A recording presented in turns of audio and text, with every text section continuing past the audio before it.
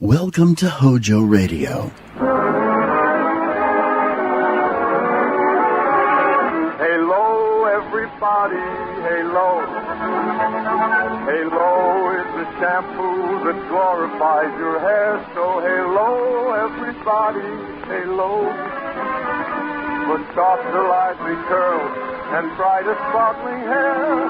So hello, everybody, halo. Halo shampoo, halo.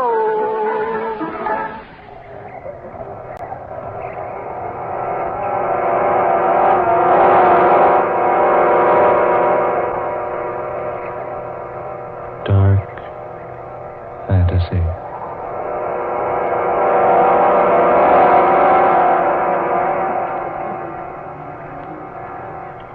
Resolution 1841.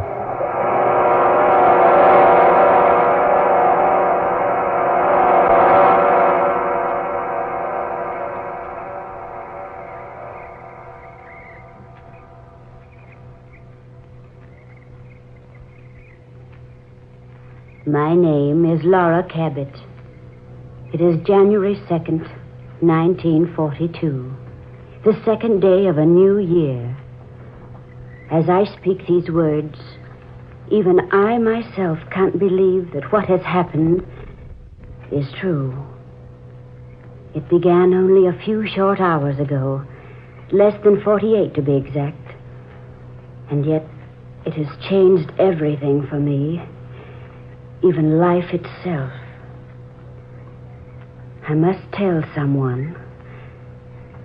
And so, I'm telling you. It all began night before last, New Year's Eve. A number of us had braved the deep snow and cold north wind to go out to the old Cabot place, north of Quincy, to see the new year in. There were 4 of us. Ed and Helen Richards, who had just been married a year, and a business friend of Ed's named Duke Toback. We had to leave Ed's car down at the road and walk up the narrow, unused lane leading to the big brick house.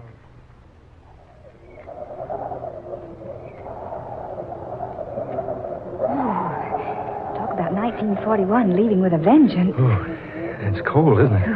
The snow's drifting deeper. Oh, Helen, to the right, dear. The house is over there. All right, Laura. I didn't know we'd have to walk. Yeah, it'll be good for us. I wonder what your friend must think of us. Out like this on New Year's Eve. Duke? Oh, Duke's a good sport. Besides, dear, haven't we made a practice of spending New Year's Eve in the old Cabot place for the last 3 years? Yes, Ed, we have. Besides, Duke wouldn't want to spoil the fun. Anyway, I think that he makes a fine partner for Laura, don't you? Yes. He's very handsome. And wealthy. Helen, do you think she likes him? Well, the way she's hanging on to him and laughing, I wouldn't exactly say she hates him.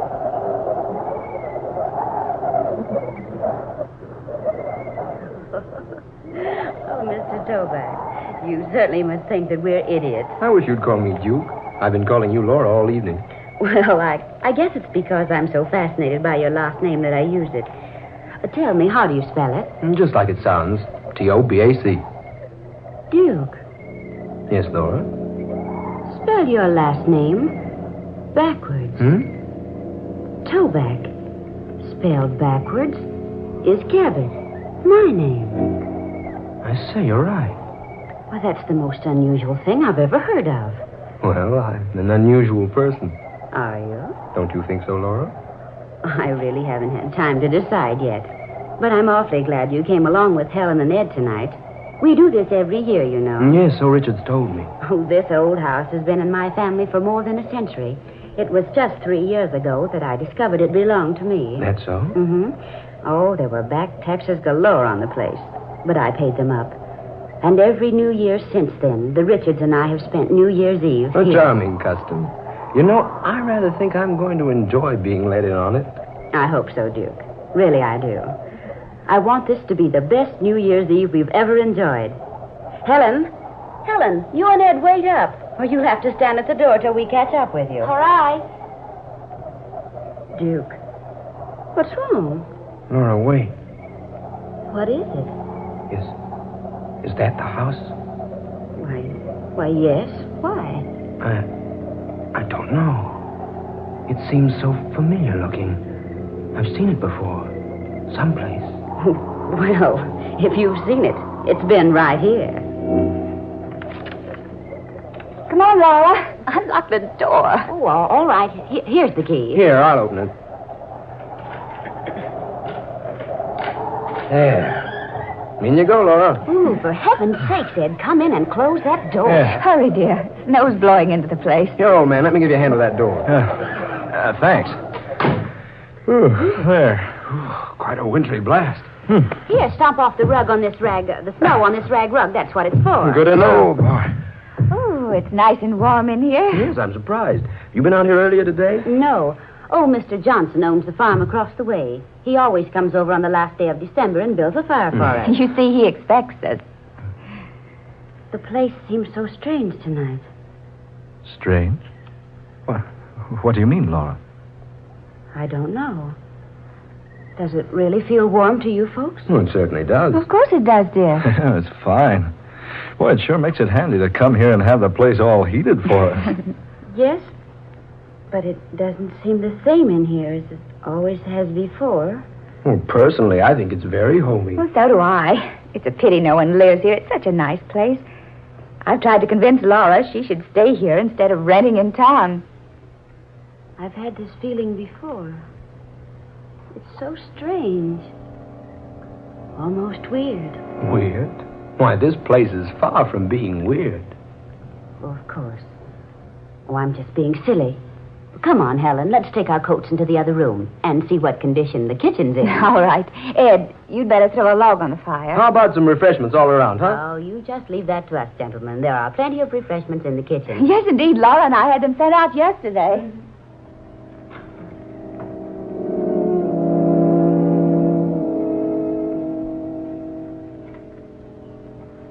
Smoke, Duke? No, thanks.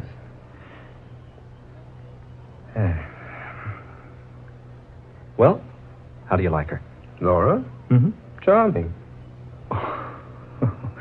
Oh, now, Duke, is that all you've got to say for her? Well, I haven't known her but a few hours.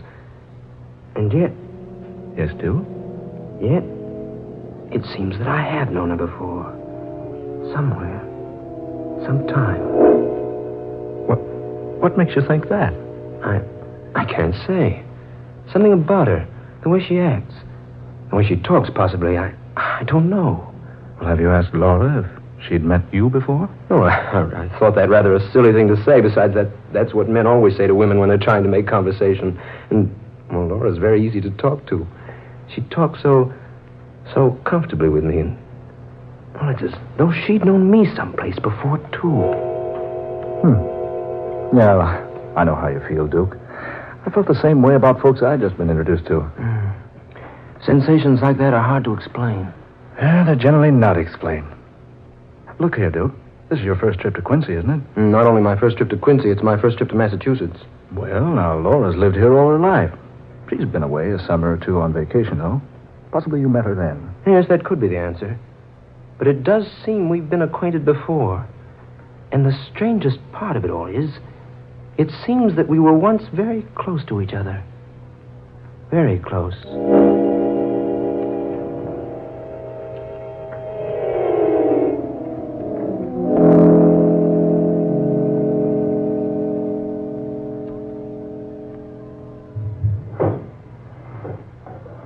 Oh, Helen, will you juice these oranges for me, please? How many? Oh, half a dozen to begin with, I guess. Oh, come on over here on the small table. Oh, all right. Laura, Yes. what do you think of Duke? Oh, I don't know. Give me a little more time. He seems to be attracted to you. Does he? Does he indeed? I caught him 3 times staring at you like, well, with a sort of fascination. Like he couldn't get used to you. Well, perhaps you're right. Maybe he can't get used to me. No, I didn't mean that way. I mean, well, he stared at you like he was trying to remember something. Yes, I noticed that. And I caught you staring the same way at him. Yes. What is it, Laura? I I don't know. You like him all right, don't you? That's just it. I feel that suddenly I like him too much. Oh, now, you needn't fall in love with him right off the handle. Oh, no, it isn't that. It's a different kind of a feeling. An affection, but not the kind a woman has for a man. It's different from that. I don't understand what you mean, Laura. I wonder if I understand what I mean myself. It's something that seems to draw me very close to him. Oh, love at first sight. I've always believed in it. No, not that. Something else. Something different. Something greater. He hasn't made love to you already, has he? Helen, will you please stop talking about love? Love has nothing to do with it. Laura, you need a lift. Come on, let me fix you one. No, not now. You know, Helen, I'm positive I've never met Duke Toback before. And yet it seems that I did know him once a long, long time ago. Well, it couldn't be very long ago. You're only 23. No, I mean farther back than that, even. Hey, wait a minute. His name. It's so strange. Toback. It's so very strange.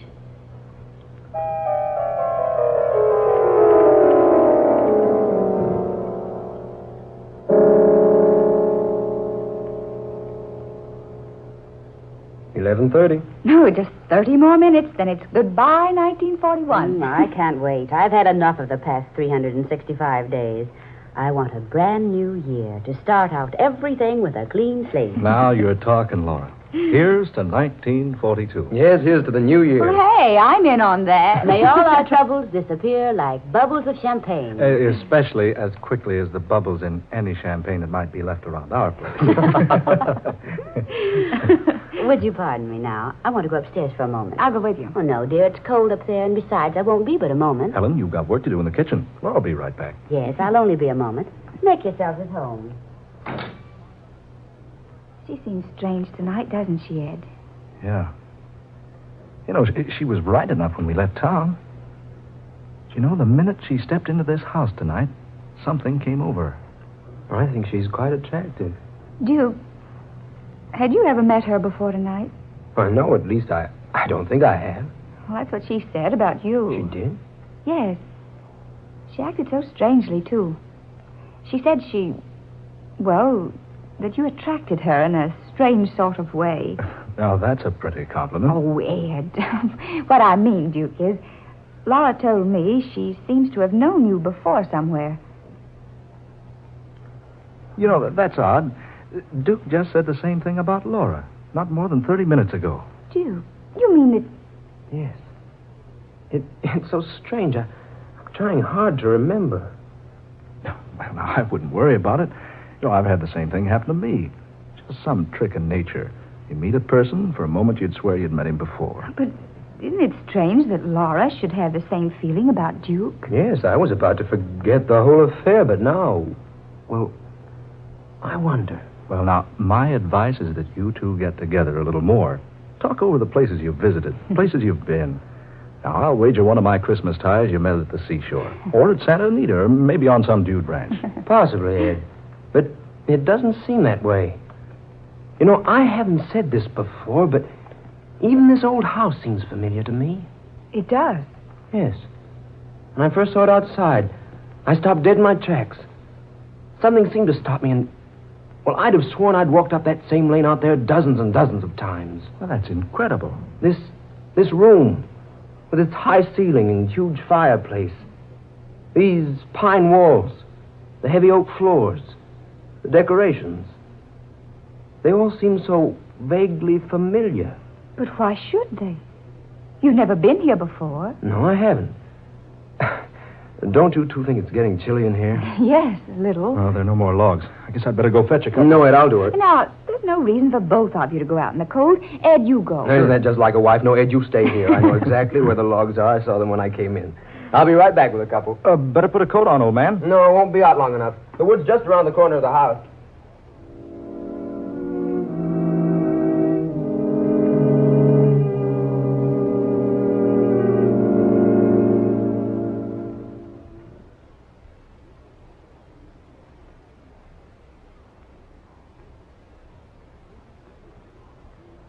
darling? Oh, Laura, I didn't see you come back. Oh, he's gone to get some logs for the fire. Insisted on going alone. Laura, what a beautiful dress. Hey, those aren't the clothes you wore out here. Wherever did you find such a quaint outfit, darling? It's a dress my mother used to treasure. It's been in my family for almost a century. Oh, it's beautiful. I thought it would be fun to put it on tonight. I found it upstairs in an old trunk. Just wait until Duke sees you in that dress. Maybe that'll help him remember where he knew you before. He thinks he's known me before.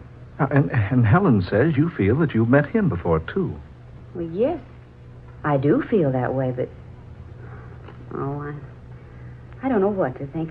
I'm so upset tonight. Laura, what is wrong tonight? Ed and I've both noticed it. Yeah, what's wrong, Laura? Oh, I didn't want to mention it, but... There, something is wrong. Well, can we help you? No, I couldn't ask you to. Well, you two know how very fond I've grown of this old house and the property. Yeah. You certainly spent a lot of money putting it into shape. I still don't see why you don't live here. Oh, it's the memories and more than anything. And the fact that my grandmother and her grandmother and hers lived here for so many years. Oh, Laura, you don't mean you're going to lose the place? I'm afraid so. Oh. You see, it's heavily mortgaged. I'm in debt more than $3,000. I can't meet that debt. Well, that's a little more money than we've got right now. Yes, quite a bit more. Oh, what's that? Duke. Oh, Ed, see what's wrong. For heaven's sake, don't just stand there. Hurry.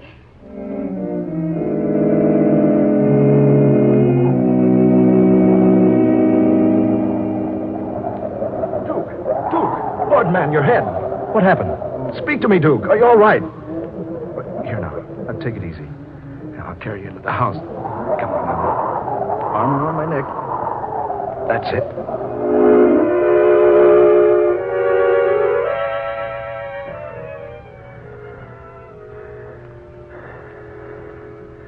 Is he all right, do you think? Yeah. There's quite a pile of wood out there. Picked up a piece near the bottom, and the lot slid down on him. Just knocked him out, that's all. Oh, he looks so pale. Here, loosen his collar. There. You better take his tie. That's it. Oh. Duke? Oh. Duke? Are you all right? Feeling better now, old man? What? Is something wrong? You had an accident, Duke. Do you feel all right now?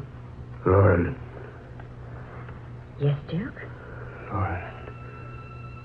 Why do you call me that, Laurel? Who are these people? Duke, why, you'll be all right. Who are these people? Why am I lying here? Where is your mother, Laurel? You'll be all right now. Just lie still. Why do you speak like that? Why do you look at me like that, daughter? Daughter? But what's the trouble here? Suddenly you're so strange. It's you who are strange. What? You call your father strange? You call me, Jeremiah Cabot, strange? Jeremiah Cabot? Of course, Jeremiah Cabot. Don't tell me I have to remind you who I am. But Jeremiah Cabot was my mother's great-great-grandfather. Duke, for heaven's sakes, what's the matter with you? This is so strange. I'm afraid I don't know your friends, Laura, and you, young lady, or you, sir. Oh, now, Duke, cut the kidding. Just a moment, Ed. I think I'm beginning to understand. Oh. For a moment, child, I thought you were my daughter. Now I know the truth. You... Yes, that must be it. What, Laura? What on Just earth? a moment, Helen. Jeremiah Cabot. He built this house. His daughter was named Laurelyn. The name has been in the family for a century. Laurelyn. She looked so much like you. I still don't get this. Ed, wait, I think I can explain, at least partially. There's an old legend in our family that one New Year's Eve, Jeremiah Cabot was asked by his family to join them in making New Year's resolutions. In the spirit of jest, Jeremiah resolved one thing: to return to this earth 100 years from the night he made the resolution. That's it. Yes, of course. The resolution. The brick in the fireplace. The brick. What does he mean? I remember now. Here, I'll show you. This brick. This one behind the others. See? It's loose. You can remove it. But what are you trying to tell us? Here. You see? A hiding place behind the brick. This is where the papers are hidden. And the money. Will somebody please tell me what's going on around here? Ed, that's real money. $10,000. You see? It has been hidden here for years. And here, pictures. In the original deed to the Cabot property. Why, this is most amazing. And this is what I was looking for.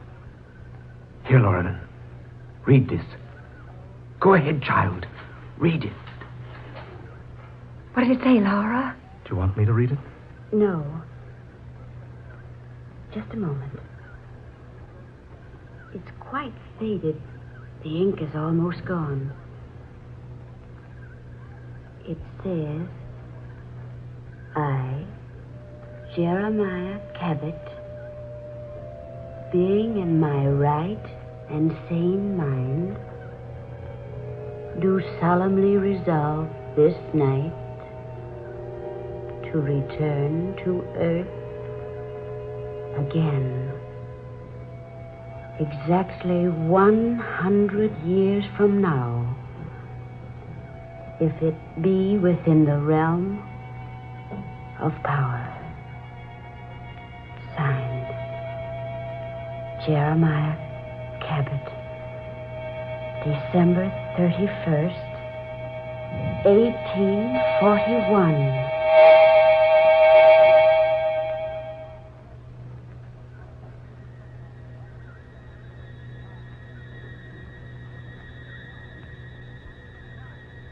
What happened?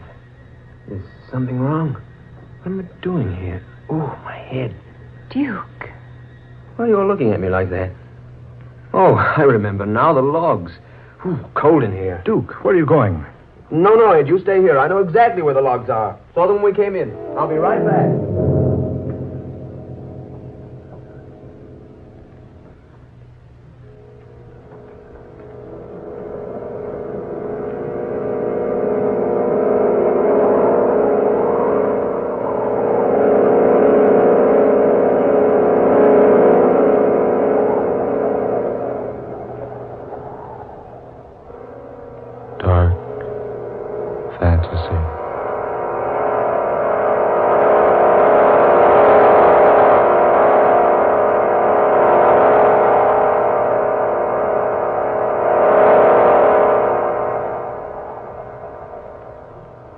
Resolution 1841.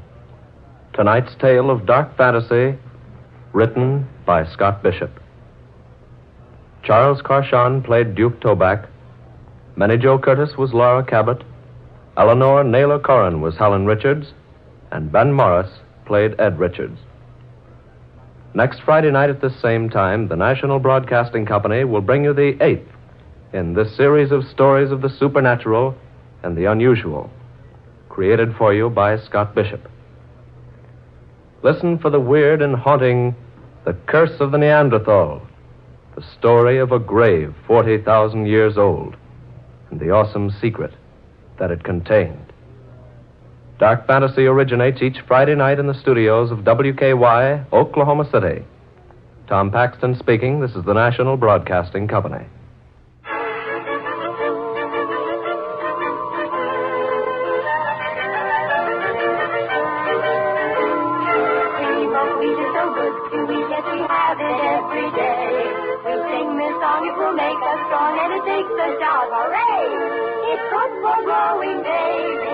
Grown-ups used to eat for all the family's breakfast. Hojo Radio, we're your old-time radio headquarters. Stay tuned. Escape. Escape tonight to a fabulous world where there is a diamond as big as the Ritz.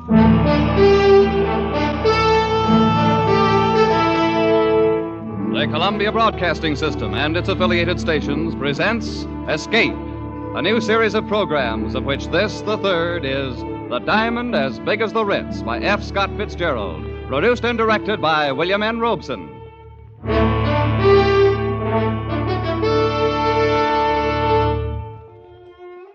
In a country as large as ours, there are many odd and wonderful corners hidden away, but none more fabulous and wonderful than the one conceived in the imagination of F. Scott Fitzgerald and located in the pages of his famous short story, The Diamond as Big as the Ritz. It is described in the words of John Unger, 20 years old, impressionable, and quite willing to swear to the truth of this whole strange affair. I'd been going to the St. Midas Prep School for a couple of years, and this was my second summer vacation. I'd met this fella, Percy Washington, during the winter and got to be pretty good friends with him. Only I didn't know about his family or where he came from or anything like that. Of course, I knew he must be rich, because all the fellas at St. Midas come from wealthy families. So when he invited me to spend the summer at his home out west someplace, that was okay by me. Well, we'd been on the train overnight when he first mentioned it. I don't even remember now what led up to it. We'd been talking about first one thing and then another. Exactly where is your home, Percy? I mean, you bought the train tickets and all. It's in Montana, sort of. Montana? Oh, yes. It's pretty wild country, isn't it? Some of it is. Well, now you take Hades, Missouri, where I come from. It's been settled for 150 years. One of the first towns on the Mississippi River. Indeed. Oh, sure. That's very interesting. Well, I sure do appreciate you not making jokes about it. You know, the way some of the fellas do when I say, I come from Hades. Why, my father's plantation stretches John, from... do you know that my father is the richest man in the world? Oh? By far the richest? Well, I read about a man that paid taxes on a $5 million income. Small fry. If my father paid tax on his real income, it'd disrupt the whole economy of the United States. No kidding. I like rich people. And the richer a fella is, the better I like him. My father could buy out all the millionaires in the country and not even know he'd done it. Is that a fact? Well, I visited the Schlitzer Murphys once. They're plenty rich. Why, their daughter Vivian's got rubies as big as hen's eggs. And sapphires that glow like headlamps. I like jewels. Always have. I used to collect them instead of stamps. And diamonds. Why, the Schlitzer Murphys had diamonds as big as walnuts. Oh, that's nothing. Huh? Nothing at all. My father has a diamond as big as the Ritz. Please, I'm not joking. But you mean as big as the Ritz-Carlton Hotel? Exactly. My father has a diamond as big as the Ritz.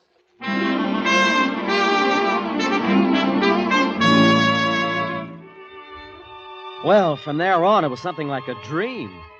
We got off the train about dusk at a little whistle stop called Fish, Montana. There wasn't anything there, not even a station. Just a broken-down old buggy and 4 or 5 sheep herders lounging beside the track and, I suppose, wondering who we were. Anyway, Percy and I climbed into the buggy, and without saying a word, the driver cracked his whip, and off we went.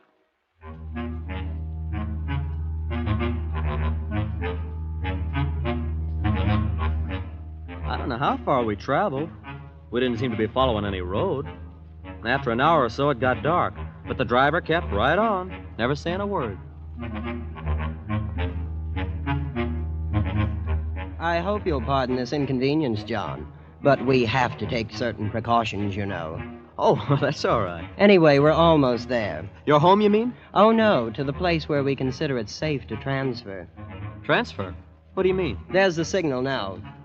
Headlights. Pull up the horse, Absam. Here we are. An automobile. But how?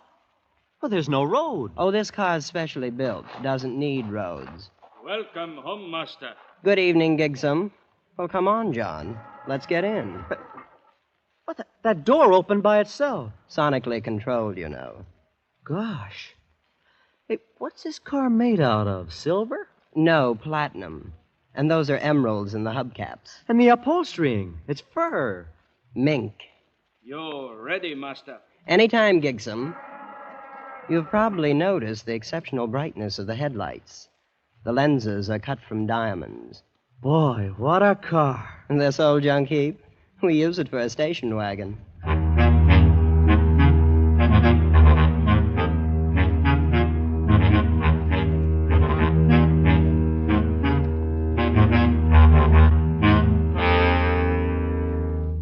What are we stopping for? This is just a deserted canyon. Oh, we're not there yet, John. It's a little further. Wait, you'll see. Hello, plea! No way! Percy, what's that? That noise. They're sending the hooks down. Hooks? Yes, to attach to the wheels. You know, that's what Gigsum is doing now. But Oh, yes, I forgot to mention. Gigsum will look after you during the visit. Look after me? Your personal valet. Of course, there'll be other slaves available, too, whenever you need them. Do you have a lot of slaves? Oh, 300 or 400, I suppose. Oh, all ready, Gigsum? Yes, master. Hello! Haste away!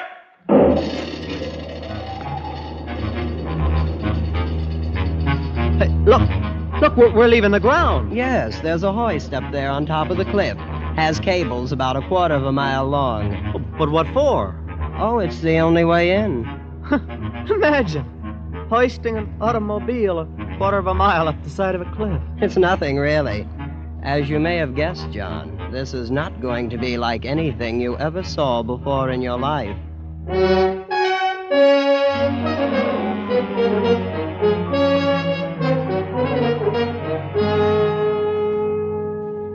Well, John, there it is. That's your home? Oh, it's magnificent. Palatial. It's not a bad little place. How big is it? I suppose you mean the number of rooms. I think it's around 140. But Father may remember exactly. Then, of course, there are other buildings. Slaves' quarters and things. Why hasn't anybody ever found out about it? This place, I mean. Well, for one thing, it's the only 5 square miles in the United States that have never been surveyed. Huh? Why not? Oh, things were arranged. I don't see how that's possible. Believe me, it hasn't been easy. I understand Grandfather had to bribe 3 government bureaus, a vice president, and half of Congress once to keep this place off of the maps. Oh, but surely somebody stumbled onto it. Prospectors, people like that? Oh, yes, that happens occasionally. Then, of course, we have to arrange things. You mean... Not always. Usually we just take them prisoner and keep them. Same as the aviators. Oh, planes come here? Well, once in a while they fly over. Of course, they never get away. We have 9 anti-aircraft batteries around the hill here. You shoot them down? Oh, yes, great sport. It does upset Mother a bit, though. And there's always a chance that one might get away. That's Father's greatest worry. Well, this place... This whole thing, it's fantastic. Oh, come now, John. I picked you for a fellow with his feet on the ground. And you haven't seen anything yet, you know. This is only the beginning.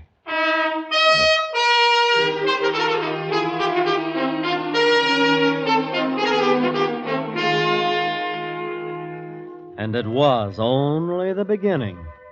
We crossed the acres of lawn and entered the great chateau.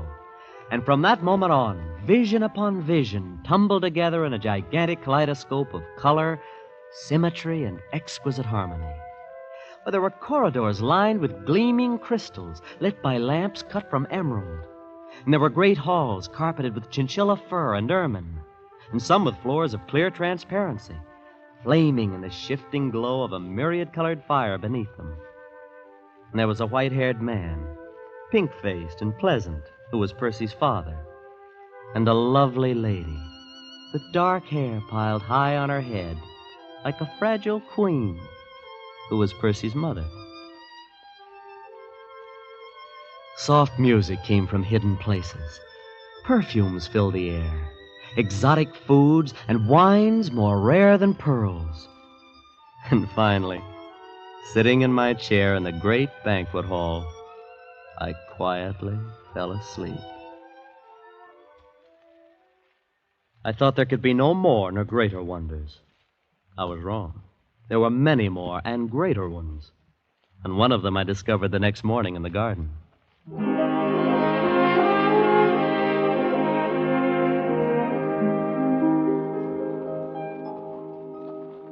Hello there. Huh?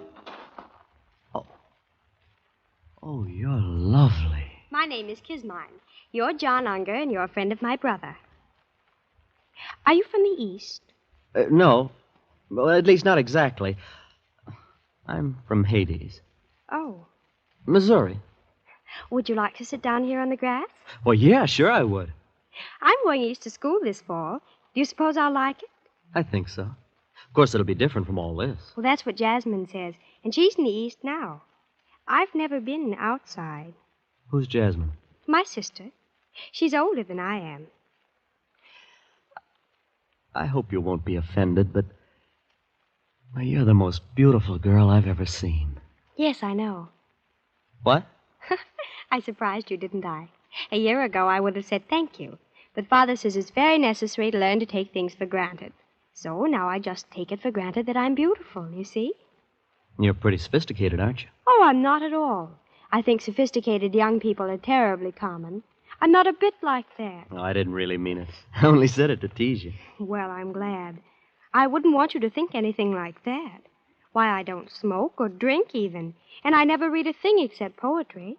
I was only kidding. I believe girls should enjoy their youth in a wholesome sort of way. Oh, so do I. I like you, John. I wish you'd spend some of your time with me this summer, not all with Percy. Oh, I will, Kismine. I will. You may be in love with me if you'd like to. I'm absolutely fresh ground, you know. I am in love with you. But of course we'll have to meet secretly. My parents wouldn't permit it if they knew. Well, then that's what we'll do. Well, I have to go now. I'm supposed to be with Mother at 11. Aren't you going to ask me for a kiss? Jasmine says boys always do nowadays. Well, some of them do, but not me. We don't expect nice girls to do that sort of thing in Hades.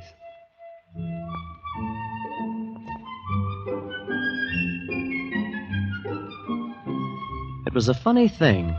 Percy's family were polite, friendly, always smiling. And yet all the time I had a feeling that some terrible and golden mystery lay hidden just around the corner. A few days after I'd met Kismine, Percy remarked casually that an unusual event had occurred. A man had escaped from the cage. I didn't know what he meant then. But the next morning I was walking with Percy's father on the grounds of the estate. The slaves' quarters are there, Mr. Unger.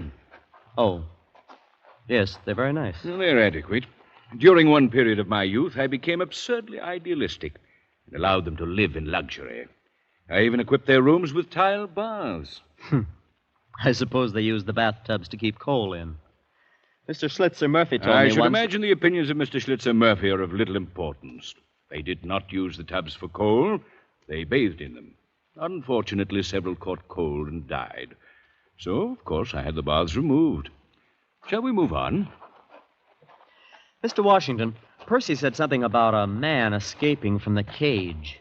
I didn't quite get it. The cage, eh? Well, perhaps you'd like to see it. Might prove interesting just as a novelty. It's over here. These trees. They're 60 feet tall, and they have roses blooming all over them. Rather interesting development by a Swiss botanist. They are the only ones in the world. I'll be darned. Though I suppose you'll see them all over the country in a few years, huh? No, these are the only ones. That was arranged. Here we are. The cage. Well, it's a pit dug in the ground. And a grating on top. Oh, yes, it's not really a cage, except in a certain sense. Well, boys, how are you getting along? Come on down here and see. Yeah, throw him in, buddy. Go ahead. How many men are down there? About 50, as I recall.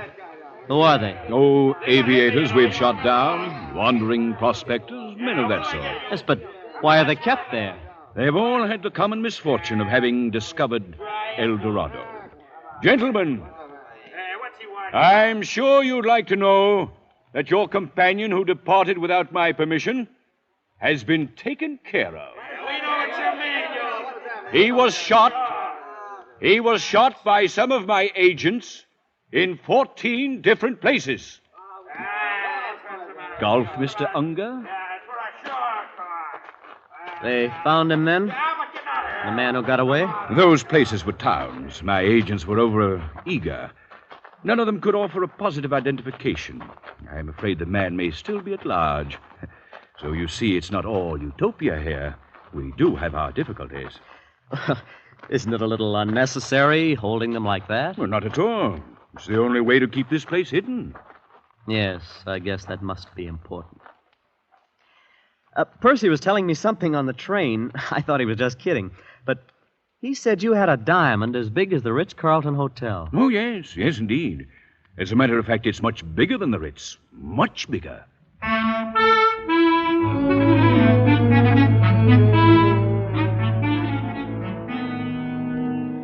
Well, summer went on, and I was more and more in love with Kismine. Oh, she was priceless, exquisite, like no other girl in the world. After a couple of weeks, I'd kissed her, of course, and I was really in love for the first time. Oh, I should have known. I should have put two and two together when Percy's father showed me the cage. But I didn't until one morning late in the summer, I'd slipped off with Kismine to the rose garden. Kismine, I think we ought to elope. Oh, I don't know. It would be much nicer to be married here. But then it would be more romantic to elope. Yeah, all the Sunday supplements would write stories about fabulous heiress elopes with... You are fabulous, you know. I knew an heiress from Omaha once. I don't think you'd like her. She visited my sister here. Oh, you've had other guests then, huh? Well, yes, we've had a few. Wasn't your father ever afraid they might talk outside? To some extent. Oh, let's talk about something pleasanter. What's so unpleasant about it? Well, I grew quite fond of some of them. You mean they told and your father... Oh, they didn't get a chance to. Father had to be sure. Oh, but that's murder. What else could we do? In the cage, well, they'd have been a constant reproach to us. And Father does it so nicely. They're always drugged in their sleep, and then we tell their families they died of scarlet fever in Butte. I'm not sure how that affects the statistics there. Of all the horrible... Oh, it is not.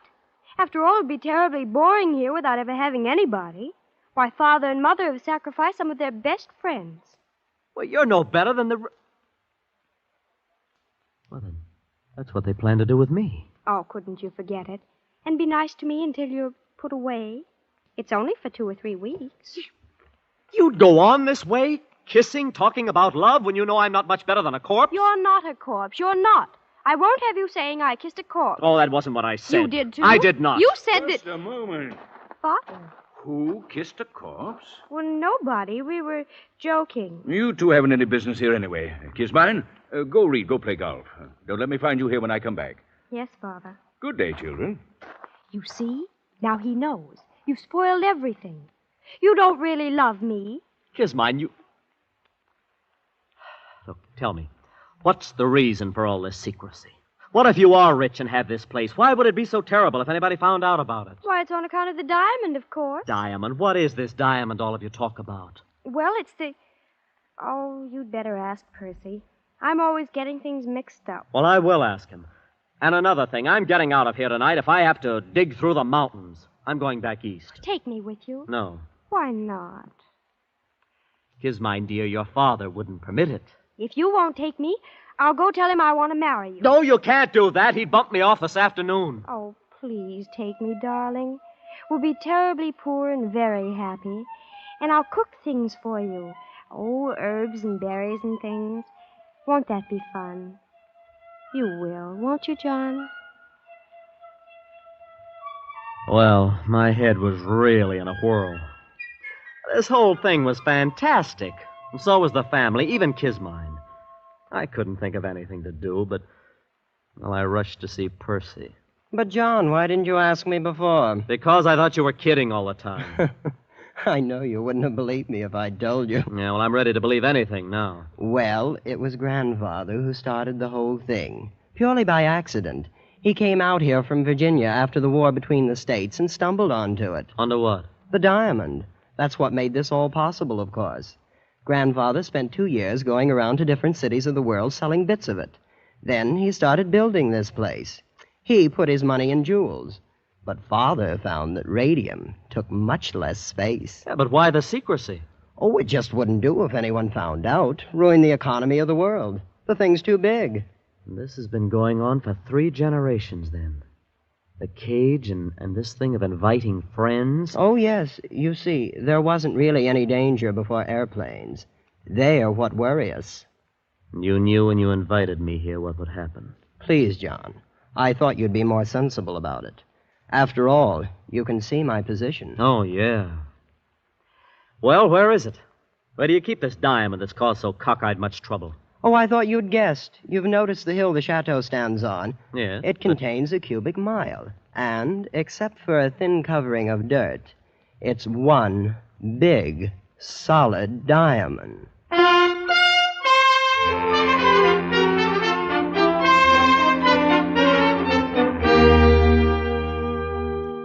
It was nearly midnight. I don't know what woke me, but all of a sudden I was staring across the patches of moonlight spotting the ermine carpet of my bedroom. Staring at 3 slaves I'd never seen before. They just slipped inside the door and stood there, each with a vicious length of shiny copper wire. The official executioners. I lay there on the bed watching them, counting heartbeats, not daring to move, not daring not to move. They didn't know I'd wakened, and they began edging across the room. Come on, all 3 of you. There's no time now for this. All hell's broken loose. Hurry! I took one long, deep breath, the first one in several moments, and then I was out of the bed in an instant, throwing on my clothes and dashing through the long crystal corridor to Kismine's room. Kismine, are you awake? John, over here by the window. So they woke you up, too. If you mean 3 of your father's slaves. Oh, no, airplanes. Airplane? So that's what it is. At least a dozen. I saw them crossing against the moon. Oh, look, they're circling way over there. You think they're here on purpose? Oh, yes. They dropped warnings to Father. It's that man who got away from the cage, you know. Oh, good for him. Yes, wasn't he clever? Well, I think we'll open up on them any second now. Open up? Yes, our anti-aircraft. Oh, this is going to be thrilling. Thrilling? Oh, look, they're in range now. Bravo! Bravo! Kismine, get away from that window! Oh, good heavens, did you see that? Yes, and we've got to get out of here. Can't you understand? They'll bomb the chateau next. I know. There's a little grove across on the side of the mountains. We always keep one of the cars there. Oh, we have a nice view of everything. A nice view? Kismine, you don't seem to understand. They mean business. They're out to finish off you and your whole family. Oh, but it all seems so silly. Or when you come right down to it, they've never even met us.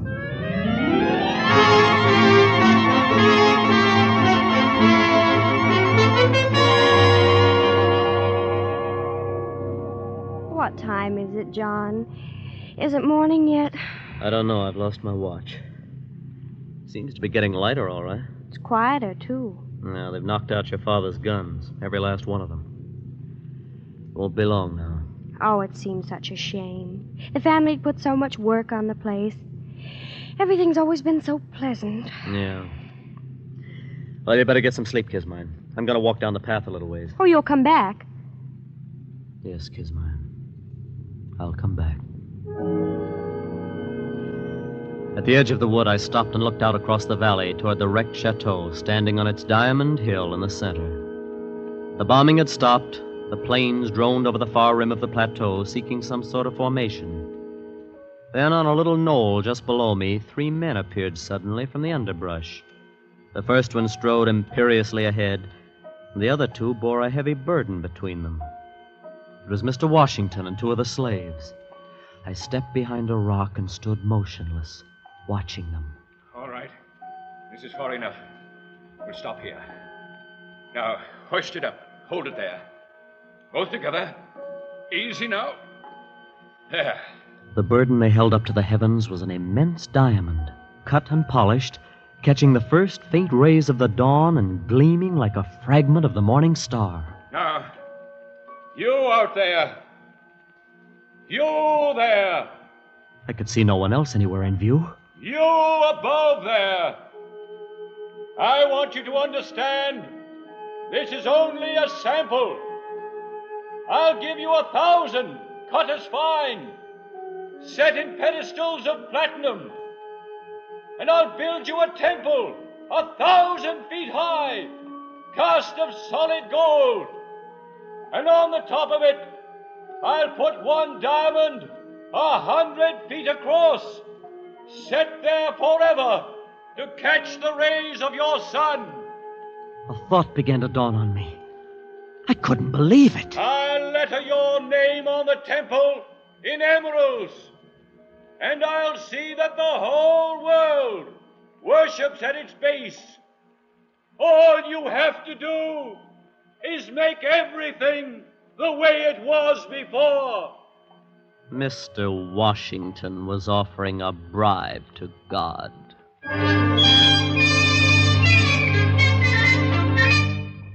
He stopped talking, and the three of them stood there, looking up at the heavens, waiting for an answer. And then at the far end of the valley, out of those same silent heavens, blossomed the white puffs of parachutes. The man who tried to bribe God looked up and saw them, became old in an instant, and turning with lowered head, walked down the path toward the chateau. With sudden premonition, I whirled and headed for the spot where I'd left Kismine. Kismine in the car that needed no roads.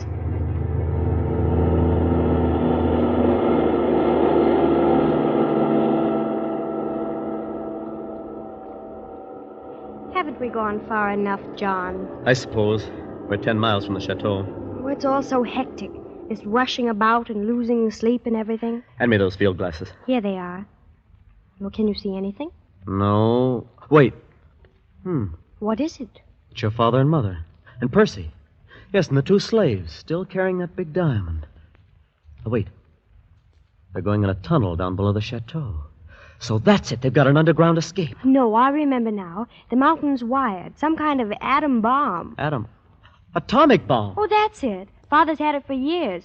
He always said it would disintegrate the whole works, diamond and all. Of course, he only regarded it as a last resort. So he'd rather have it like that. Well, they're all inside the tunnel now. The troopers are moving in. I don't suppose there's really anything to be done about it now. And there wasn't.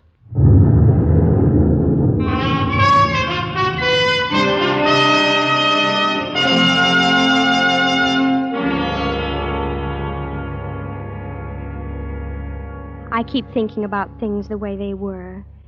It was all so pleasant. Oh, I don't suppose it will be ever exactly like that again. Not ever, Kismine. And maybe it never was. Youth's a time for dreaming, and dreams die, too. I'll probably have to take in washing. But, of course, we'll be very happy. What will we do, John? Do? Oh, we can love a while underneath the stars. That's a form of divine drunkenness we can all try. And then there may be other diamonds in the world. Who knows? And even though it's a shabby gift, there's always disillusion. Turn up your collar, Kismine, before you catch pneumonia. Let's go to sleep.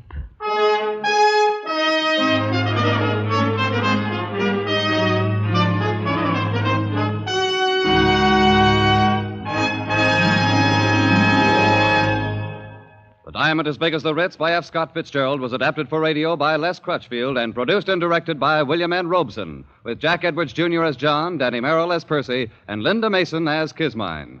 The special musical score was conceived and conducted by Cy Feuer.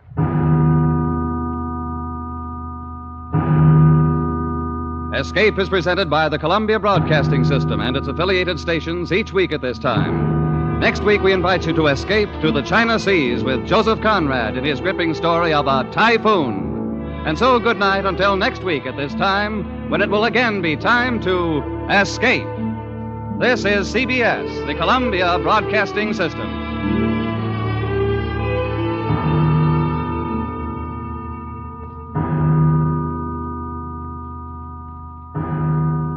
Those three beautiful stars all use Lux toilet soap regularly. You know what a forthright person Joan Blondell is. Yes? Well, when I asked her about her complexion care, she said, "A Lux girl? You bet I am. Active lather facials really work for me." Lux Soap Beauty Facials do make skin lovelier, all right. Skin specialists proved it. In 3 out of 4 cases, Daily Lux Soap Care made skin softer, smoother. The fact that so many famous stars recommend Lux toilet soap shows how right it is for delicate skin. Now, there's a beauty counsel for lovely ladies everywhere. Why not make fragrant white Lux toilet soap your daily beauty soap? Remember, it's Hollywood's own complexion care. The choice of 9 out of 10 lovely stars. Stay tuned to Hojo Radio.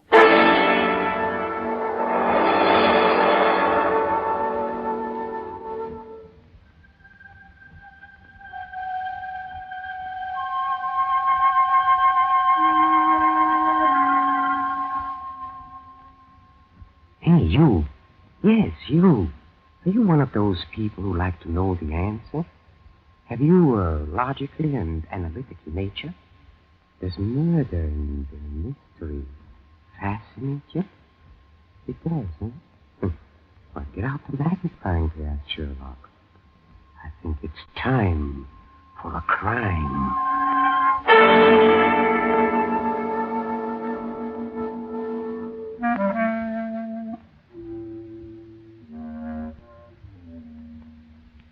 Yes, sure. This is Peter Lorre opening again the doors of the Mystery Playhouse.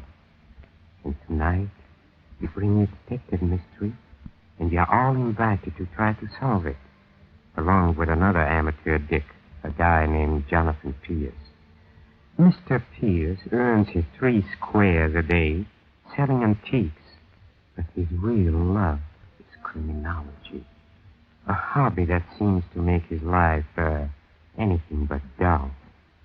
Well, let's give Mr. Pierce a run for his hobby, huh? So, let's try and beat him to the solution of tonight's mystery. Clues will be all there. So let's look alive now, mates, and get the answers to a crime to take the punishment.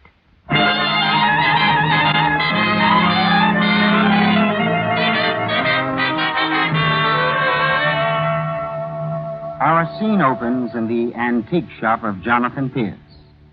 With him is a friend, Betty Hughes. Look, Jonathan, why don't you give up this antique shop and become a full-fledged private detective? After all, you've been very successful. Besides, I'm yearning for a life of excitement and mystery. Meaning? Meaning I'll be your assistant. Nothing doing. If I need an assistant, it won't be a woman. You'd probably faint the first time a mug said boo at you. Faint? Well, of course I'd faint if that was a thing to do. Furthermore, I think some that... other time, here comes a customer. Young man, are you Jonathan Pierce? I am. What can I do for you, sir? That's what I'm here to find out. Who's the young lady? Oh, this is... Never mind answering. I was young once myself. Pierce, I want to hire your services as a private detective. How did you know that? I'm David Warlock. Used to be called Warlock Tycoon, filthy with money. All the Warlocks are. So I'm able to pay well. Well, that's very nice. My son, Freddie, is about to be blackmailed. Actually, my adopted son. His father was my business partner before he died. And he knew Freddie was a weak-willed lad, so he wanted me to look after him and his inheritance. Goes by my name now, and I won't stand for blackmail. Blackmail? Do you have any... Don't interrupt, Pierce. Not through yet. Freddie's been playing around with a young lady named Ritz Day, a gambler by the name of Lance Norman. Nothing wrong with women and gambling. Used to like both myself. But these two are bad ones. Oh, and you think they're blackmailing your son? Your adopted son? Going to blackmail him, or rather me. Well, how's that? Well, it amounts to blackmailing him. But they have to come to me because I still control his inheritance. Are you a detective, young lady? Why, no. Well, then don't ask questions and waste my time. Mr. Warlock, what did you mean by saying that they're going to blackmail you? Well, I had a phone call yesterday, just after I got back from Mortonville. From uptown. Mysterious voice said he had something concerning my son which he wanted to sell. Didn't identify himself, but said he'd call again in a day or two. I see. Well, you'll give me a free hand in dealing with this blackmailer? Completely. Now, Pierce, here's a $500 retainer. Oh? I want you to come to my house, meet my son, and the two I suspect of being back of this blackmail scheme. I'll drive you out. All right. Oh, but there is one more question, sir, I've been trying to ask since you came in here. How did you come to hire me? I suppose it's because you heard of my reputation in solving a few little crimes that baffled the police. On the contrary. Never heard anything like that. Oh. Take a bow, Sherlock. Quiet character. Well, then, well, why, Mr. Warlock? Well, I always liked the name of Pierce. I once was in love with a woman named Pierce 30 years ago. Always hired people named Pierce since then. Chauffeur's name's Pierce, butler's name's Pierce, gardener's name's Pierce. Oh, it sounds very logical to me. It would to you. Yes. Now, Jonathan, I want you to come over to my house and size up the situation. Are you ready to go? Oh, I'll say we are. Not you, young lady. You're staying here. Now, listen here, Jonathan Pierce. I'm going to hate you if you turn to one of those big, stronger woman's places in the home, men. Goodbye, dear. Just use some of that slow burn to keep the home fires cooking.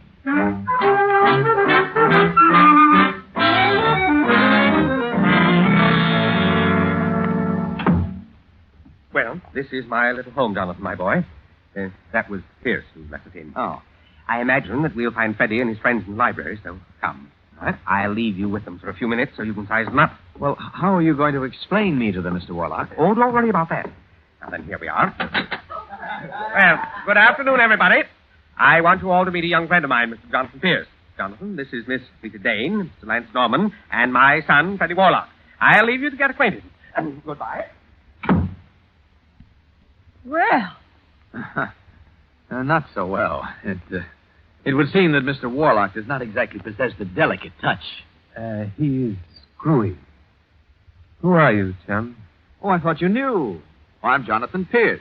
And you're Lance Norman, the Lido Club. Fast gambling for fast people. And what do? You don't look like a bodyguard or a keyhole snooper. Oh, I haunt houses. I've just been hired to haunt this one. A wise guy. Every time a guy starts talking wise like that, you want to watch him.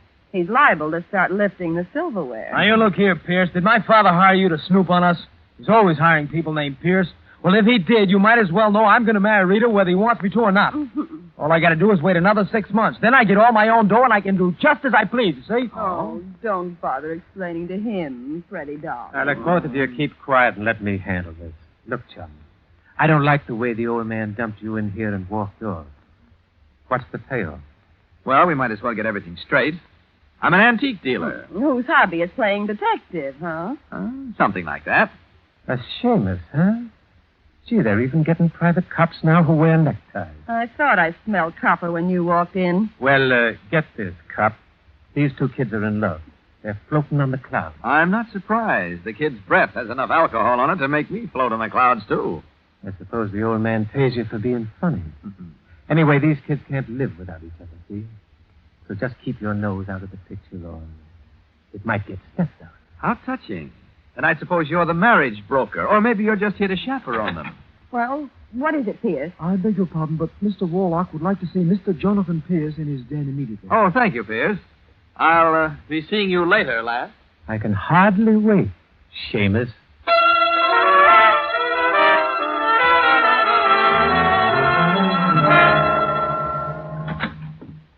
You wanted to see me, Mr. Warlock? Yes, Jonathan. Here on the telephone. It's the blackmailer I told you about. Oh. Pierce recognized it as the same voice as called yesterday, and I wanted you to listen in on my conversation with him. You can use that extension over there. Oh, all right. Go ahead. Hello? This is Warlock speaking. This is the same guy that called you yesterday, Warlock. I got a little piece of paper about your son that the police would like to get their fingers on. But I, might be willing to sell it. How much? $5,000. You want to talk about it, or do I go to the cops? No. I'll talk about it. I won't meet for myself, but I'll send someone I can trust. You name the place. Okay. Send a guy to 4527 Fernando Place. Tell him to ring the bell under the name of Clip Matson. I'll let him in, and if he's got the $5,000, we'll talk. Are you Mr. Matson? Never mind who I am. Just do as I say. And Warlock, Yes. don't try any fancy stuff, or your son will end up in a big house. So tell that guy to hurry up. You heard him, Jonathan? Yes. I've got $5,000 right here, and you'll take it with you. I leave it up to your judgment as to whether to give it to him or not. But remember one thing. What's that? If Lance Norman and Rita Dane are back of this, as I suspect they are, I'll pay any amount over and above this to pin it on them. Now, you go see this Clip Matson and see what you can do.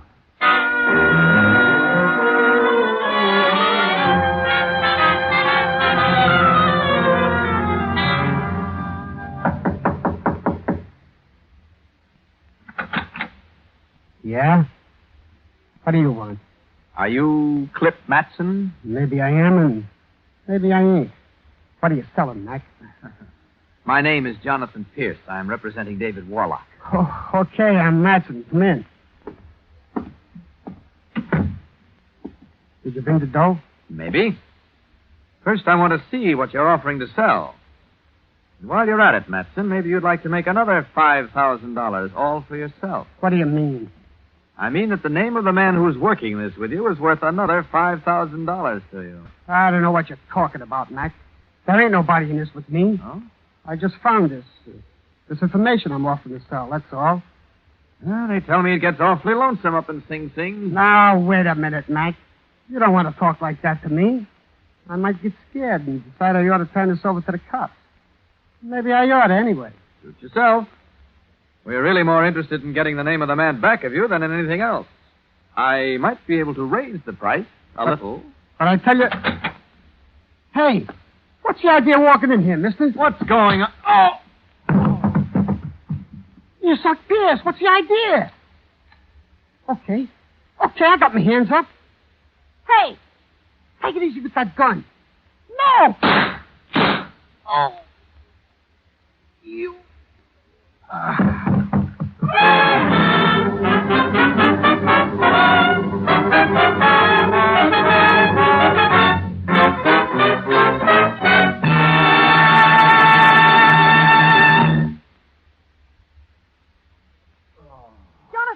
Jonathan, wake up! Oh. Jonathan! What? Oh, hello. Hello. Oh, so this is what heaven's like. Eh? Now, stop that, Jonathan. Are you hurt?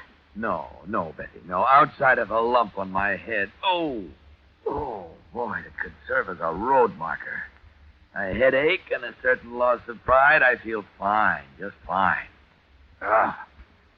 Did Clip Matson get away? I don't think so. There's a man over here on the floor, but I haven't asked him his name because he's dead. Dead? But how? Well, I'm not up on these things, Jonathan, but I imagine the 2 bullet holes in him have something to do with it. Bullet holes? Oh, I remember now. I sort of heard 2 shots just as I was drifting out of this world. Up to the nose. Here, let's see. Yes, that's Clip Matson, all right. But why? Well, maybe somebody didn't like him. Oh, you're a big help. By the way, what are you doing here? I thought I left you at the store. Well, you did, darling, but you see, I'm the type that feels men need looking after, so Oh. I followed you. First to Warlock's and then here, and you ought to be grateful. Well, it's touching to know that someone is interested in whether I'm alive or dead. Jonathan, what happened? And I was talking to Clip there. He was the guy who was trying to blackmail Warlock.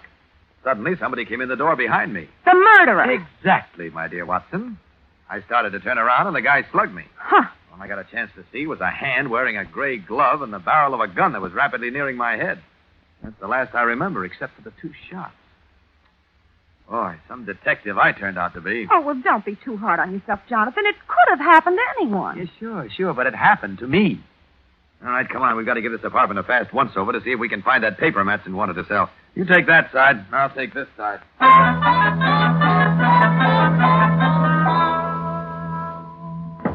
Well, I finished my side, and I found nothing incriminating, except to your Clip Matson. He's not my Cliff Matson.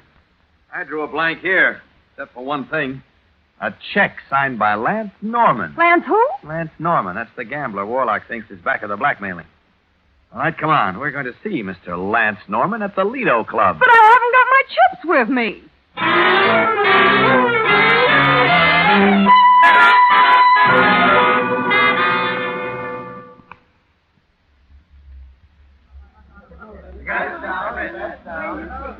This is the club, Lido, Betty. If you look around you, you'll see half the elite of our city busily engaged in losing their shirts to Lance Norman. Well, that's very exciting, Jonathan. Well, hello there, Pierce. Why, Lance, hello. Well, is this a business visit or a social one? Oh, let's call it a business visit, shall we? Is there some place that I can talk to you? Why not? Come on in my office here. Oh, thank you. Come on, you'll be just as safe in here as out on the floor. Safer, probably. There don't seem to be any wheels in here. You know, your sense of humor is going to kill me someday. If it doesn't kill you first. Does the check have a name? Oh, of course, my name... Not to you, Lance, no. Do you know a Cliff Matson? I might. And I might not. He probably did a lot of odd jobs for you. Such as blackmail. I don't need any sideline as long as I have this club. It pays off very nicely. Clip had one of your checks, which he hadn't cashed. Well, I write a lot of checks. Jonathan, he talks exactly like the gamblers in the movies. Well, I like a dame with nerve. Anytime you get tired of that dumb Seamus, come around and see me, sweetheart. Well, maybe I will. If you do, it'll be on a visiting day, and you'll have to talk to him through bars. Not this week, Seamus. Look, if you've got any more questions to ask, get them over with. If not, get out. Where's your girlfriend, Rita? She's out on the floor. And the Warlock boy? He got drunk on us, so we left. Oh, that must have been a touching scene. The parting lovers. Okay, chum, on your way. You're beginning to bore me. We're practically gone. Oh, by the way, Lance, do you own a pair of gray suede gloves? Maybe. And maybe not. Well, your eloquence is touching. Come on, Betty, let's go. You've done enough slumming for one day.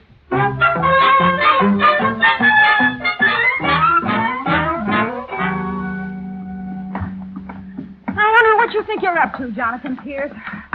First, we go and visit that gambler, Lance Norman, then we rush over to this apartment house and walk up the stairs, and there's a perfectly good elevator to ride up in. Lance Norman's apartment is on this next floor. Oh, it is?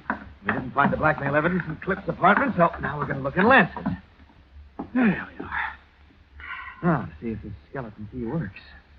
How do you know there isn't somebody in there? Lance lives alone and the apartment is dark. I looked from the outside. Now, don't bother me. There. I got it. Okay, in you go, dear. I don't think we'd better risk turning on the room lights. We'll use matches to see how... Who turned on that light? I did. Just take it nice and easy, both of you, and this gun won't go off. Lance Norman... Jonathan, I thought you said there wouldn't be anybody here. No, I'm wrong. Go ahead and sue me. Well, not so smart, are you, Seamus? I figured you'd come prying around my apartment since you didn't get anything out of me at the club. Too bad I got here first, huh? Okay, so you got here first. What do we do now? What we have to do, Seamus. You know, it's too bad you both look too young to die. You mean you're going to shoot us? Oh, no, please, not that. Jonathan, I think I'm going to faint. Hey, turn them lights back on. Please, Mr. Norman, don't shoot. I didn't mean to turn out the lights. It was just that I almost fainted. You see, and I bumped into them, and I'll turn them right on again. Only please don't shoot. I don't want to die, Mr. Norman. I don't want to die. Stop what I said. Let go of me. Hey, let go. That was nice work, Betty. Thank you. You can turn the lights on now. Our friend won't bother us anymore. Oh, boy. Come on, now, let's search the place. You take that side of the room, and I'll take this. Jonathan, what did you say the name of that girl was? Huh? Rita Dane? Yes, why? Well, I think I found something then. There's a marriage license here made out to Lance Norman and Rita Dane, dated 2 years ago. Good. I found something, too. Come in here, Betty. Oh, what is it, Jonathan? What we're looking for. Look, this was in an envelope with Warlock written on it. It's a photostat of 2 sets of fingerprints exactly alike. And a newspaper clipping from an out-of-town paper dated 2 weeks ago. Well, what's it say? I'll read the clipping to you. Mortonville, New York. Sometime last night, thieves broke into the Mortonville Third National Bank and made off with more than $10,000 in cash. The thieves left no trace behind them except a small metal case which probably held some of their tools. Fortunately, the Mortonville police were able to get a clear set of fingerprints from the case. They have not yet been able to identify the prints. A bank robbery. Yes, and one set of prints on the photostat is labeled prints taken by the Mortonville police. The other set is labeled fingerprints of Freddie Warlock, and they're identical. You mean that the son robbed the bank? Then... Oh, Jonathan, maybe he's the one who murdered that... I'm beginning to see a lot of things I didn't see before. We're going over to the Warlock house, but in a hurry. Come on.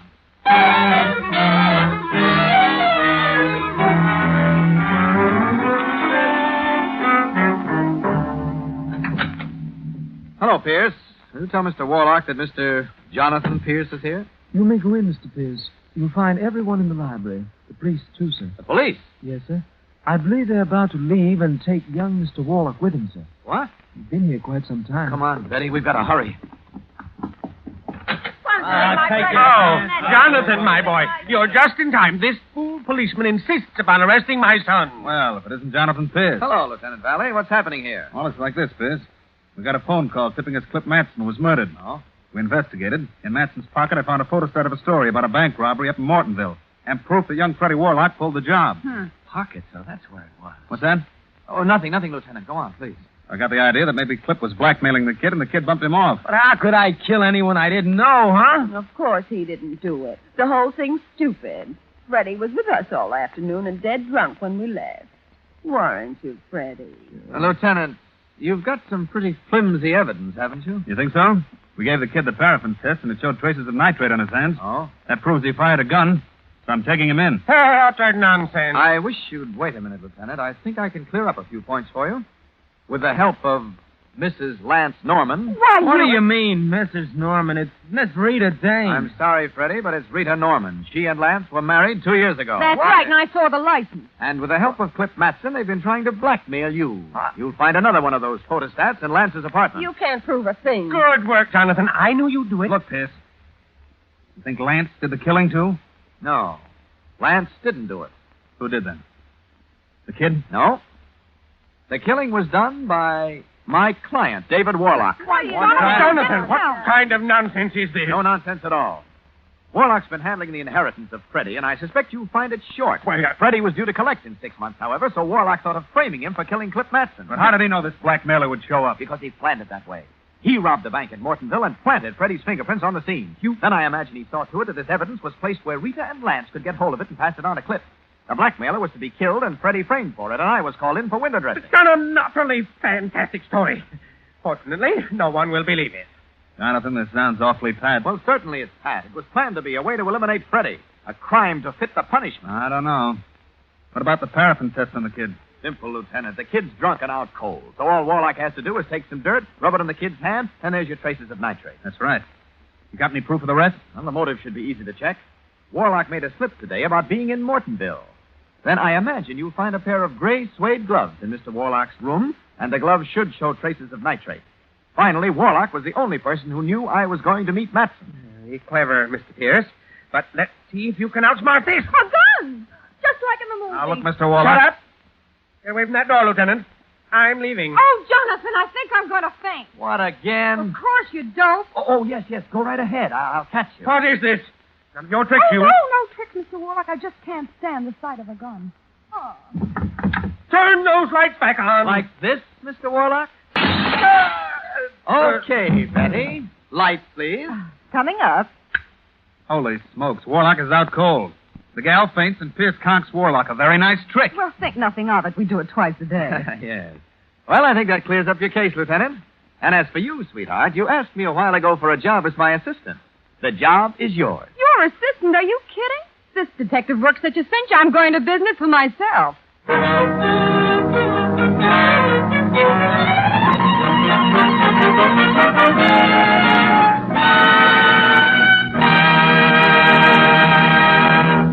And there you have A Crime to Fit the Punishment. Tonight's performance in the Mystery Playhouse. How did you come out, huh? You put the finger on the right guy? No? Oh, don't be discouraged if you didn't, because the only people who consistently get the right answers are the ones who write them. Oh, speaking of writing, don't forget that we still like to hear from you. Just address us, Mystery Playhouse, Armed Forces Radio, Los Angeles, USA. Oh, while we are on the subject, I'd like to say a word or two about beaming. I just finished reading a few facts that I'd like to pass on to you. Did you know that your V-mail letter has priority over all other mail? That's right. The only mail that always flies. It's never delayed or left behind because of lack of plane space. So it looks to me like a smart thing to do is for everybody to use it all we can. Especially since use of V-mail definitely helps shorten the war. Oh, I almost forgot about our trip to the green room. Come on, we better get down there right now and listen in on our next Mystery Playhouse performance. Follow me, please. Come.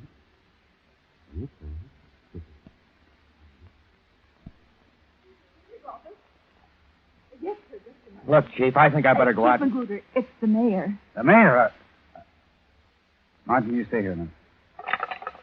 Yes, Mr. Mayor. How'd you hear about it so fast? Well, I suppose the newspapers will make a big...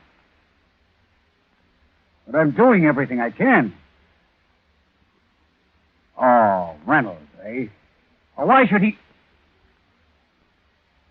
Yes, Mr. Mayor. Yes, Mr. Mayor. Goodbye.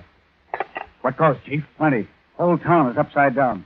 Relatives are jamming the morgue, trying to identify the dead. The Citizens Committee is planning a mass meeting tomorrow to demand action. Every newspaper in town is roasting the city administration. What do we do, Chief? You? You do nothing till you hear from me. Miss Myers, my hat. Where are you going? To the mayor's office. The mayor and I and that columnist Reynolds are going to have a little conference. Reynolds? Yeah. The mayor seems to think Reynolds knows more about this thing than the police department.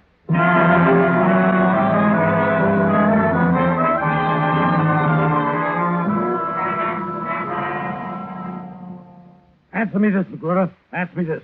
Has there been a murder? Are these accidents murders? Maybe there aren't any murders, Mr. Mayor. Not in the ordinary sense. I believe there is, Magruder. Just a minute, Reynolds.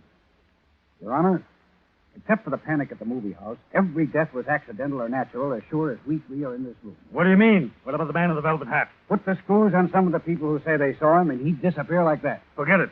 To the people of this town, he's real. And this panic, cold panic, right in the middle of the holidays. The people are scared blue. May I say something, Mr. Mayor? Well, certainly. That's why you're here. Look, the way I see it, either it's all a hoax or there is a man in a velvet hat. That's right. So either prove the hoax or catch the man. All right. I think we can do one or the other. If Reynolds will help. Well, certainly I'll help. How? I'm going to challenge the man in the velvet hat, and Reynolds is going to publish that challenge. I'm going to say I don't think he's a god. I'm going to say I don't even think he's a good criminal. Anybody can boast of a murder after it's happened, but only a master criminal can boast of a murder before it's happened and get away with it. I'm going to challenge him to name his next murder before it happened. And Reynolds will publish my challenge. Okay, Magruder. But I predict that he'll accept your challenge, and that when he does, you will not catch him.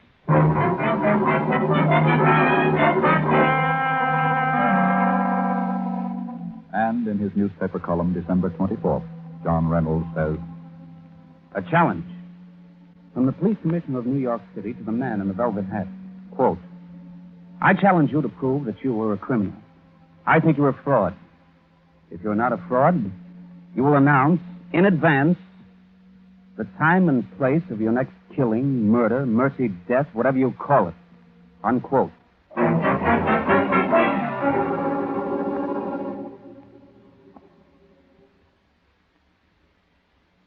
Hello, this is Reynolds of the Dispatch. Give me the commissioner. Please hurry. Just a minute, Mr. Reynolds. Hold on. Yeah? Magruder, Reynolds. Yeah, Reynolds. I got an answer from the man in the velvet hat. You got... What's he say? He says at precisely 9 o'clock p.m. on Christmas Eve, a man will die poisoned in front of the Times building on Times Square. He says, quote, After this, I will move again in silence, for only those without faith need signs. That's all. 9 o'clock Christmas Eve in front of the Times building by poison. That's what he says. Okay. Thanks.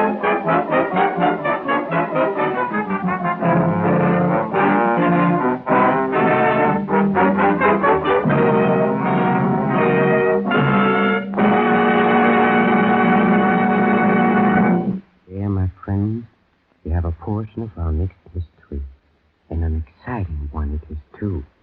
The town of New York is turned into turmoil by the appearance of what seems to be the master of all mad killers.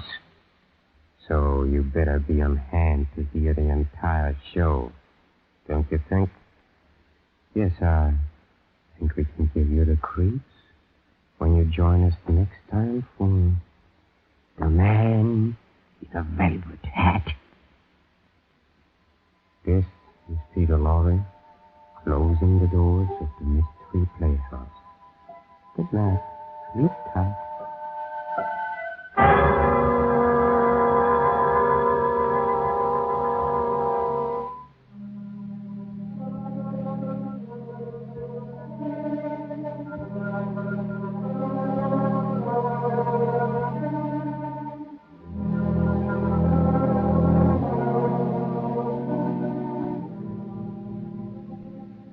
This is the Armed Forces Radio Service.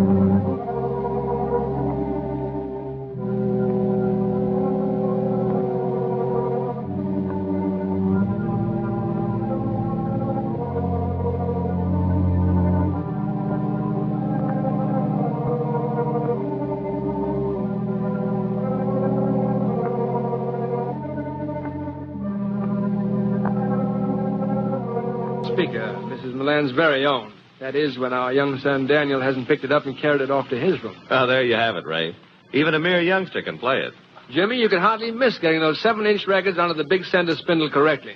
And what's there to do after that? Nothing but press one button once and enjoy up to 50 minutes of music. And what music, Jimmy? Such rich tone. And there's the second great feature of the RCA Victor 45, quality.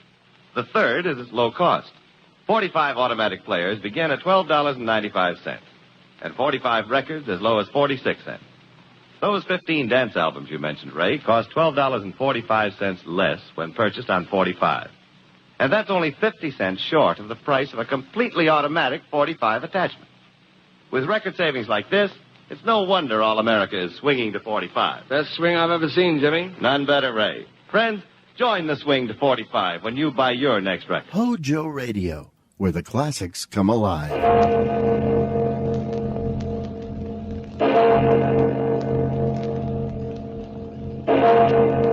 Murder at midnight.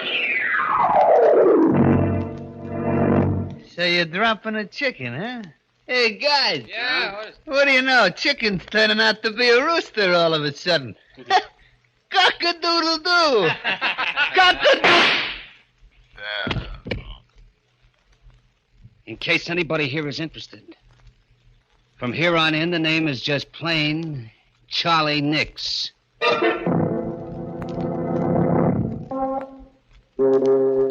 Midnight. The witching hour when the night is darkest. Our fears the strongest. And our strength at its lowest ebb. Midnight. When the graves gape open and death strikes. How? You'll learn the answer in just a minute in Trigger Man.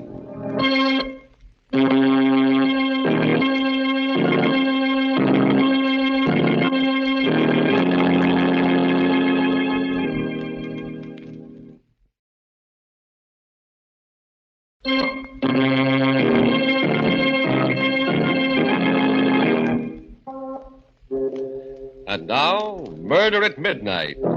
Tales of mystery and terror by radio's foremost mystery writers. Our story, written by Max Ehrlich, is different from any of the other tales you have heard in this program. Its mystery is not that of the supernatural, but of the unknown quantities in the human soul.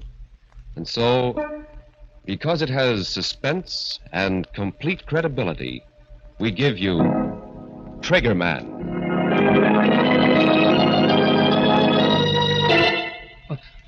Was that the door? No. No, not yet. Not that it matters. You can't get very far with a slug in your guts. But I can sit here. And when I come through that door, I'll show him what Chicken Charlie Nix can do with a gun. Sure. Maybe it'll be for the last time. But what can I lose now?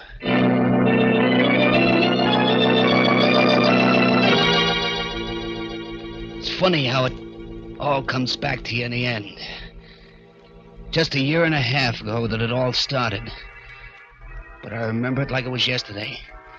I was standing back in the doorway waiting for some sucker to come along. It was down at the waterfront and it was plenty dark. I stood there, the rod cold in my hand, waiting. Finally, I heard footsteps. A man and a woman. I waited until they were almost opposite the doorway, and then... Hey, buddy. Got a match? Why, yes, I think so. Never mind. Get your dukes up. Tell him he's got a gun. Oh, stick up, huh? Aren't you smart, sucker? Come on, reach. Get those hands up before I let you have it. Yeah. It's better. Okay, lady, let's begin with you. Oh, Tom, Hand over that purse. Better do as he says, Ann. All right, Tom. Thanks, lady. Thanks very much. Okay, buddy, let's have your wallet. I said come across with your wallet. Not tonight, chicken. What do you mean? Hey, wait a minute.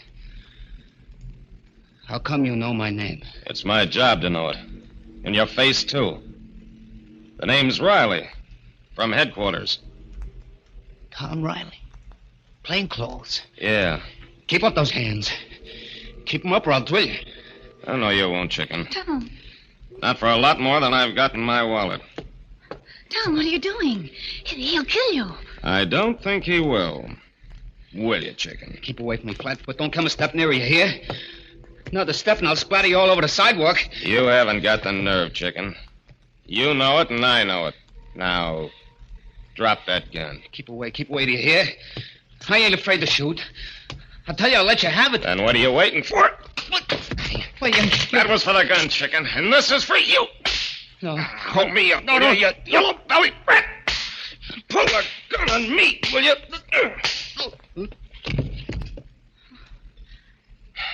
Oh, Tom. It's okay, Ann. It's all over.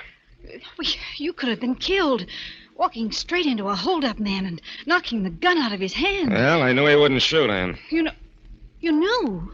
But how? His name is Charlie Nix. Chicken Charlie. Well, He carries a gun, yeah, but he's not a gunman. Because he's never used it and he never will. Just plain chicken-hearted. Yellow. That's why they call him Chicken. Still, you took an awful chance, Tom. There's always the first time. Not for Chicken Charlie. Now then, you see if you can find a phone, honey, and call headquarters Okay. while I keep an eye on this yellow skunk here.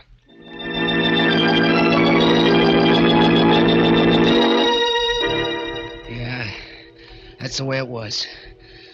I just didn't have the nerve to put the blast on anyone. Sometimes in my room, I'd put my gun on the table and just look at it. I'd keep thinking, if I only had the nerve, I'd be one of Angelo Donnelly's triggermen instead of his errand boy.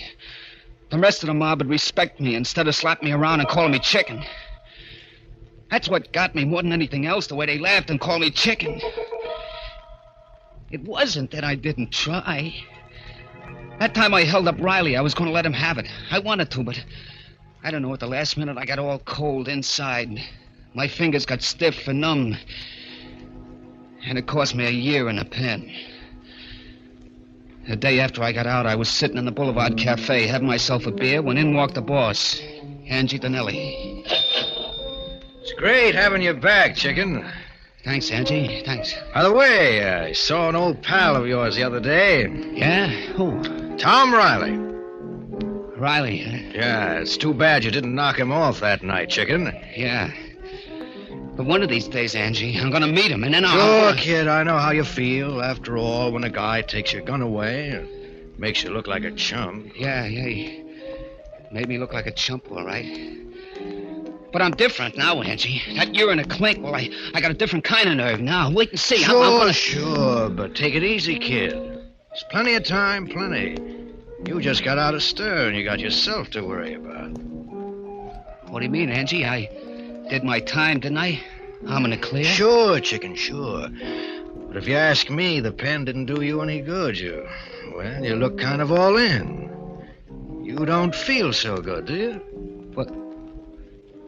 What makes you say that, Angie? Oh, I don't know. Your face ain't got any color, and you're breathing hard all the time. Well, I feel okay. Sure.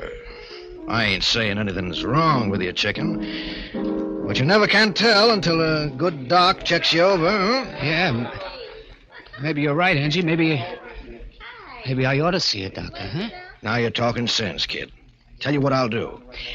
I'll take you to my own doctor, Dr. Leonard. He's a big specialist, and he'll give you the once-over right. Yeah, but he probably comes high, and Forget it, Chicken, forget it. I'll take care of it. Won't cost you a dime. Hey, that's pretty white of you, Angie. Think nothing of it, kid. After all, you're one of my boys, ain't you? Yeah. Yeah, I am. Well, if there's one thing Angie Donnelly does, it's to take care of his boys.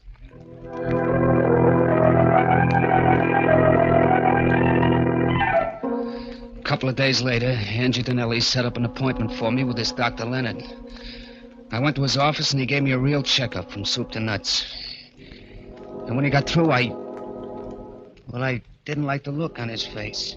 Sit down, Mr. Nix, and let's talk. Doc, what's the matter? Did you find something wrong? Care for a cigarette? Never mind the stolen, Doc. Give it to me straight. Is it good or bad? I'm sorry, but it's bad. You mean my chest? It isn't your chest. It's your heart. My heart? What about it? Now, you've got a severe aneurysm there. A what? What's that mean? It means that you've got a serious weakness of the heart muscle wall. Yeah, but how serious? I'm sorry, Mr. Nix, but you haven't got more than 6 months to live. 6 months. Yeah, that's what he said. 6 months to live. For a while I didn't get it. You don't get things like that right away. And then 6 months, and he gave me 6 months to live. Someday I'll be just walking along and maybe sleeping, and then it'll come. It's tough, chicken. Plenty tough. Yeah. Know how you feel. Nobody knows how I feel.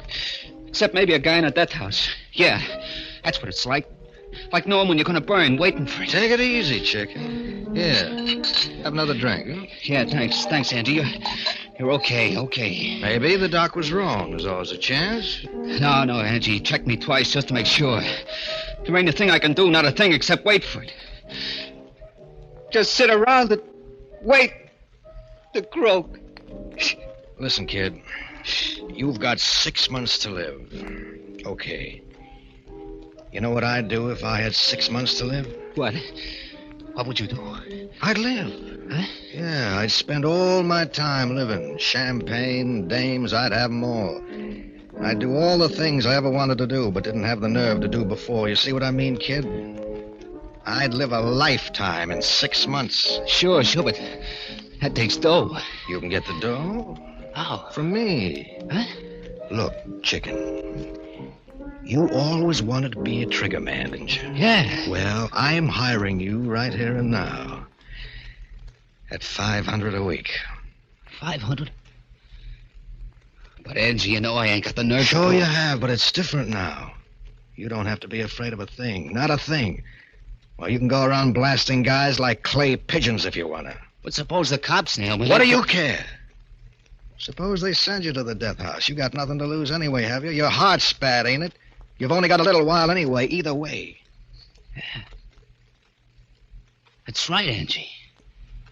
That's right. What can I lose? Denelli was right. This was my chance. I packed a new gat and started to look for Riley. Riley, the dick who'd set me up. Yeah, he was going to be number one. He'll be coming along here any minute, kid. Yeah. This is it, chicken. There's Riley. There he is. No, chicken, not yet. Wait till he comes closer. Look, Angie, Hey, first one that comes hardest, kid. The rest are easy. Look at him, pal. He knows from nothing. Take your beat on him. You can't miss. Okay, chicken, go ahead. Let him have it. Go ahead. Blast him. You did it. Yeah, I guess I did. Flat on the sidewalk, colder than yesterday's hash. You did it, Charlie. Angie, You just called me Charlie. Sure, kid, why not? You're not chicken anymore. Now, maybe we better get out of here.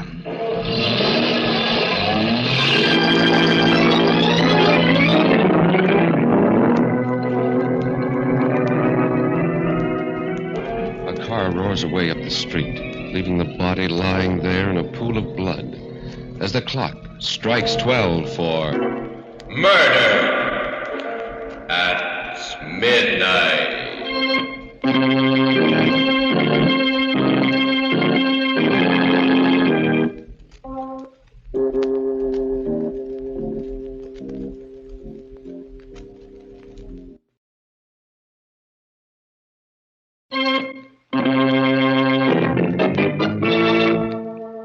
And now, back to Murder at Midnight, to the story of Triggerman.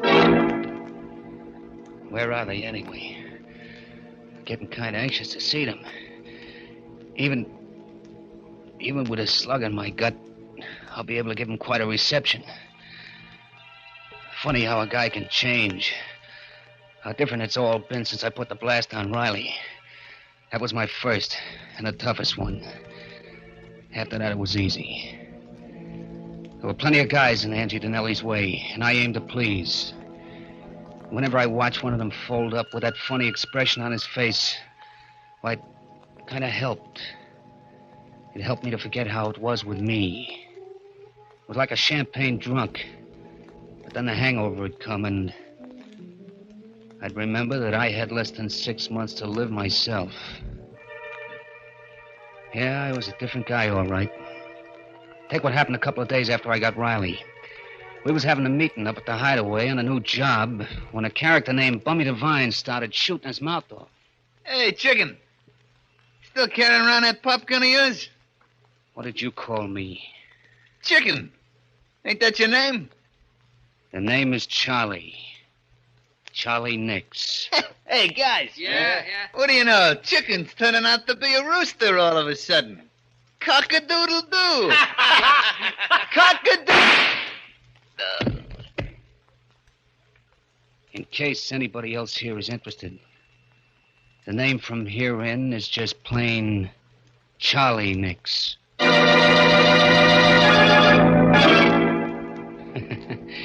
didn't laugh after that. No one did again, ever. I was it. I took chances where no other trigger man would. Why not? What'd I have to lose? In a few months, I'd be through anyway. There was a difference.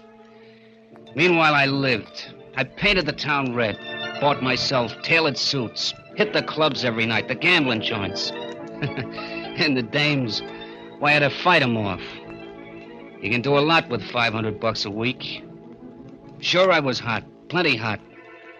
The cops couldn't figure out at the beginning who was doing all the fancy gun work, but they were getting warm, and they were getting close. I had to watch myself. And then one night, we were knocking off a fur warehouse.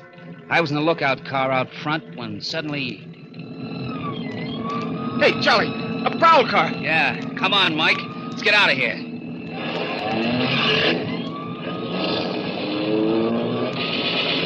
Hey, they're shooting at us. Tommy guns. Hang on, Charlie.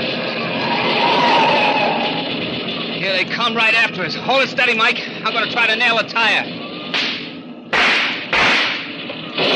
Oh! Hey, Charlie. Charlie, what's the matter? I'm hit. Keep going, Mike. Gotta ditch him.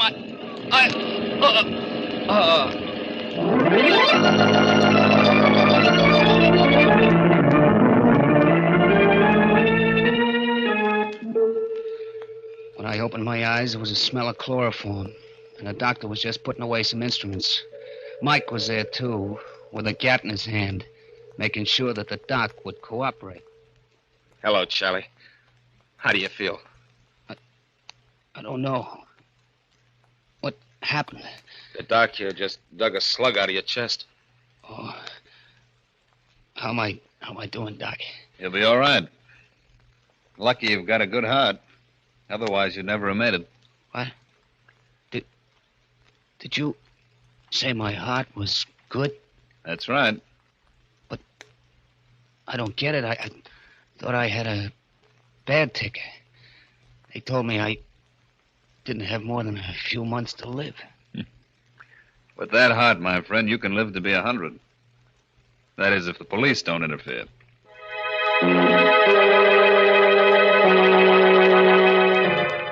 I spent 3 weeks laid up after that, in bed. And every day the boss would send me flowers, comic books, and all kinds of stuff. A real thoughtful guy, Angie. But I was thoughtful, too. There were some things I had to add up for myself. I had to find out whether I was living on borrowed time or not. As soon as I could walk, I made a beeline for Angie Donnelly's specialist, Doc Leonard.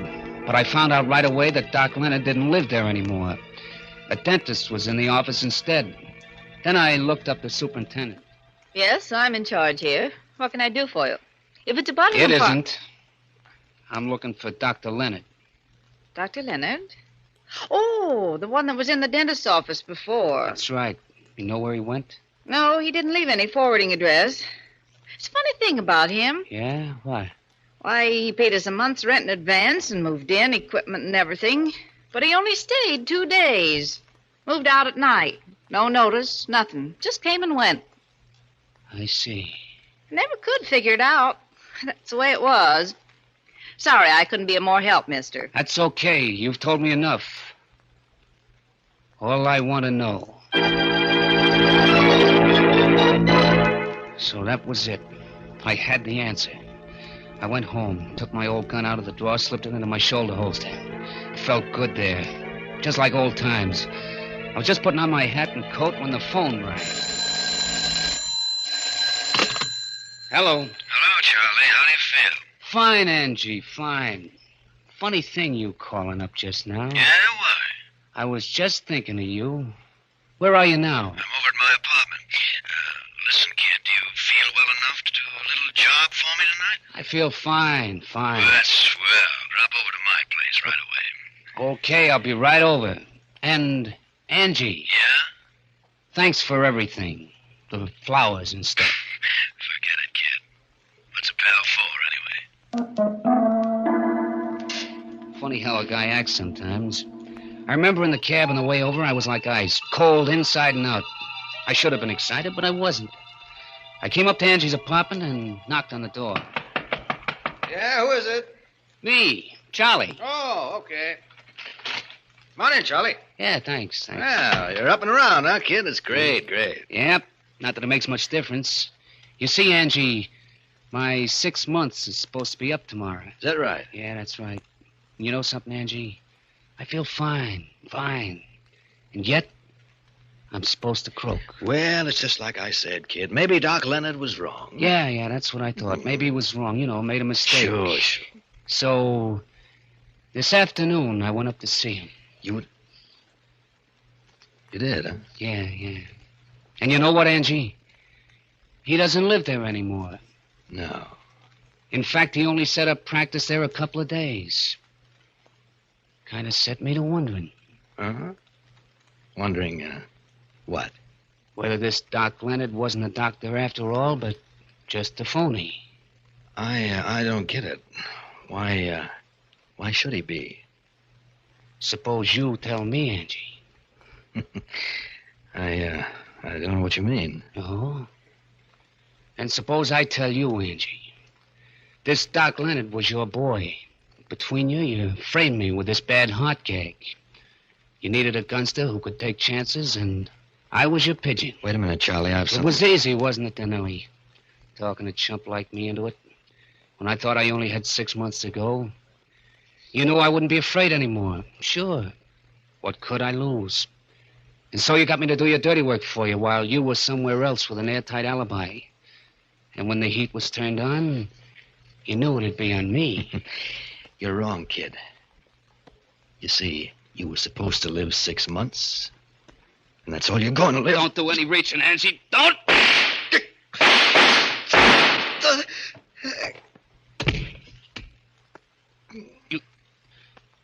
You taught me how to use a gun, Angie. You should have just let me stay Chicken Charlie Nix.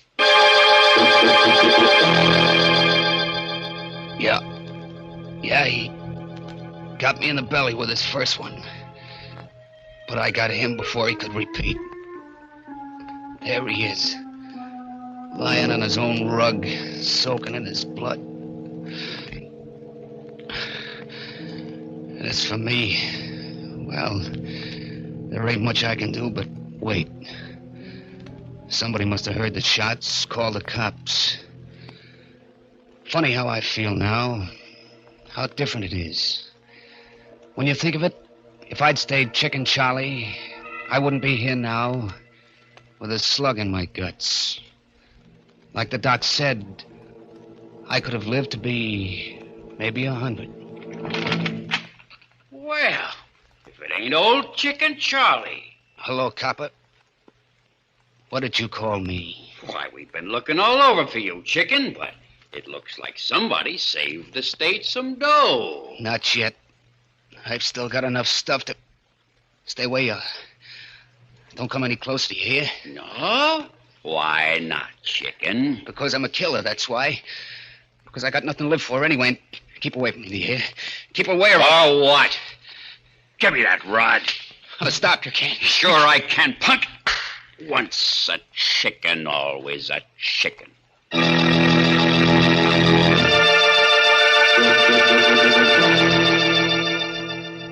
His eyes wide and incredulous, the hunched figure slips from the deep armchair, falls to the floor, next to the body of the man he killed.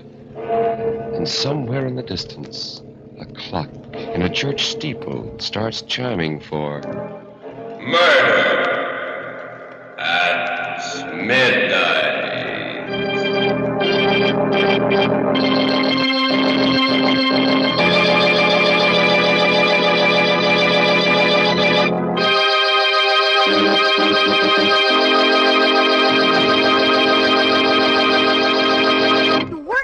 You ate too much. The cheesecake made you greedy. Let your aching head and stomach hear this message from old Speedy. Alka-Seltzer, plop, plop, fizz, fizz. Oh, what a relief it is. Plop, plop, fizz, fizz. Oh, what a relief it is. Ah, those Speedy Alka-Seltzer bubbles burst into action to relieve your upset stomach and aching head fast. Use only as directed. Oh, what a relief it is. What a relief. Keep it tuned right here to Hojo Radio for more classic old-time radio.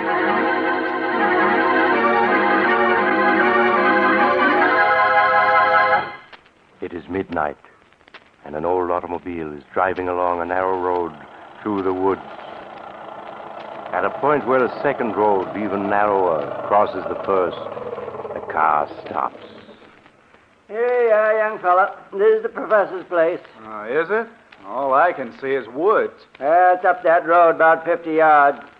Look sharp and you can see the light shining between them two trees. Huh? Oh, yes, I see it now. Then I guess I get out here. Would you hand me my bag, Sheriff Ramsey? Right. Here you are. Thanks. And that's $1 I owe you, right? Yep. Thank you. You know the professor, do you? Yes. I was Professor Clark's laboratory assistant back in college 10 years ago. Oh. Why? I was thinking maybe you could drop a hint to him. A hint? What kind of a hint?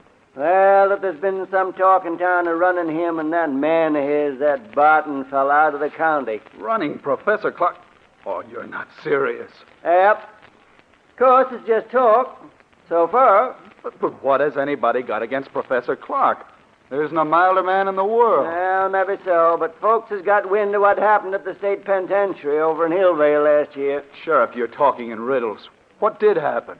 The professor went over there when they hanged Richard, that hold-up killer. Uh-huh. And the warden gave the professor the murderer's brain. That's what happened. Well, what of it? Professor Clark is a great authority on nerve and brain tissues. Maybe he wanted it for research purposes. Yeah, I'm not saying he didn't. I'm just telling you how folks are talking. They think he's keeping that brain in a big glass jar and making it grow. Oh, that's perfectly ridiculous. Well, they don't think so. They got the notion that brain is as big as a bull calf by now, and they're afraid someday it'll escape. Sheriff, for a minute I was taking you seriously. A brain as big as a calf? Oh, I'm not saying I ever believed it, but it'd be a good idea if the professor'd give folks the notion of what he's really doing in that laboratory of his, with that Barton fella to help him. Then maybe the talk would die down. I understand. All right, Sheriff, I'll mention it to him. Well, then I'll be getting on. Good night, young fella. Good night, Sheriff. Right up that road about 50 yards. You can't miss it.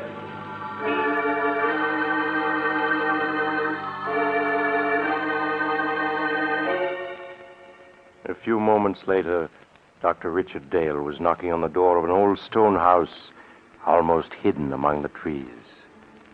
A frail, white-haired old man answered the door. An old man who could hardly speak in his joy as he gripped Richard Dale's hand. He led the way down a long hall to a great room where strange equipment took up almost every inch of space. Retorts and electric furnaces, generators, batteries, and great glass vats. Dr. Dale stared around him in intense curiosity as Professor Clark helped him off with his hat and coat. There. Now, sit down, Dick, my boy. Sit down and let me get a good look at you. So, you got my letter? Oh, yes, of course you did, or you wouldn't be here. Thanks, Professor. Yes, I got your letter. And it made me so curious I took the first train. You promised me a surprise. Well, is this it, this amazing laboratory? No, my boy. Come to that in a moment, after you've met Barton, my assistant. Barton? I don't seem to know the name. Should I? No, he's not famous yet. But he will be.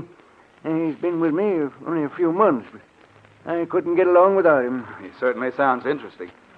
You'll like him, I'm sure you will. Barton! Yes, Professor? Dr. Dale has arrived. I want you to meet him. Why, of course. How do you do, Dr. Dale? We've both of us been looking forward to your visit. How do you do? Yes, the professor's letter made me so curious I couldn't stay away. I'm still wondering what the great surprise is he promised me. You'll see, Dick, in just a minute. My curiosity's at fever pitch. Well, it's time to satisfy it. Barton, is Alpha making some coffee? Yes, he started it when we heard the car. Alpha? Who is he? Our general man of all work. Truly amazing fellow. Here he comes now.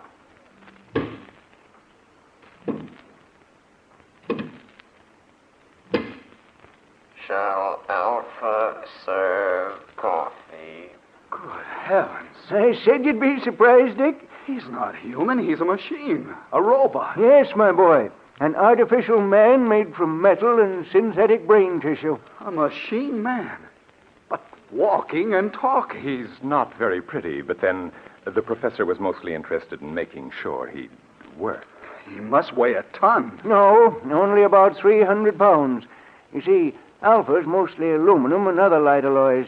Inside his aluminum plates are some new batteries I devised, together with miles of fine silver wire and a dozen electric motors. And to give you only the highlights. It's a good thing you did keep this for a surprise. If you'd mentioned it in your letter, I don't think I would have believed you. Shall Alpha serve coffee now? Yes, Alpha. Put it on this table here, and pour a cup for Dr. Dale. Alpha, do so. Still can't make myself believe it.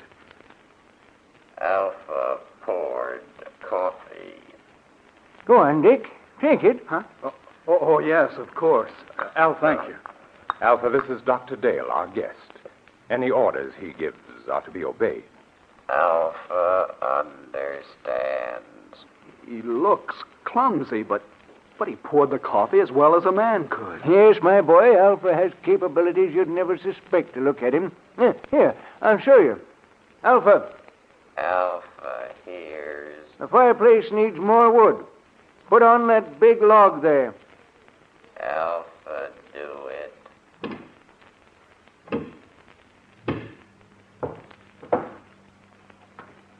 Alpha has log. Now, break it in half. Alpha, break it. 6-inch log, and he's breaking it with his hands. Alpha, put log on fire. Good. We won't need you any more tonight, Alpha. You can go back to your room now. Alpha is going. Be sure to switch off your batteries. They're going to need recharging tomorrow. Alpha understands.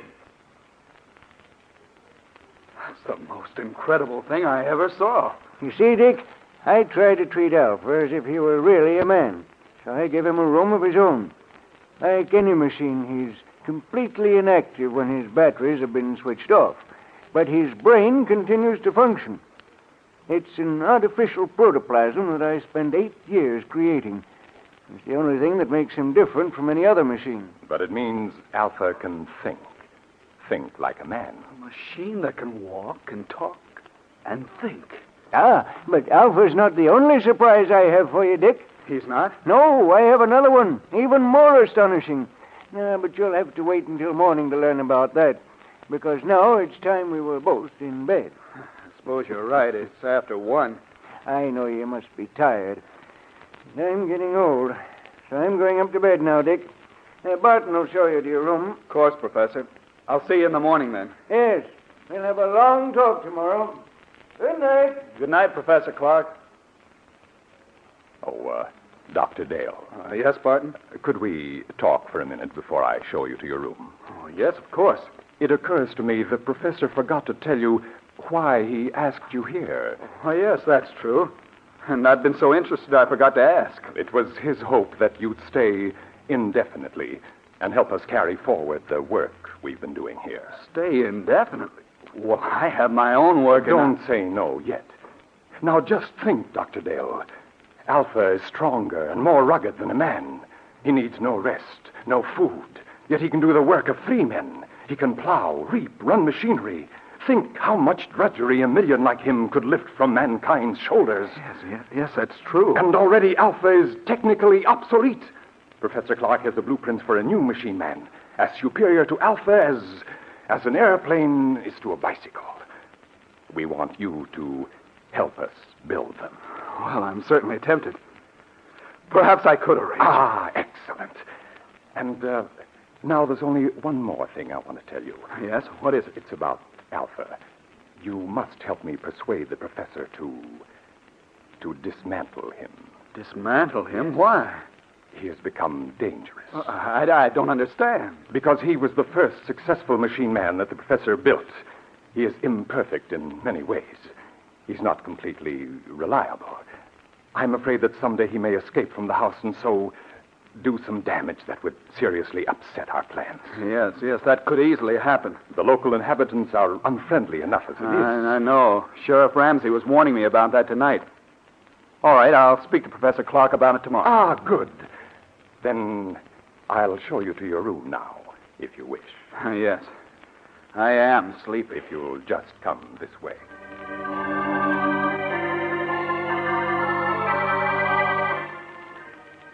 His mind in a whirl of amazement, Dr. Dale retired and finally fell into an uneasy sleep. How long he had slept, he did not know. When abruptly he woke with a scream ringing in his ears. Help! Dick! Help! Quick! The cry came from downstairs. Dr. Dale leaped from his bed and raced down to the lower floor. Dick! Help! Help me! In the lower hall, he found Barton hammering on the heavy door of the laboratory. Professor Clark! Professor Clark, what's wrong? What's happened? It's the professor. I heard him call for help. Yes, so did I. It woke me up. The door's locked. He must be in there, but there's no sound in there now. Well, we've got to break the door down. Yes. Put your shoulder beside mine. Right. You ready? Ready. And shove. There! Professor Clark, where are you? Professor Clark. He's not here. Yes. Here he is, lying on the floor beside the window. He's been murdered. It was Alpha. It must have been. No one else could have done it. But where is Alpha? The window. It's open. He went out that day. We've got to go after him. I'm afraid it's hopeless. At night in these woods, we couldn't possibly find him. No, you're right. It'll be morning soon. Then I think he'll come back. He knows that he can only go a few more hours before his batteries must be recharged. Then we can capture him and destroy him. But, Barton, why did he kill the man who created him? The professor must have come down to the laboratory for some reason. Occasionally, when he couldn't sleep, he would do that. He may have decided to make some more tests of Alpha. Yes, but that doesn't explain During the test, something must have occurred. When Alpha returns, we can find out. Poor Professor Clark. Well, we'll have to notify the police. There's only the sheriff. In any case, I think we should wait till morning and then report the professor's death as an accident. An accident? Yes. If the authorities learn the truth, our research may be stopped. And when Professor Clark has achieved so much, can we let it go for nothing? No, of course not. Dr. Dale, we must carry on his work for him. Yes, that's what he would want. Then you will help me continue it? You'll stay? Yes. Yes, I'll stay.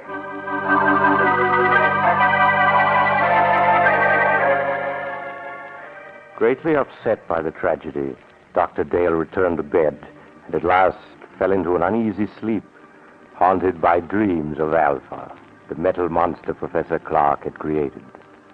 When he awoke, the sun was shining, and he could hear Barton moving about downstairs. He dressed and went down to find Barton getting breakfast ready. Oh, good morning, Dr. Dale. Good morning, Barton. Any sign of Alpha? Not yet. Well, we ought to start a search for him. But first, I think you ought to eat breakfast. Everything's ready. Oh, all right. Some coffee anyway. Yes. Sit here. Thank you. I didn't know you were a cook as well as a lab assistant, Barton. I've learned to do a lot of things since I came here. Aren't you going to eat, too? I'm not hungry. I seldom am. But I thought that while you ate, I might outline some of the problems facing us. That's a good idea. You see, though Alpha's brain is of synthetic protoplasm, it is not completely artificial. I was wondering about that. Sheriff Ramsey mentioned that the professor had secured a human brain from an executed killer, yes. The professor found that to give life to his artificial brain tissue, it was necessary to add a small amount of tissue from a real brain. I see. The real tissue gave life to the rest. Of course. Yes, but in this instance, it may have tainted Alpha's brain with the murderous impulse of a killer. Yes, that sounds plausible. So our first problem will be to obtain untainted brain tissues to blend with the artificial tissues we will make according to the professor's formula. That should give us no trouble. I can get what we need through the research laboratories where I'm connected. Then that solves our worst problem. The rest will be matters of detail. Fortunately, there's enough equipment here to build a dozen or so robots. Like Alpha, you mean? No. The far more advanced type Professor Clark was perfecting. And now, if you've finished, I have something to show you. Yes, I'm through.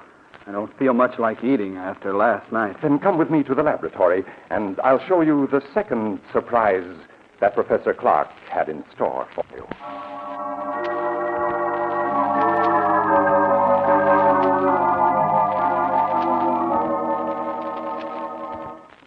Here we are. Now, what I'm going to show you is in this box. Another robot? Yes. A second mechanical man the professor built a few months ago. This one, though, was a failure. You mean it wouldn't work? It worked too well. I don't follow. It was too intelligent. Professor Clark called it Beta. And Beta's brain power was greater than that of any human scientist who ever lived. But Beta was insane. Good Lord. He represented, however, a tremendous technical advance. Look. It looks exactly like a human being. Yes.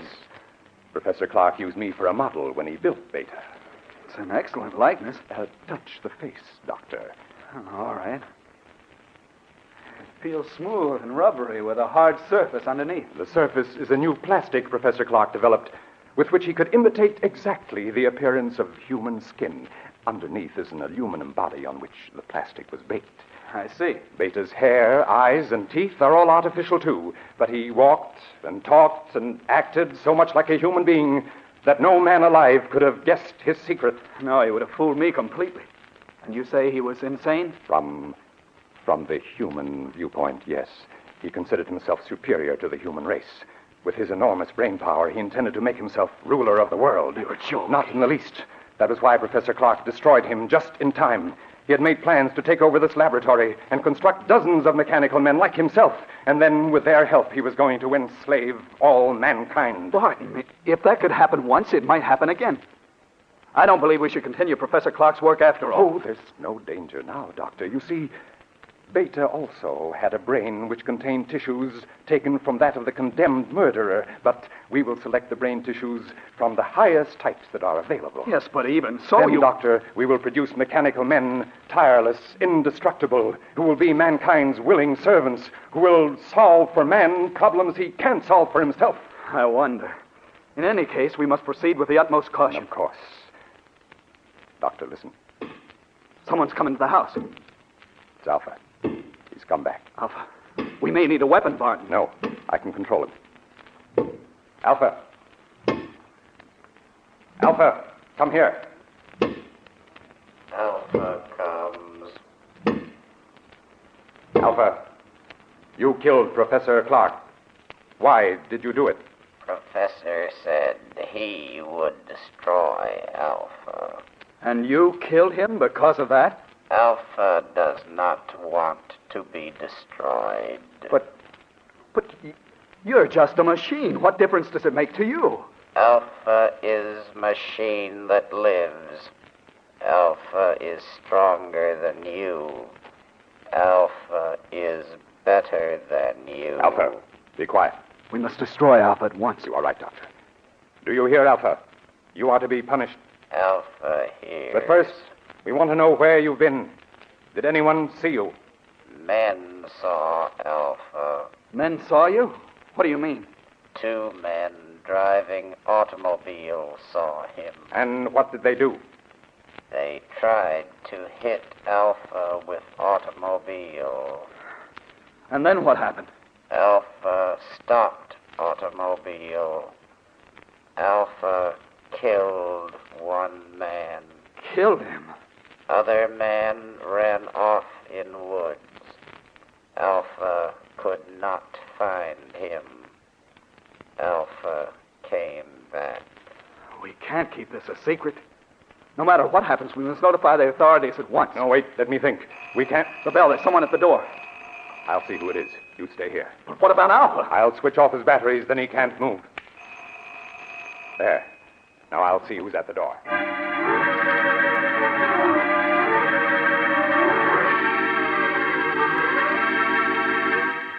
Dr. Dale waited while Barton went to the door. He heard the door open and recognized the excited voice of Sheriff Ramsey speaking. Then a moment later, Barton came back into the laboratory, followed by the sheriff, who held a revolver in his hand. But, Sheriff, if you'd only let me explain... Never mind that. You're coming with me, both of you. Dr. Dale, perhaps you can reason with the sheriff. He insists that we're under arrest. Yes, and I'm taking you to the lockup. The professor, too. Where is he? Professor Clark is dead, Sheriff. Dead? He was killed last night when an experiment he was engaged in went wrong. An experiment, huh? I suppose it was an experiment that crushed the life out of him. It crushed the life out of Jed Thompson an hour ago down the road and scared Fred Jennings so bad all he can do is jabber about monsters. It's true. The thing that killed both the professor and Thompson is an experiment. It's standing there behind... Behind... A machine. A man made out of machinery. Oh, don't be alarmed, Sheriff. It's perfectly harmless now. It is a machine man which Professor Clark built. Unfortunately, it got out of control. I don't believe it. I don't blame you, Sheriff, but that's the truth. I think I can convince you. What are you doing? Stand still. I'm simply going to switch Alpha on. There. Now he can move and speak as well as you and me. That thing talk? You're lying. You're up to something. Alpha, will you tell the sheriff that it was you who killed Mr. Thompson? Alpha killed him. He tried to hit Alpha with car. So that's what the professor was up to all this time. Building that thing. Now, Sheriff, surely you realize that we are not murderers. Maybe not, but you'll come to jail just the same. You're partly responsible anyhow. But, Sheriff... Anyway, it's for your own protection. There's a mob on its way out here from town. They're going to burn this place down. What? I got to put you in jail for your own safety. They're ready to lynch you right now. Burn the place down? That's what I said. So turn that machine thing off and come along. We ain't got much time. No. All this equipment, machinery, the professor's notes, they must not be destroyed. We must stop them. Yes, Sheriff. The loss to science... Never mind science. You got your own skins to worry about. That mob means business. Let's get started. I'm afraid we can't do that, Sheriff. You can't. I got a 6-shooter here that says different. We have no choice, Barton. Oh, yes, we have. Alpha, take the gun away from this man.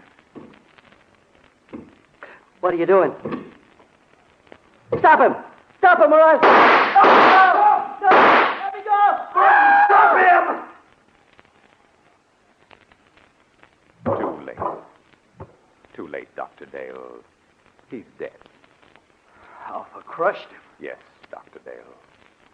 Now, you're a murderer. In a good cause. The life of one man or of a dozen men cannot stand in my way. You don't expect me to keep silent about this, do you? I think you will. Alpha. Alpha. He doesn't answer. His batteries have gone dead. That last burst of energy must have drained them dry. But it makes no difference. I think it does. A big difference. There, see this? It's Sheriff Ramsey's revolver with 3 bullets still in it. Now put your hands up. I must explain something to you, Doctor. You can talk, but if you move, I'll shoot. I only want to say that nothing is going to interfere with my plan to build more of the improved form of robots that Professor Clark perfected before his death. Robots who look and act so much like men, no one can detect them. They'll never be built. I intend to destroy all of Professor Clark's notes. They will be built by me. I shall build 10, 100, 1,000. Then I shall lead them with a superior intelligence to the mastery of the world. You're mad. Of course I should have guessed. No, Doctor, that's not the answer. I shall tell you the truth. And then You must die. Stand still or I'll shoot. You remember last night when the professor said he had another surprise for you? An even greater surprise than Alpha? Yes. That surprise, Doctor, was Beta, the second robot. So perfect it looked like a man, but so intelligent that human beings were as children in comparison. But Beta was destroyed. No, Doctor, Beta was not destroyed. But you must be destroyed. Stand back. Stand back, I say. All right, then I'll shoot. And now, Doctor, your bullets are gone. You aren't even hurt. Bullets cannot harm me. That's what I'm trying to tell you. Beta, the second robot, was not destroyed. But I saw him. What you saw was only an initial attempt that failed. The real Beta still exists. You see, Dr. Dale, I am Beta. You? Yes, I, too, am a mechanical man. And now, you must die. No. No, stay away from me. Stay away!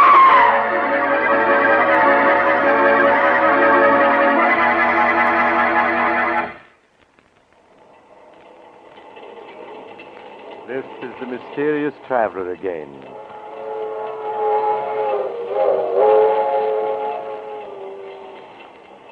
What happened to Dr. Dale? Why, he's still alive, but of course under observation in a hospital. In fact, it was he who told me the story. You see, the mob that was coming to burn down the house arrived just in time to save him. But Barton, or Beta as he called himself, escaped. He could hardly have survived all those bullets if he had been human, could he? I wonder if the story is true. Do you suppose that somewhere a strange individual who is really a robot is making other mechanical men, preparing to carry out Barton's plan to rule the world? Oh, you haven't time to talk about it now. You're getting off here. I'm sorry. But perhaps we'll meet again soon. I take this same train every week at this same time.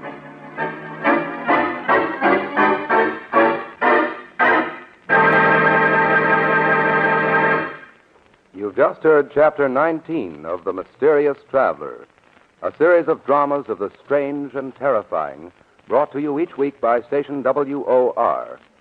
In tonight's story, Beware of Tomorrow, Will Hare played Dr. Dale, and Don Randolph played Barton. Also featured were Maurice Tarplin and Philip Clark. The Mysterious Traveler, written by Bob Arthur and David Cogan, is directed by Jock McGregor. Original music was played by Doc Whipple.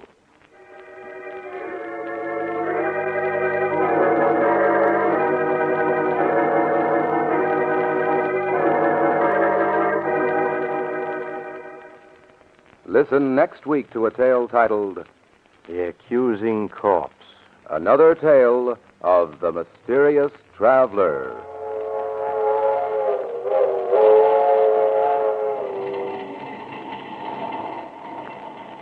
The Mysterious Traveler is presented over WOR Mutual every Sunday at 7 over most of these stations. This is Mutual. Why has Hollywood star Merle Oberon switched to new improved Dreen shampoo? Because compared to Delling soap shampoos, this wonderful new Dreen reveals up to 33% more sheen. Follow Merle's secret for shining hair. It's new Dreen for Hollywood sheen. Improved Dreen for Hollywood sheen. Your hair can have that Hollywood sheen. The very first time you use new Dreen, get wonderful new Dreen shampoo. Stay tuned to Hojo Radio.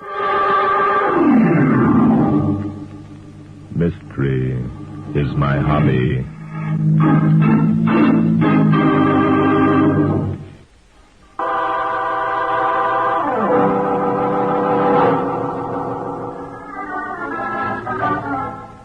Inspector Danton and I had gone again to the Welcome You Ranch on the Arizona desert for a short vacation. The day after our arrival, we set out on horseback to explore the country. Say, Bart. Yes, Inspector? It's certainly good to get away from it all for a while, isn't it? Get away from what, Inspector? Oh, the humdrum, the hurly-burly, the helter-skelter, the murders. Yes, I see what you mean, Inspector. This is the life for me. Sunshine, fresh air, the wide open spaces, and a good horse under me. And no murders. Yeah, I said that, no murders. Well, what do you say we turn around and head back for the welcome you? A good meal, a good night's sleep. Head back. Come, Inspector. We've only been away from the ranch a half hour. A half hour? That's right. Is that a fact? Seems to me like we've been gone all day. Hey, what's the matter? What are we stopping for? Look over there, Inspector. Huh? Over where? I don't see anything. There's something lying on the ground near that giant cactus. Huh, so there is. Must be a fallen log or something. There are no logs in this country, fallen or otherwise, Inspector. Unless I'm greatly mistaken, that's the body of a man. I was afraid you'd say that. Come on, Inspector. Let's have a look. Come on, right. Whoa. Oh, boy. Easy now. Oh. Yeah, it's a man, all right. So I see. Get off your horse, Inspector. Okay, why is it that these murders have to follow us all over the country? Let's not assume that this is a murder yet, Inspector. By Jove, he looks done in, doesn't he? Yeah, let's roll him over. Right. Say, look at the whiskers. He's an old man. Yes, and quite dead. Now, I wonder... Suppose he was hit by an automobile? That's a brilliant, Inspector.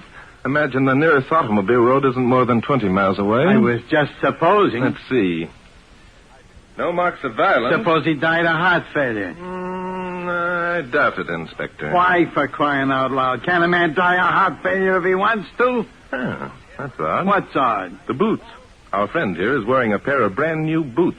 Yet the rest of his costume consists of a patched pair of jeans and a faded shirt. Now, look, Bart, do you have to try and make something out of nothing? The guy just died. Let him lie in peace. How old would you say the gentleman was, Inspector? How old? Who cares? 70, maybe? Yes, at least 70. And those brown stains on his beard, would you say they were tobacco stains, Inspector? Yeah, tobacco stains. Now that we've reached those amazing conclusions, let's go back and report to the local sheriff. Probably he was a prospector. Wouldn't you say, Inspector? Yeah, out here they call him desert rats. Right. What are you doing? I'm removing this poke from the old man's pocket. You see, it's full of gold dust. There's a small fortune in this poke, Inspector. There is, eh? Yes. Now consider the inconsistency. Here is a man carrying a fortune in gold around with him. The only thing he has to indicate such wealth is a pair of new boots. Okay.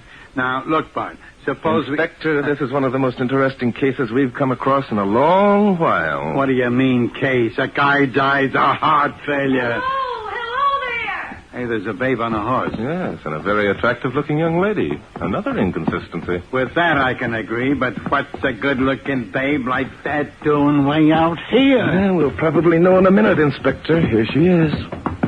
Whoa, boy. Whoa. Well, this is a surprise. Imagine finding two civilized-looking men way out here. We were just thinking the same thing, lady. By the way, what's the matter? Is that a man? Why, for goodness sake. Is he someone you know, miss? It's Hardtack Wiggins. What's the matter with him? He's dead. Well. So they caught up with the old boy at last, did they? Caught up with him? Who? Oh, one of the bunch was after his gold. I imagine it was either Oliver or Matt who murdered him. Murdered him? Look, lady, he wasn't murdered. He died of heart failure. You want to bet? Now, wait a minute. Open his shirt, good looking. And if you don't find a knife wound, I'll never make another wager. Go ahead, Bart. Open the old guy's shirt. Some people have just got to be shown. I think that might be a good idea, Inspector. There. By Jove. There is a knife wound. Of course there is. There had to be. Why did there have to be, miss? Because Hardtack couldn't have died of heart failure. Why not? Because yesterday he was examined by Doc Sandbar in Coyote Wells. And the doc said that Hardtack was in perfect health. Well, Lady, you seem to know a lot about what's going on around here. Naturally I do. What's wrong with that? What's wrong? Nothing. Not a thing. Except that the way I look at it, you're sticking your neck into a noose. I suppose by that you mean that you think I murdered old Hardtack. Yeah, you're quick to catch on. That's exactly what I mean. How naive you are, darling. Darling, now look. Inspector, I told you this was one of the most interesting cases we've run across in a long time. Pardon me, miss. Were you, well acquainted with hardtack? Well acquainted? That's right. Oh, my dear boy. Hardtack was my husband.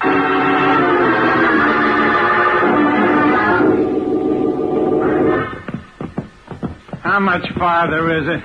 I'm getting doggone tired of carrying this dead body around in my lap. It isn't much farther. Want me to spell you for a while, Inspector? No, I'll keep him. Somehow I feel more natural when I'm lugging a corpse around. There's the shack now, down in that little hollow. Shack is right. Don't tell me that you and your husband actually lived there. Of course not, Inspector. You don't really think that I could abide a hovel like that, do you? I don't know. The way things are shaping up, I'm willing to believe most anything. How long had you and Hardtack been married, Mrs. Wiggins? No, not very long. Oh? The city hall in Coyote Wells opened at 9 o'clock this morning. And we were married 15 minutes later. This morning? Well, for crying out loud, if this isn't a screwy Inspector, deal, wait. Tell me, Mrs. Wiggins. Oh, darling, would you mind not calling me Mrs. Wiggins? Gives me the creeps. What shall I call you? Shirley, darling. Very well. I'll compromise. Stop calling me darling, and I'll call you Shirley. That goes for me, too. Well, what strange men you two are.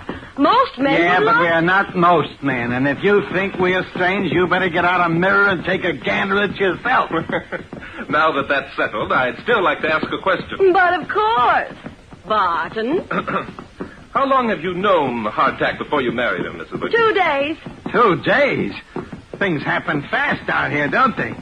I've read about this romance on the range stuff. Oh, Inspector, let's face it. You know as well as I do that there wasn't any romance connected with my marriage to Hardtack. We're quite aware of that, Shirley. So suppose you tell us why you did marry him. He was lonesome. Oh, come, Shirley. He was lonesome, and he wanted someone to help him spend his money. Now we're getting places. Well, I'm certainly not going to pretend that I married Hardtack for any other reason than the fact that he was wealthy.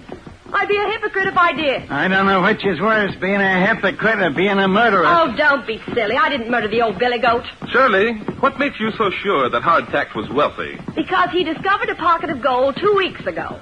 And the ass heirs appraised its value at $500,000. $500,000. And all the poor guy got out of it was a pair of new boots. Yes, isn't it a pity? Poor dear. Been wanting a pair of new boots for so long, but up till now he couldn't afford them. And bought them for his honeymoon, eh? I suppose so. Hardtack's been poor for so long that he just didn't know how to spend his money. I imagine you plan to help him out on that score, eh, Shirley? Oh, Barton, you're so cute. It's exactly what I planned on doing. Oh, my goodness. What's the matter now? Those 2 horses standing in front of the shack. They belong to Matt and Oliver. And who are Matt and Oliver? Matt Palmer. He's the son of Hardtack's dead partner, Chris Palmer. I see. And who is Oliver, Shirley? Oh, Oliver's last name is Runyon. He's Hardtack's nearest neighbor. They're both terrible people. What's terrible about them? You'll see. Well, here they are now. They heard us coming. Yes, and by the expression on their faces, they're rather unhappy about something. It's about time you got back here, Shirley Milton. By golly, you needn't think you're going to get away with this. Not by a jugful, you're not. Hey, look. Look at what's draped across that saddle. Yeah. Why, it's Hardtack. What's the matter with him? He's dead, Bob. Stuck with a knife. Know anything about it? Dead? You mean the old coot's really dead? Oh, don't act so surprised, Oliver. You know he's dead. It was you who killed him. Me? Dad blast you, girl. I'll wring your neck if you say that again. I never laid a hand on the old codger. Sounds convincing, doesn't he, Bart? Keep quiet, Inspector. Let them talk. This is interesting. Now I see it. I see it all. Shirley, you married him because you were afraid we'd get some of the money. How quick you are, Matt, darling. And I suppose you murdered him for the same reason. I murdered him? Are you crazy? What good would it do for me to murder him? No more good than it do me. There's only one who would benefit from Hardtack's death. His legal heir. How sweet of you to admit that I am my dear husband's legal heir, Oliver. I'd anticipated some trouble from you. Really, I have. And you're going to get it. By gum, you are. I was with Hardtack when he discovered the pocket. I helped him. Half that there gold belongs to me. Belongs to you? That's a hot one. Listen, my old man was Hardtack's legal partner. So what if he was? I'm my old man's heir. Half of what Hardtack found is supposed to be mine. Any court in the country. Boys, aren't you forgetting that since I am Hardtack's widow, all of what he had will go to me? I ain't forgetting nothing. I know my rights. And I know mine. Any court in the country will back me up. Well, Barton, now do you understand what I meant when I said they were terrible people? Yes, I understand a lot of things. Has it occurred to any of you that giving Hardtack a decent burial would be your chief concern at the moment? He'll be buried. Don't fret about that. Say, Who be you two anyway? We be policemen now. What do you think of that? We don't think anything of it. We don't believe it. Shirley, where'd you pick up these dudes? I didn't. They picked me up. They're staying at the Welcome U. Dudes, eh? Well, dudes, you can leave us hardtack's body and get out. We don't like dudes. And we don't like murderers. Inspector, when Sheriff Tanner deputized you this morning, did he give you the authority to arrest any suspicious characters? Huh? What was that, Bud? Oh, yeah. Sure he did. Fine. There's no doubt in our minds that one of the three people standing here in front of us murdered Hardtack Wiggins. Now, look here, you. And that's right, isn't it, Inspector? One of them... oh, sure. No doubt about it at all. We got the proof. Haven't we, Bud? We certainly have, Inspector. We know which one of these three thrust a knife into the heart of Hardtack Wiggins. Huh? We know why and how and when. Yeah, sure we do. We got the evidence to prove it, too. Haven't we, Bud? We have, Inspector. And by virtue of the authority vested in you by Sheriff Jim Tanner of Cactus County, Arizona, I demand that you arrest the guilty person.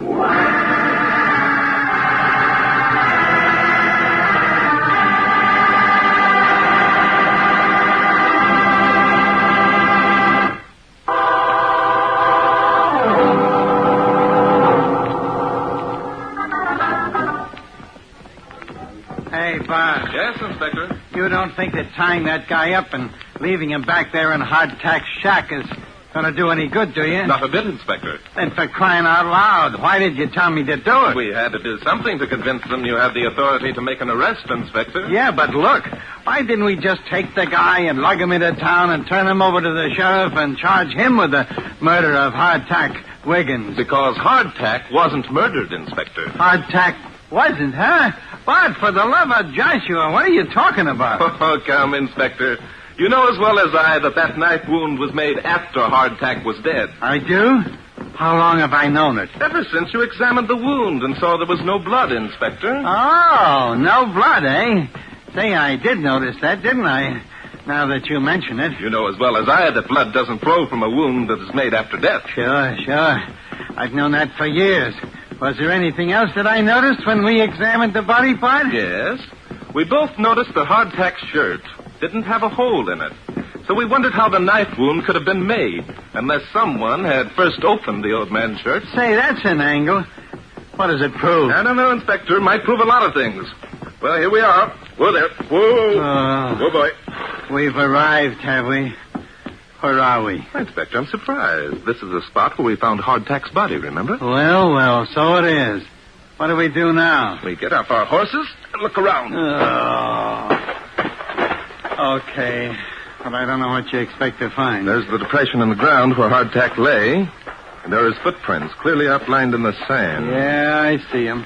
Say. Yes, by the looks of those footprints, it appears as though poor old Hardtack was pretty close to exhaustion, doesn't it? Or drunk. Oh, let's give him the benefit of the doubt, Inspector. Come along. Where are we going? Let's backtrack on his trail a bit and read signs. Read signs? Say, where'd you pick up that expression? I listened to the Lone Ranger program, Inspector. There's Cynthia jumping. Judas, look out, there's a snake. It's a rattler. Get your gun, Inspector. Don't worry, I'm giving it up. Nice work, Inspector. What? You shot its head off. Sure I did. It was his head I was aiming at. Oh, I see. Pardon me for the compliment. Well, come on, let's get going. You don't have to apologize, Bart. I can't help it if I'm a good shot. What's the matter? Look, there. Isn't that an empty whiskey bottle? Yeah, that's exactly what it is. Well, I guess for once the old inspector was right, eh, Bart? How do you mean, Inspector? Why, those staggering footprints, the empty whiskey bottle, the guy was drunk just like I said. What do you mean, Oh, stop saying, for crying out loud. And don't start telling me I'm wrong. Doggone it. It's as plain as... Yes, Inspector, this is certainly the most interesting case we've come across in a long time. Come on. We're going back to the shack. Why? What are we going back there for? Because the evidence that proves how Hardtack died and who murdered him is there.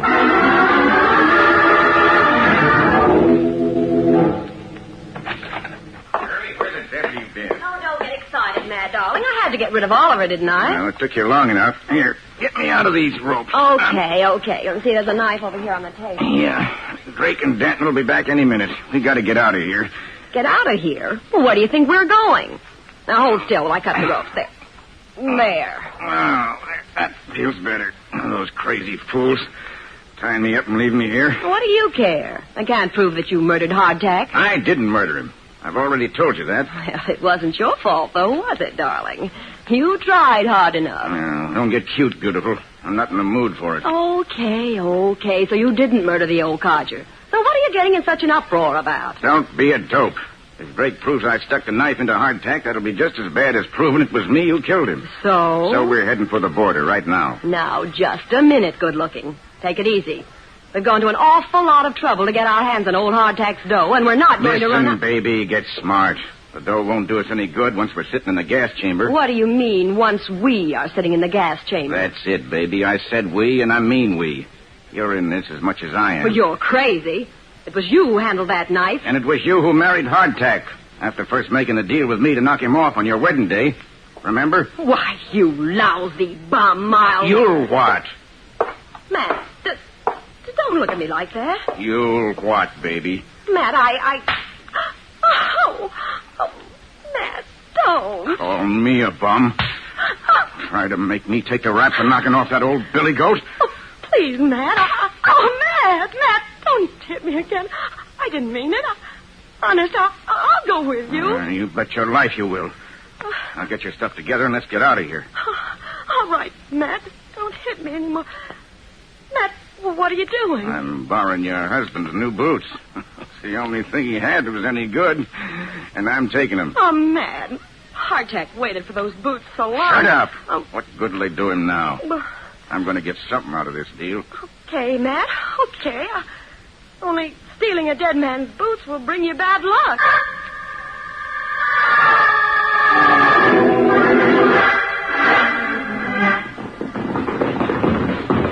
Whoa, boys. Whoa. Watch it, boy. Whoa.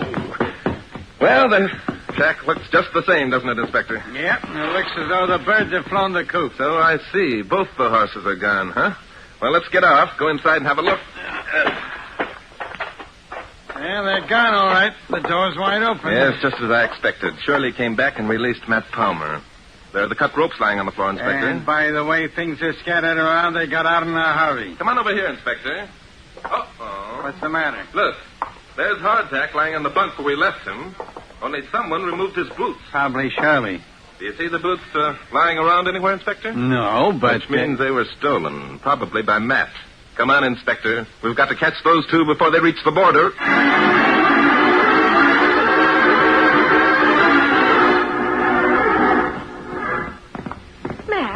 Matt.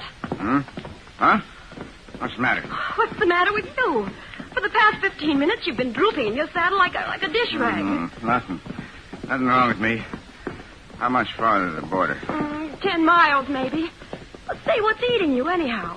You look half shot. Oh, there's nothing the matter with me, I tell you. Come on. Let's get going.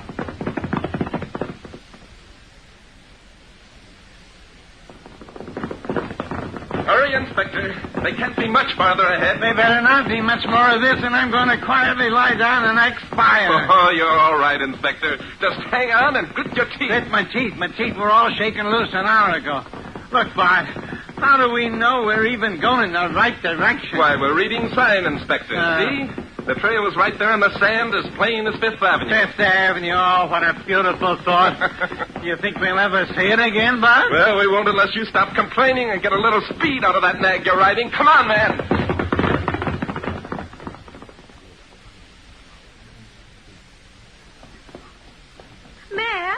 Matt, wake up.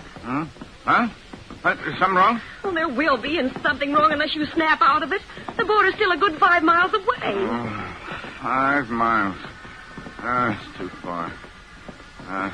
Can't make it. What do you mean you can't make it? You've got to make it. Oh. Matt, you're falling out of your saddle. Gotta lie down. Matt? Gotta lie down. Matt, what's the matter? Oh, Matt, get up. What's happened? Oh, Matt, open your eyes. Oh. Matt. Gotta reach the border. Matt, get up. I murdered old Hardtack. I killed him. Oh, Matt. I'm a murderer. Matt, stop it. Someone will...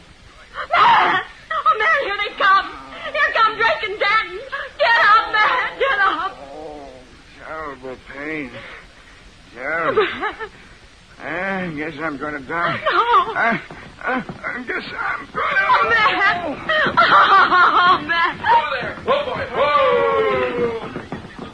Something happened to your boyfriend, Mrs. Wiggins? Hey, Bart, look, he's got hardtack boots on. You were right. He did steal them. I told him it was bad luck to steal a dead man's boots. A pity Matt wasn't as suspicious as you, Mrs. Wiggins. I'm afraid your erstwhile lover is dead. Dead? How do you know? What'd he die of? Matt Palmer, Inspector, died of snake poisoning.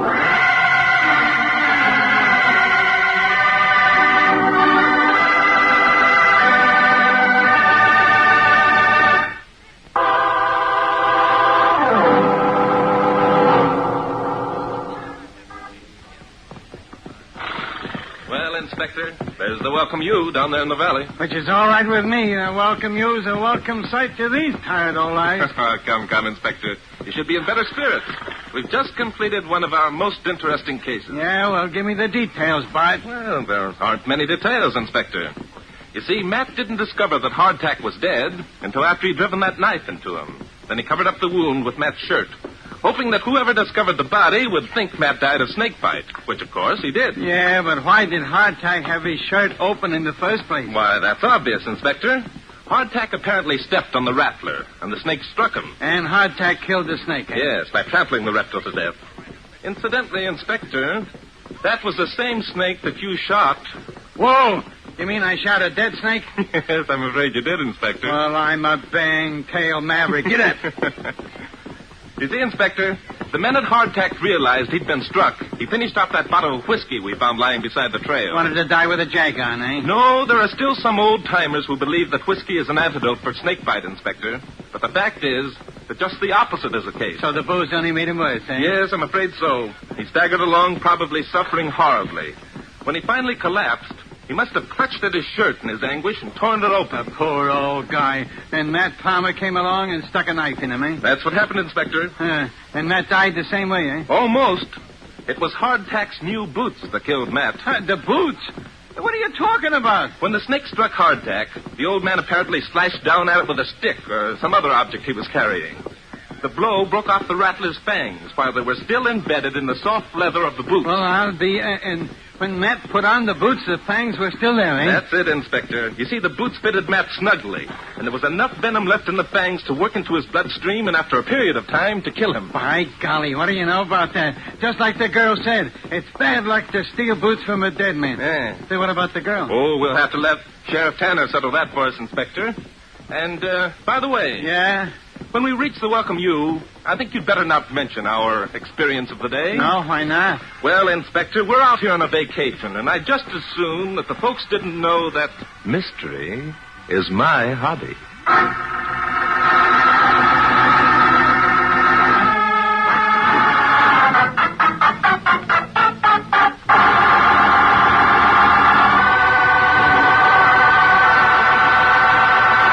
Every one of you undoubtedly has a headache or pain remedy that you swear by. But haven't you noticed that on some occasions it fails you? That there are times it does not seem to work? On these occasions, let me suggest that you try Anacin, for here is a remedy that I'm sure won't fail you. You'll find the fastest and most complete relief in Anacin you have ever experienced. The reason is simple. Anacin contains not one pain-soothing agent alone, but 4. One of which is in all probability the remedy you now customarily take to relieve pain. You can get Anacin at your druggist for a few cents. Your money back if you're not pleased. I'll spell the name. Anacin. Keep it tuned right here to Hojo Radio for more classic old-time radio. Strange Wills. Stories of strange wills made by strange people, starring the distinguished Hollywood actor Warren William, and featuring Perry Ward, Lorene Tuttle, and an all-star Hollywood cast, and the original music of Del Castillo. I devise and bequeath to my heirs the 7 deadly sins: anger, jealousy, revenge, lust, envy, hate, and despair.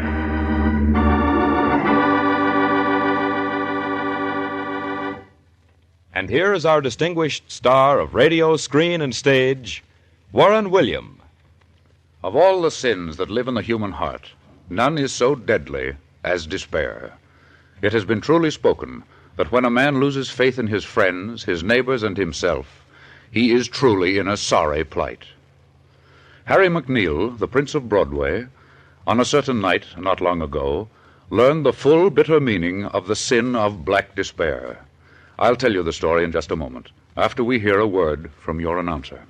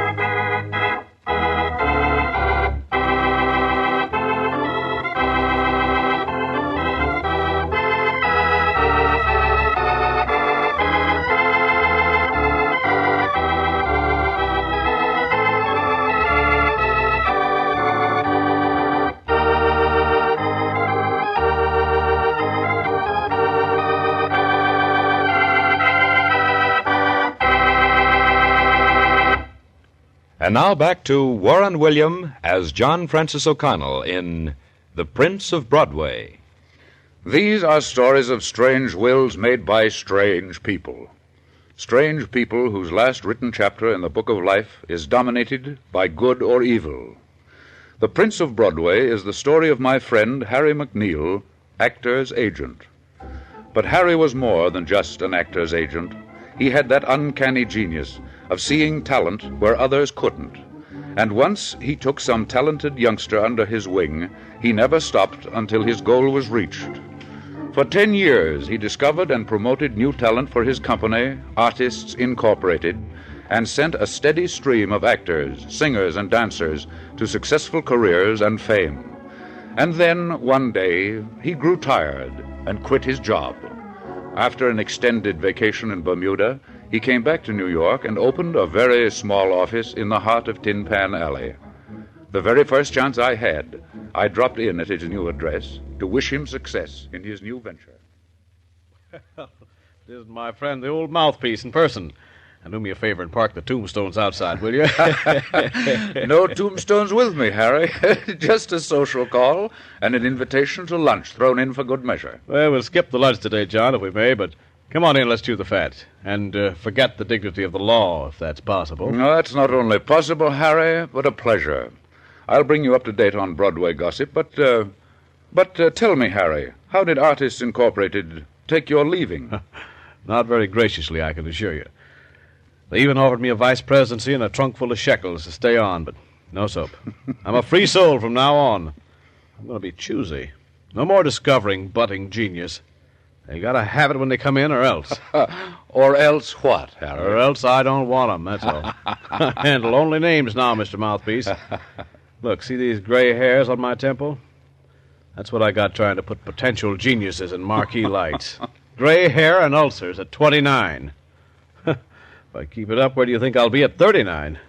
Well, I'll tell you. You'll be filing my will in probate court, and for all I know, adding my will to your collection of strange wills made by strange people. Oh, no, not for me. You still give me a laugh in spite of your new resolutions. But I know you better than you think I do. Yeah? There's someone to see you, Harry. Tell him to come back tomorrow. I'm busy. I didn't say it was a him. It's a her. Get what I mean? Well, maybe it's Alice Faye or Sonia Haney. Honey, what's her name? Just a minute. She says her name is Pulaski, Gertrude Pulaski. She has a letter for you from her singing teacher in Oshkosh. Gosh. I'm sending her in. Hey, wait, honey, wait. When Gertrude Pulaski stood in the doorway, neither Harry or I could take our eyes away from her. She must have been the inspiration of Did You Ever See a Dream Walking? Luxurious ash-blonde hair fell in soft ringlets around her shoulders. Her eyes were the color of a deep purple violet. Her figure would have made even the great Ziegfeld take a second look. And her provocative smile, well... Hello. Oh, come in, Miss Gertrude. Thank you. Well, Harry, if you'll excuse me, I'll be running. Oh, no, don't go, John. This will only take a minute or two. Gertrude, I'm Harry McNeil. This is my good friend and attorney, John Francis O'Connell. Oh, it is a pleasure. How do you do? I know why you're here, Gertrude. You don't have to tell me. You want a career. Oh, yes. You want your name on Broadway. Yes. You want fame and fortune. But it's no use. I don't develop talent anymore.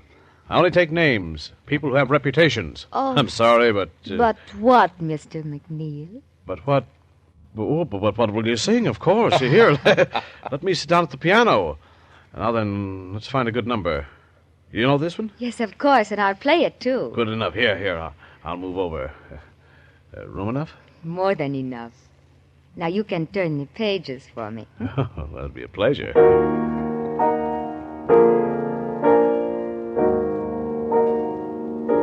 Summertime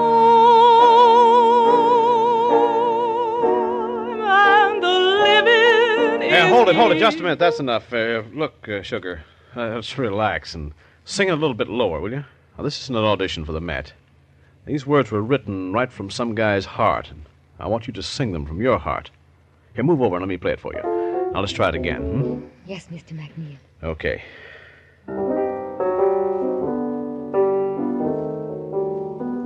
Summertime and the living is easy.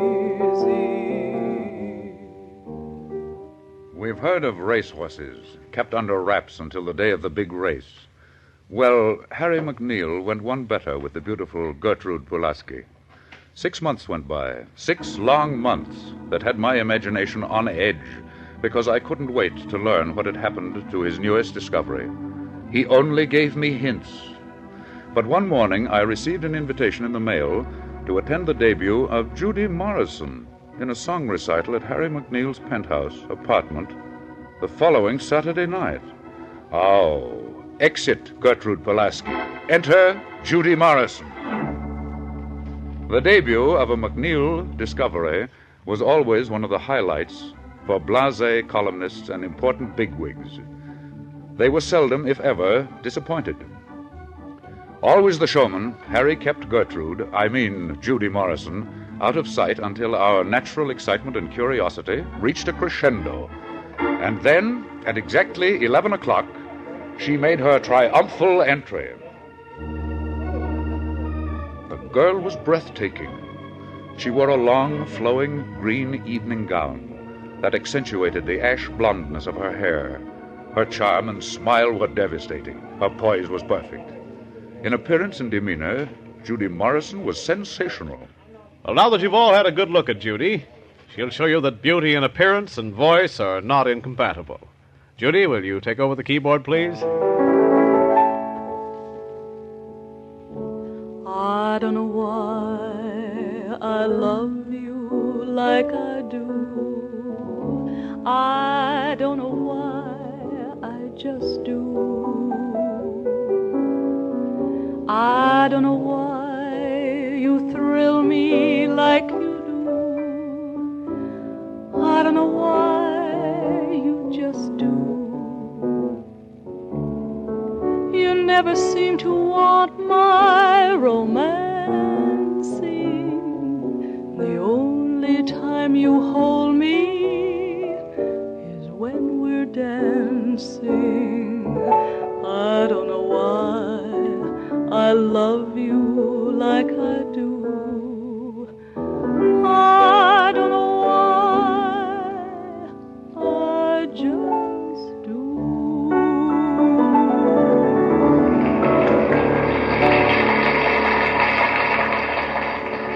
Well, Judy, you've seen how your friends and mine like you. Supposing you thank them in your own way. Of course I do thank you so very much. But you and I, all of us, have this night been privileged to worship at the altar of a genius. The genius of Harry McNeil. Everything that I am, that I may one day be, I owe to him. his unselfish love, his patience, his wisdom, his... I only wish that he loved me half as much as I love him. From that night on, the ultimate success of Judy Morrison was an accepted fact. Harry arranged for her triumphal appearance at the world-famous Rococo Room. The papers were filled with stories about her. But the day before she was to open, a storm broke. Harry called me. It's serious, John. I don't want to tell you about it over the phone, but I need a good lawyer, and quick. I'll come over right away, Harry. When Judy came to my office that day, she had a letter for me. I forgot to ask her for it, and she forgot to give it to me. It was a letter from her singing teacher up in Oshkosh, addressed to Artists Incorporated, to my attention. You see, John, everything was wonderful until her teacher came into town to attend her opening. He went over to Artists Incorporated to thank them for what they had done, and then bluey, they found out that Judy was their property. I'm accused of piracy. But much worse, John. They've succeeded in blackballing Judy from every top spot in the country. As long as I have her under my wing, Judy will never get a job. I'm really sorry to hear this, Harry. Can't we make a deal with... No, it's out of the question. They hate me for pulling out, and they're after my scalp. But, John, nothing must stand in the way of Judy's career. I've never told a living soul, much less Judy, but I'm in love with her. From the first day she stood in that doorway, I fell head over heels in love. Well, why don't you tell her?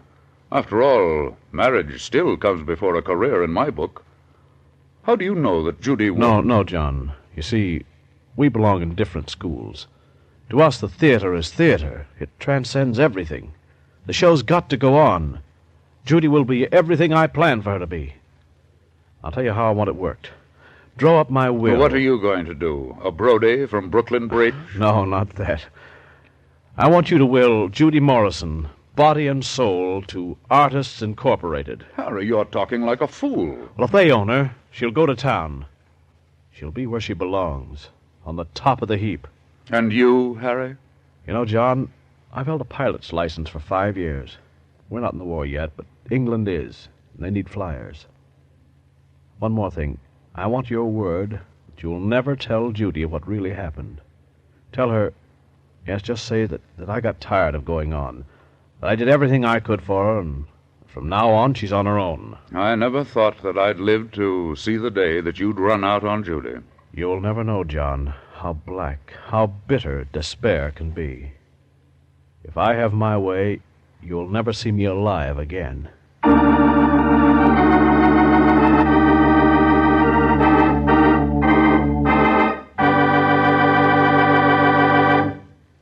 Part 2 of Strange Wills will follow in just a moment.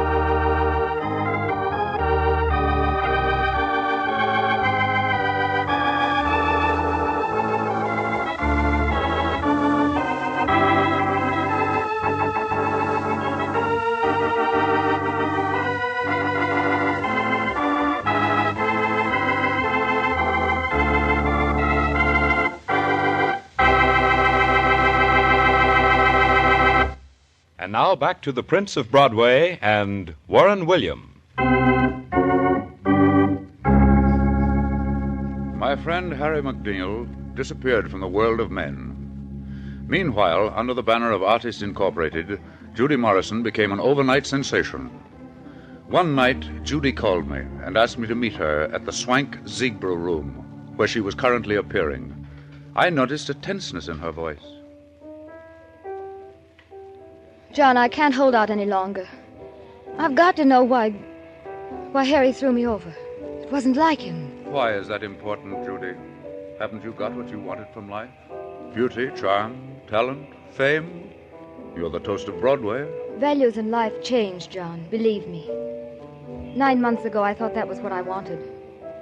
I thought that success was all that mattered. But I've changed. John, you never know what is in your heart until someone you once loved is gone. Now I know how very deeply I loved Harry. It was because of him that I was able to reach this thing we call success. I know now that he was my inspiration. I want him, John. I want him with all my heart. But he's gone, Judy. He joined the RAF. That's all any of us know. He's never written a line to a single one of his friends. John, tell me honestly. Did he love me? Well, really... You've got to tell me. You see, if Harry loved me, I'll search the world to find him just to sit at his feet.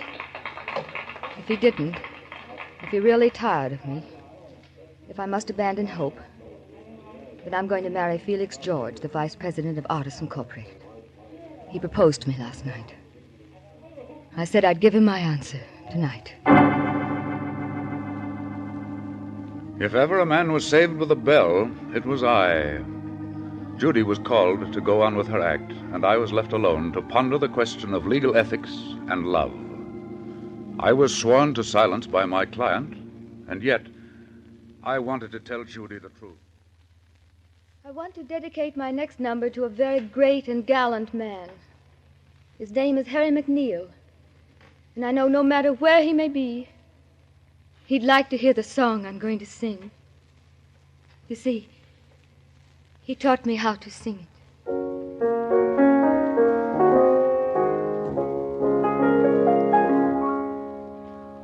When my dream boat comes home, then my dreams no more will roam. I will meet you and greet you, hold you closely, my own. Moonlit waters will sing of the tender love you'll bring. We'll be sweethearts forever. When my dream boat comes home.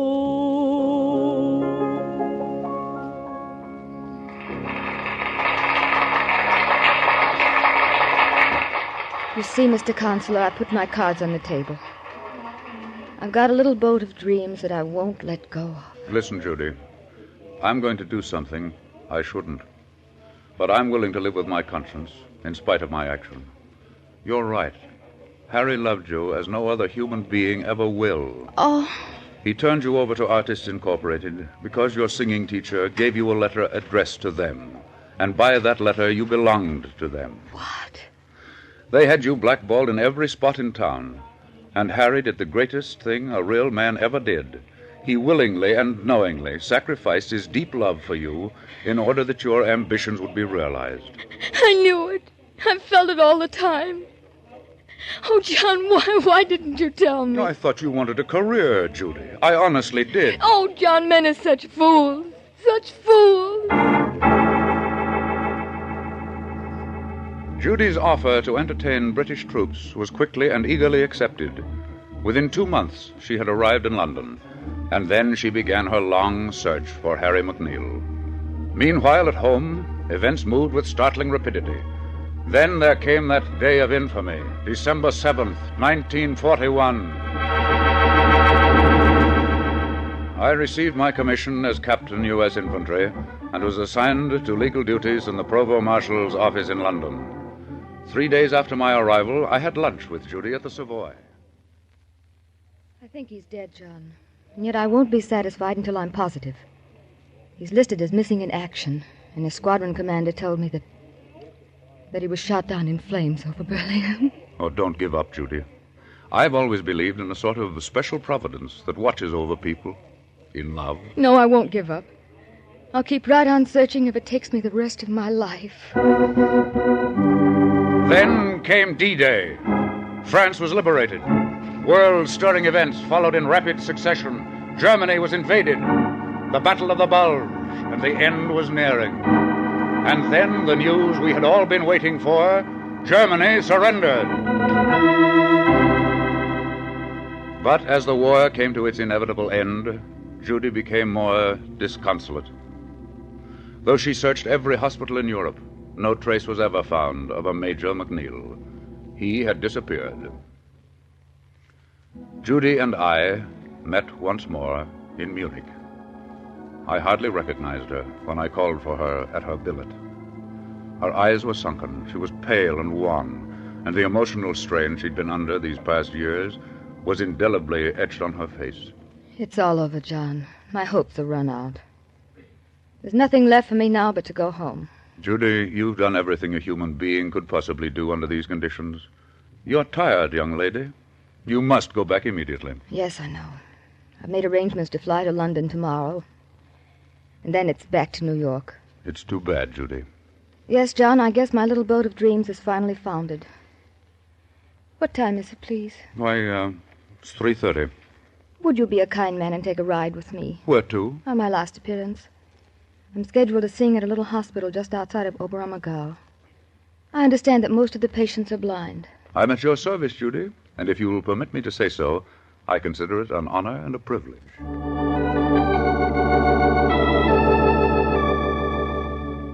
We have only about 60 patients. They are nationals of every country in the war. Are they all blind, Doctor? Most of them, but we have about 20 who are psychopathic cases. We are especially happy that you have come, Miss Morrison. You see, we have learned that musical therapy is very beneficial as a means of recovery. In many instances, our medical knowledge is of little value. Well, if you are ready... You come too, John, won't you? Of course, if I can be of help. Come this way, please. Our piano survived the war, but I'm afraid it's badly out of tune. Here we are. Many of them are seriously wounded as well as blind. Oh, John, how horrible. Frau Zimmermann will accompany you. You have your music? Oh, yes, Doctor, here it is. I'll walk around the room as I sing. You see, Doctor, I'm looking for a certain soldier. In fact, I've been looking now for almost 4 years. He's listed as missing in action. What is his name? McNeil. Major Harry McNeil of the Royal Air Force. I am sorry, Miss Morrison, but our records do not show... Yes, I know. I've heard that from London to Berlin. But I'm still looking. When my dream boat comes home, then my dreams no more will roam. I will meet you and greet you, hold you closely, my own. Judy sang her heart out to those boys, just as she'd done month after month, year after year. She visited every bed, looking, hoping, praying. Many of the patients were swathed in bandages from head to foot. How she ever hoped to identify Harry was beyond understanding. But as she stood there, literally singing with eyes full of tears, she was a picture I'll never forget. The late afternoon sun came streaming into the room and formed an aura of light over her head. She looked like and was an angel of mercy.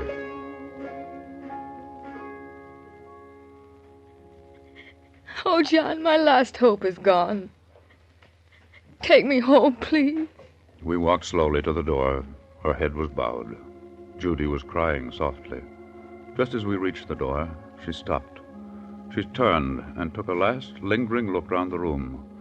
The sun had dipped even lower and shone across the beds of the wounded, making long, grotesque shadows on the wall. And then we walked out through the door. Suddenly, Judy raised her head. Her eyes had a wild, startled look. She grabbed my arm and looked up into my eyes. John, the ring. I saw it, the ring. His ring. Oh, what a fool. She turned and ran back into the room, ran to the bed of a man swathed in bandages from head to foot. Only his hands were showing, and on his finger I saw the ring, a black onyx stone that caught the last faint shimmer of sunshine. Judy was kneeling at the bed, sobbing as only a desperate love can sob. I found you, Harry. I found you. We stood silently by, watched through tear-filled eyes. We saw the hand of our brave and blind Major Harry McNeil close tenderly over hers.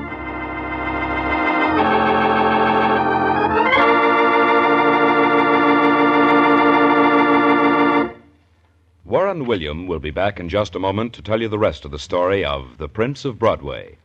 But first, here is a word from your announcer.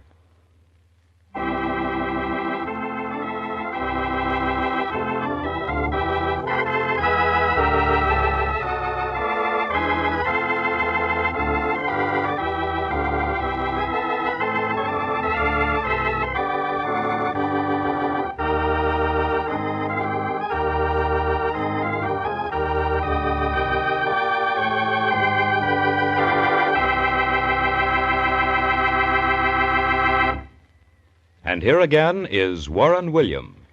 Judy and Harry were married the next day, and I had the honor of being present at the bedside ceremony. Harry was invalided back to the States and is now living with Judy on a little farm in Connecticut. Judy, of course, after her long and meritorious service record, is again the toast of Broadway, and Artists Incorporated, in spite of Harry's protests, have elected him a vice president and have his office ready for him as soon as he is able to return. And so, two wonderful young people found out that the theater and love are not only compatible, but necessary for a complete happiness. And Harry's famous will, well, I just added it to my collection of strange wills.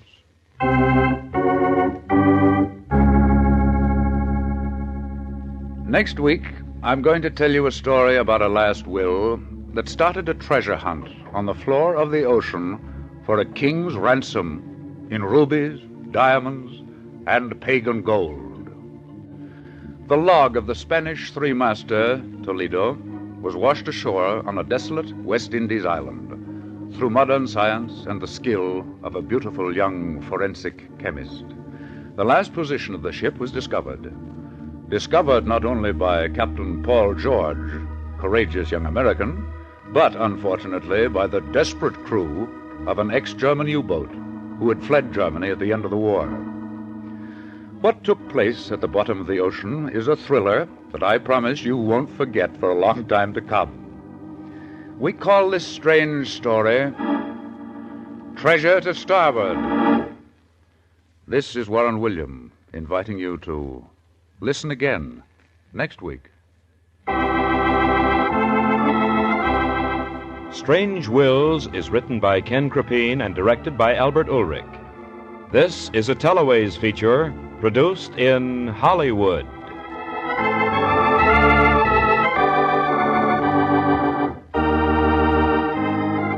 But first, here's a mighty swell suggestion. Kellogg's Pep! Say, gang, you'll want to spread the news around to all your friends that you're collecting those slick new comic buttons that now come in packages of Kellogg's Pep, because that's the only way they'll know you can trade duplicates with them. And you wouldn't want to miss out on that fun. You want to be sure you round out your collection of all 18 different buttons.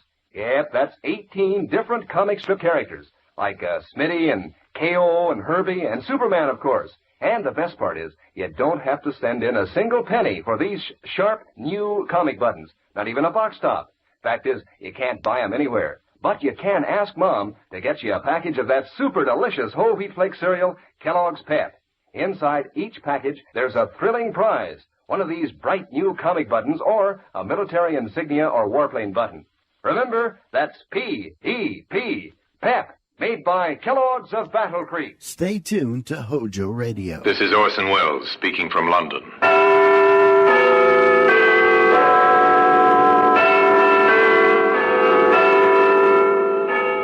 Here in the grim stone structure in the Thames, which houses Scotland Yard, is a warehouse of souvenirs. A warehouse where everyday objects, a hammer, a suitcase, a shirt button, all are touched by murder.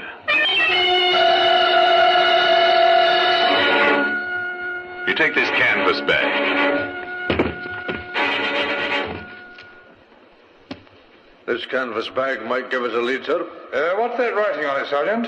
It's the name of a local merchant, J. Gregory, Northampton. Well, today, that canvas bag can be seen in the Black Museum.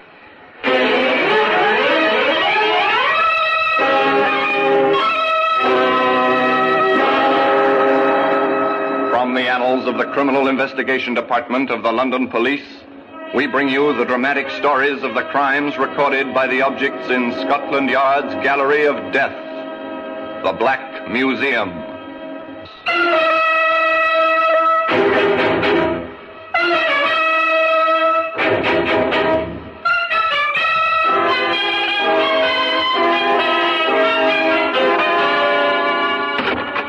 Well, here we are in the Black Museum, Scotland Yard's Museum of Murder. Yes, here lies death. All the ways and means of death. Guns, of course, abound in plenty, but there are other simpler objects, things that were never meant for murder.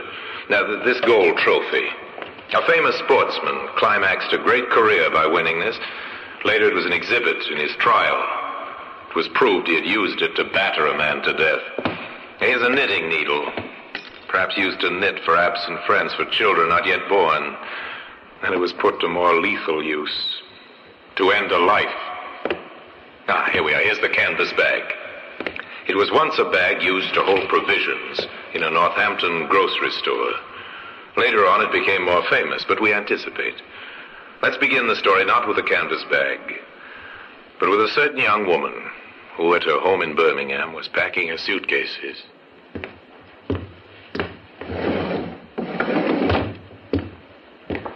Here's another dress, Mary. Oh, thanks, Mother. And your slippers. Mm-hmm. Well, I think that must be all. Let's just have another look round. You don't want to forget anything. No, that's right. Oh, here you are, just as well I looked. Some stockings. Oh. Well, I think that's all. Yes. I'll just lock my suitcase. Mary? What, Mother? Are you sure you'll be all right? No, of course. Well, it seems such a strange arrangement, you going all the way to London alone. But what's strange about it? Tom's working in London, saving for our passages to Canada. He can't come to fetch me. But travel all that way alone. Oh, Mary, let me come with you. No, Mother. I'm not a child. You're an almost married woman, but that doesn't mean your mother still can't worry about you. Mother, really? Look, I'll be perfectly all right. Tom and I are getting married when I reach London.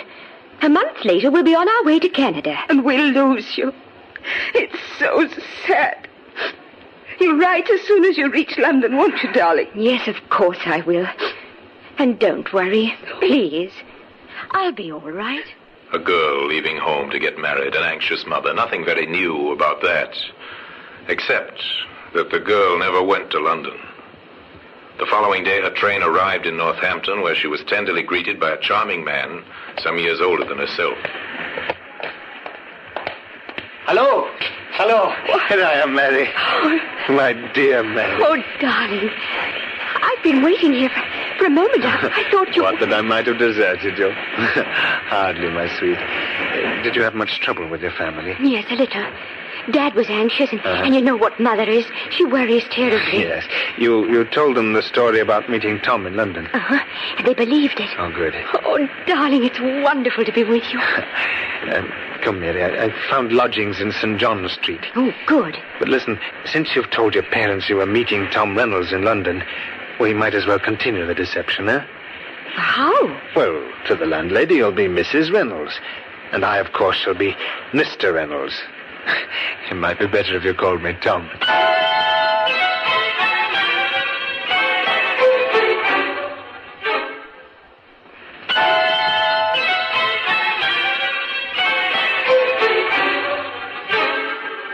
The landlady found Mr. and Mrs. Reynolds a charming couple, so devoted, so very much in love. Good afternoon. Good afternoon. I'm Mr. Reynolds. I wrote to you about a room. Oh, yes, Mr. Reynolds. I was expecting you today, just like you said in the letter. And this is my wife, Mary. Pleased to meet you, Mrs. Reynolds. I expect you'd like to see the room right away. Yes, I would. Well, if you'll just follow me, there's only one flight of stairs. Let me carry the bag, dear. It's too heavy for you. All right. Have you any idea how long you'll be staying, Mr. Reynolds? Well, I can't tell you at the moment. It depends on circumstances, doesn't it, sweetheart? Yes, dear.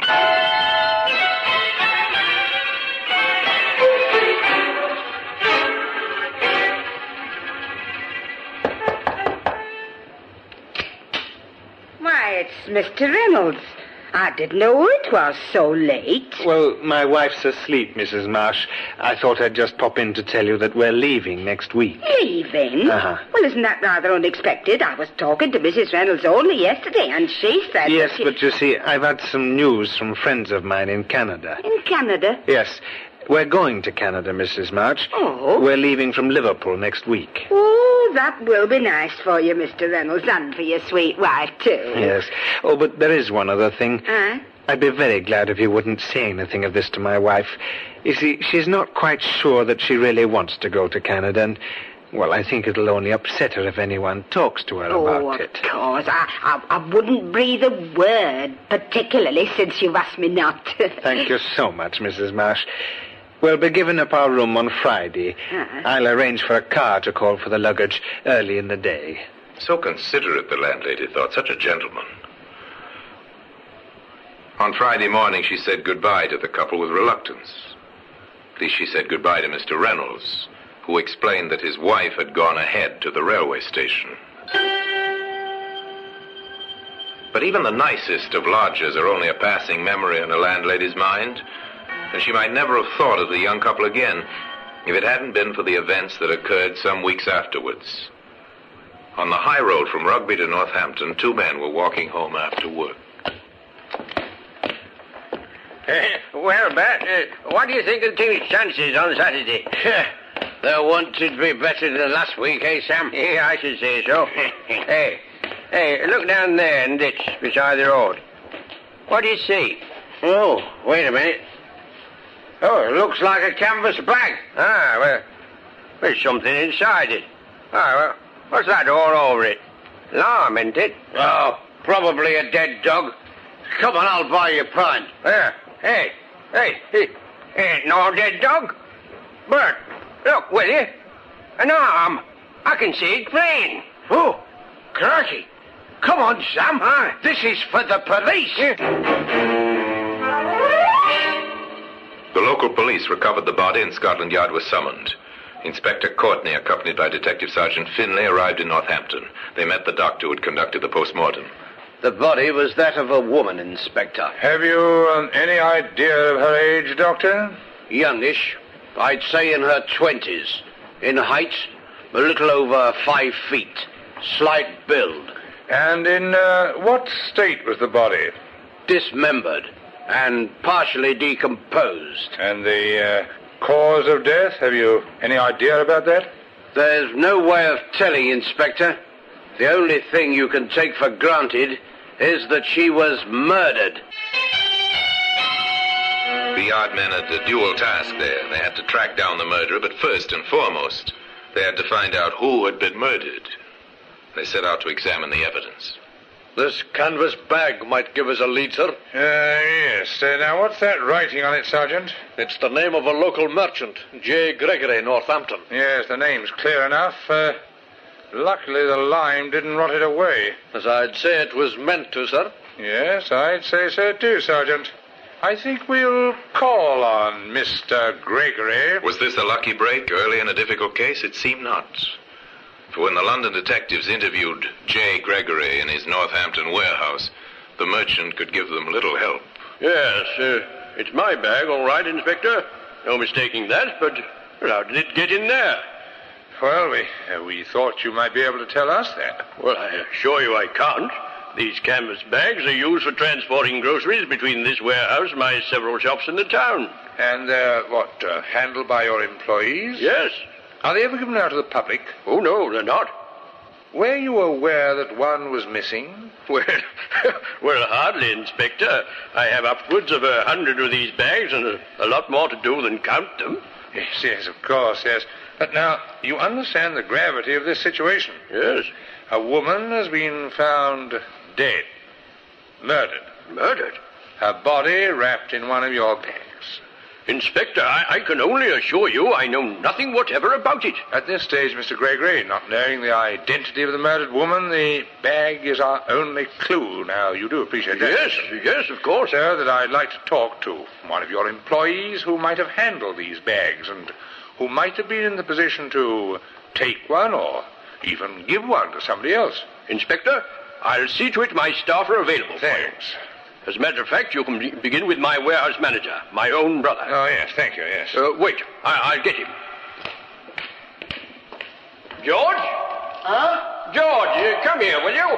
Presently, the obliging Mr. Gregory returned with his brother, the warehouse manager. He, too, was courteous and polite to the detectives, and only too ready to answer the questions they asked him. Now, where do you live, Mr. Gregory? In Birmingham. 7 High Street, Birmingham. And, are you married? Yes.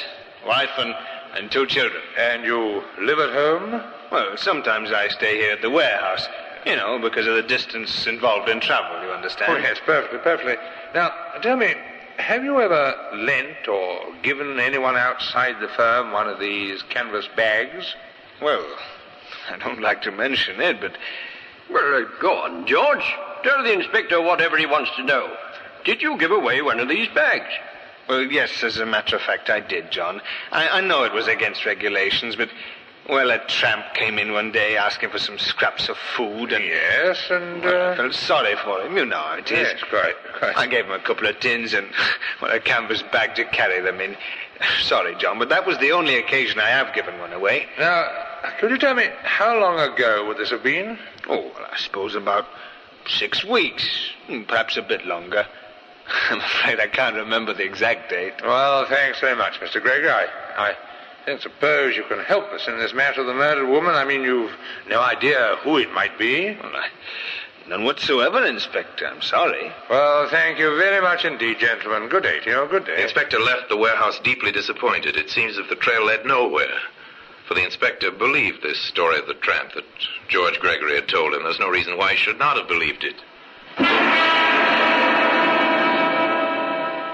But today, evidence that proved the lie can be seen in the Black Museum.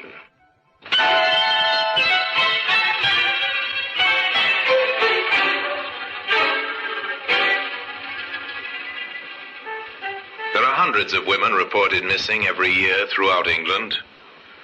Now to the local police stations throughout the land, the messages went out in a long and slow search to find the identity of the murdered woman. Desire information on any woman reported missing within past 2 months. Special attention to young woman about 5 feet in height, of slight build, well-dressed. In answer to your inquiry, we've checked all missing persons approximating to the description given in the Glasgow area during the last 2 months. There are 3 missing persons whose descriptions might fit the one given, and further investigation is being made in each case. I shall report further within the next 7 days. Hello, sir. This is Scotland Yard. We've been looking into your inquiry, and we find that in the London area there are 27 cases of missing persons. That would seem to justify investigation in relation to your inquiry. From preliminary inquiries, 13 of these cases can already be discounted. On the remainder, further inquiries are still being made. We'll be in touch with you later, sir. Goodbye. The reports came flooding into Scotland Yard. The leads faithfully followed. Dead ends, all of them. The investigation into murder was bogged down because nobody knew who had been murdered. Here's another one, Inspector. People by the name of Wilson in Birmingham. Worried about their daughter. Oh, I never knew there were so many youngsters who run away from home. Well, still, have it checked, Sergeant. Right, sir. Another patient inquiry begins. When did your daughter leave home? Where was she going? Have you heard from her? The questions were asked, the answers were written down, and the result was sent to Scotland Yard. Wilson, yes. Number 9 High Street, Birmingham. Left for London to marry a young man named Tom Reynolds. Seems like she didn't get there, sir. Yeah. The family had a letter from Reynolds, just a sort of friendly note, no mention of the girl. I understand young Reynolds went to Canada, sir. He was once engaged to the girl, but they broke it off. Oh, yes? The next thing, when he was in London, the girl had a letter from him asking her to marry him and go out to Canada. Yes, but did the family see the letter? No. It was all pretty hurried. They were upset, but she seemed to be able to get her own way. Oh, I've heard this kind of thing before. Now, I wonder who the man was. Not Tom Reynolds, that's certain. His letter to the family is enclosed there, sir. Oh, let's see it, Rev. Yes, wait a minute. Now, Rough Crossing, how is everyone? Misspelled neighbors. No, he doesn't mention her. Now, what was her name? Mary, sir. Mary Wilson, 9 High Street, Birmingham. Sergeant, that seems familiar. To me, too, sir. I can't quite place it, Wait a minute, I've got it. What, Inspector? George Gregory, that warehouse manager. His address is 7 High Street, Birmingham. Number 7? Well, that means he lives next door. Patience had paid off again.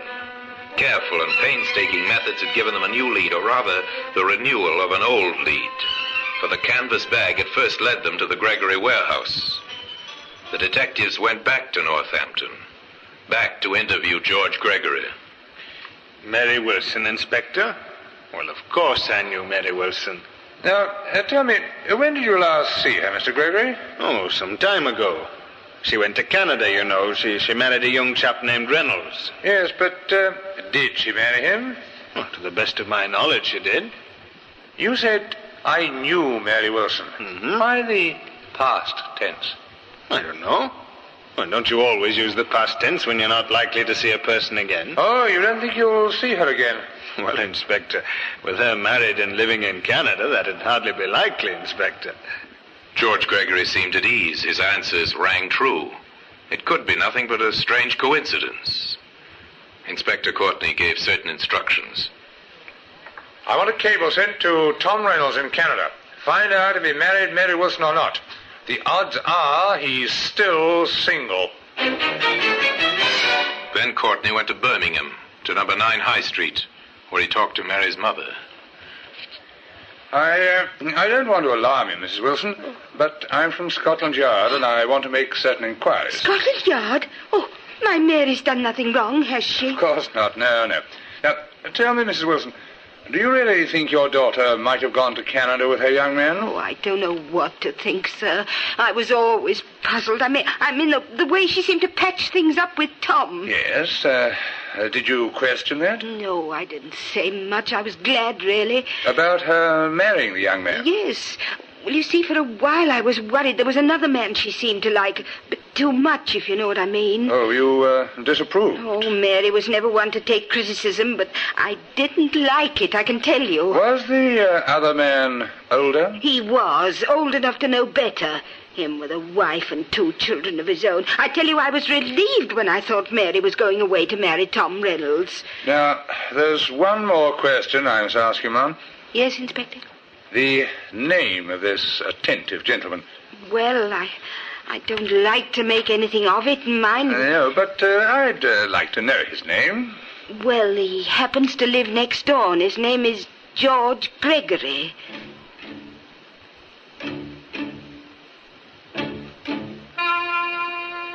We've had a reply to your Canada cable, sir. Okay, Sergeant, go ahead and read it. Tom Reynolds is living in Ottawa. He's a bachelor. Last time he saw Mary Wilson was in Birmingham 3 months ago. What about his letter from London? There was no letter from London. It was beginning to add up. Point by point, link by link, a chain of circumstantial evidence was being forged. Forged by the patient police. I think he's our man, Sergeant. And imagine it, sir. He's been here under our noses since the very first clue you picked up. Yes, the canvas bag. Led us right to him. But we haven't tied it up yet. What's the next move, sir? Mary Wilson left for London to meet Reynolds. Or so it seems she told her parents. Yes, it seems more than likely, sir, that they came here. So they must have lived somewhere, she and the man she met. Now the detectives went through the town, front streets and back streets, fashionable hotels and cheap boarding houses. They went wherever there was a sign, rooms to let. Well? We're from Scotland Yard, ma'am. We're inquiring about a young couple who might have stayed here some, 6 weeks to 2 months ago. No, not here. Only take regulars. Had all my boarders for the past 12 months. Thank you, ma'am. Sorry to have troubled you. They ran the whole gamut of landladies. The suspicious landladies, the mean, the garrulous landladies, the kind, the generous, the curious. Then in a lodging house in St. John's Street, their work paid off. A young couple? Yes, I've had a few. What was their name? We're not sure what name they might have been using. Oh, you mean Crooks? Well, let me see. Oh, it couldn't have been that nice young couple, Mr. and Mrs. Reynolds. Now, What was that name? Reynolds.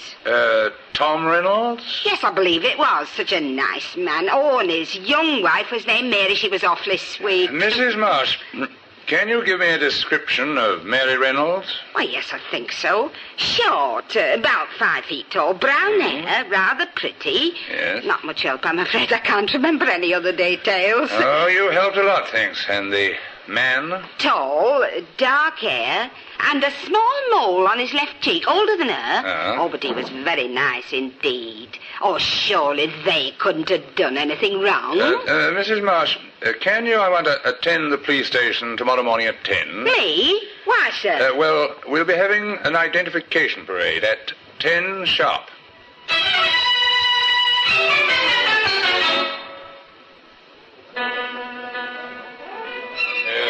All right, quiet, everyone.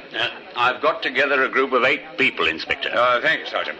Mrs. Marsh, I want you to try and identify the man you knew as Tom Reynolds. All right, Inspector, but really, I know he and his wife went to Canada. Nevertheless, if you don't mind, just walk slowly down the line and examine each man.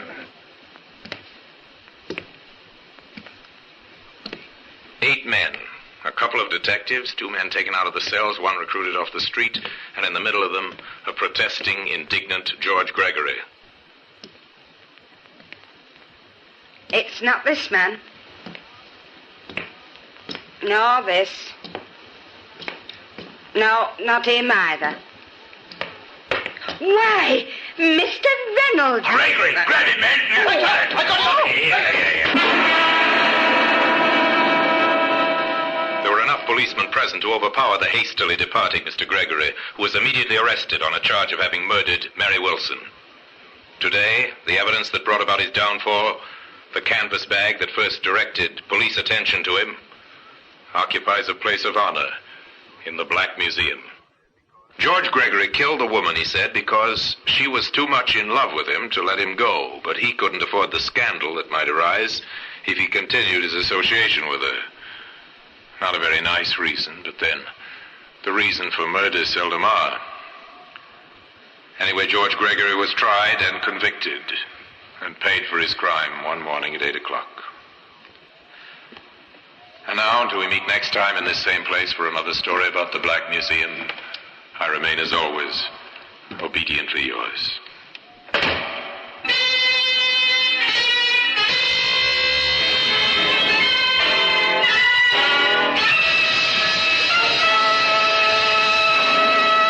Friends, you know what happens when you take a fish out of water? Sure, it dies.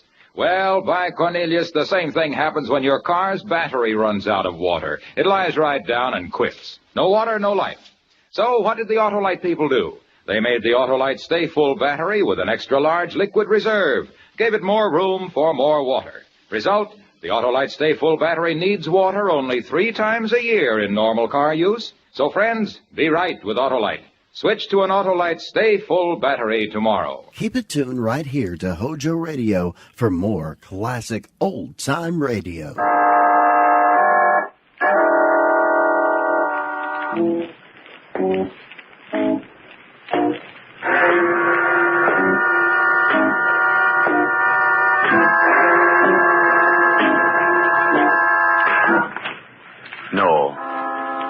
No, stay where you are. Do not break the stillness of this moment.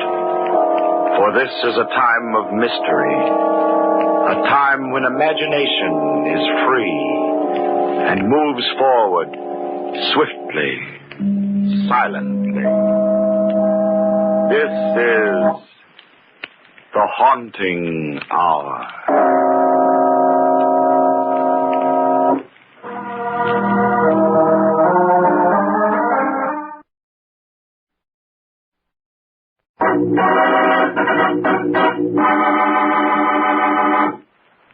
A corpse there was.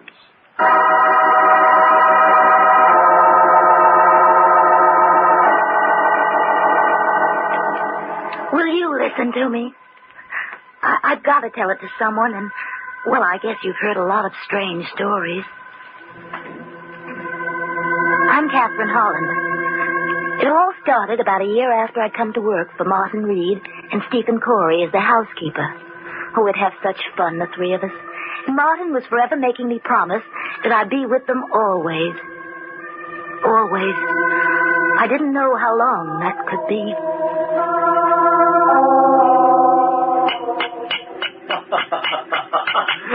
You're only joking, huh, Kathy? You wouldn't leave us. You'll stay with us always, won't you? Not if you keep doing that, Martin. Oh, you'll get used to it, Kathy. Oh, but cutting your own name on a tombstone, it's positively morbid. I don't see that. If a cobbler can make his own shoes, then surely a stone cutter can make his own monument. Well, that's true. After all, a man must do something with his spare time. And you, Stephen, of all people, have no right to scoff at me. Imagine a cemetery caretaker who wanders through the graveyard day and night, talking to the dead. If the people I met outside the cemetery, my dear Martin, were as interesting as the people I meet inside, perhaps I wouldn't. Since they're our only neighbors along this godforsaken road, and since I must get away from you occasionally... Now, look here, enough is enough. Are we going to let her boss us around, Martin? You nearly 60 and me twice her age? That's right. You're 42, aren't you, Stephen? Yep. You know, I think for your next birthday, I'll start on a nice marble headstone for you. Okay, I quit. I resign. Oh, no, don't say that, Kathy. We need you, Stephen and I. Always before, our housekeepers were stout and rheumatic. You're so young. It was like all at once having the shades pulled up and the windows opened when you came. You won't leave us, will you, Kathy? No, I won't leave you, Martin. You promise? I do. If you promise to take your medicine. No, I told you, Kathy. I don't believe in that quack doctor. There's nothing wrong with my heart. Oh, Martin, don't be stubborn. It's not a matter of being stubborn. I know I'm perfectly all right. How about those attacks you've had? They were indigestion. You don't want to take that medicine because you and the doc have been enemies for years. You won't give him the satisfaction of treating you, even if it means... Please, Kathy. Don't you think I'm old enough to know my own mind? But Kathy's right, Martin. You should take your medicine. Oh, now you start. I'm going for a walk. I'll go with you. I don't want company. Now he's mad. Oh, don't take it to heart. He'll get over it. I wish he hadn't gone out in this weather. Yeah, I think it's getting worse. I'll go call him back. Stephen, what's that noise? I don't know. It was just outside the house. It's our cedar tree. That last flash of lightning struck it. There seems to be... Kathy! What? Move away from the door so I can see too. No, Kathy, please. Stay in here a minute. I'll go out. Oh, I'll go with you.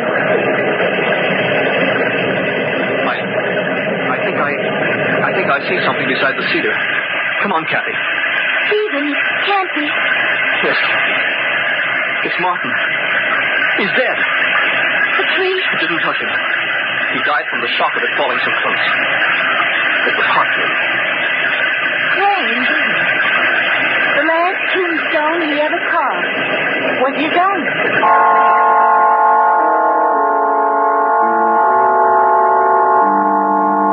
We buried Martin the next evening. There weren't many mourners. We lived too far from town to be well acquainted. At last, the few who'd come went away and left Stephen and me alone at the grave. They've all gone. Your eyes are all red, Kathy. Do you suppose he likes where we buried him? Right across the road from the house? I'm sure he does. He can sort of watch us from here if he gets lonely. It won't be us much longer, Stephen. What do you mean? Well, I can't stay here with just you. It isn't proper. Kathy, you know I wouldn't... Oh, I know, but what'll people think? I don't care about people. They're not important. Well, they are to me. I have a good reputation, Stephen, and I don't Kathy, intend... don't leave me. Oh, but I must. Losing Martin was unbearable, but if I lost you, I'd have nothing left. I'm sorry, Stephen. There'd be no one to care if I live or die.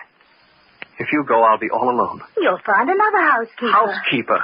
Oh, Kathy, dearest, don't be such a little fool. I'm not a fool. You are if you can't see how much I love you. You love me? Oh, no. How could I help it? You're sweet and fresh and lovely. And I never knew before what joy it was to watch a woman. Anything you do, the way you walk and laugh, even the way you get angry. It's beautiful. Oh, keep away from me. I don't know what's come over you. I was content just having you about the house, being near you, but now... Oh, my darling, you mustn't go away. Oh, please don't look at me like that. Please, Stephen. Dearest, let's get married. I'll make you happy. No, I don't love you. Don't touch me. Oh, I like you a lot. I'm very fond of you, but... Well, it's not love. I could never love you. Why, Kathy? I'll make you a good husband. Oh, no, Stephen, no. You're twice my age. But I'd worship you, Kathy, dearest. Oh, will you quit bawling Kathy, dearest, at me like a lost lamb? I'm going to the house and pack my things. I won't let you go. You belong to me. I don't belong to anyone. If you don't get out of my way, I'll throw this rock at you. There's someone else. You love someone else. No, Stephen, I just don't love you. Don't come near me. I'll throw it, I swear. Kathy, no! I told you I would, didn't I? Why couldn't you believe me? Well, get up. Stephen! He was lying on his back, motionless. I bent over him and... his face, the rock had caught him between the eyes. I couldn't think. I was terrified. I only knew that Stephen was dead, that I had killed him. A murderess, that's what everybody would say. And it put me on trial, all those faces gaping at me like I wasn't human, and then no. Had to get out of here. The road past the graveyard. If I followed it, I'd reach the main highway. I'd run so fast no one would catch me. Oh, it was dark. The body wouldn't be found till morning. By then I'd be far away. Had to keep moving. Had to. Where could I go? Where could I hide? Flying down the road for hours and hours. Till my legs were numb and my heart tearing at my chest, deafening me with its thunder. No, that wasn't my heart. It was a car. They were looking for me. Somehow they'd found Stephen already. Oh, it was getting nearer and nearer. I slipped behind a tree.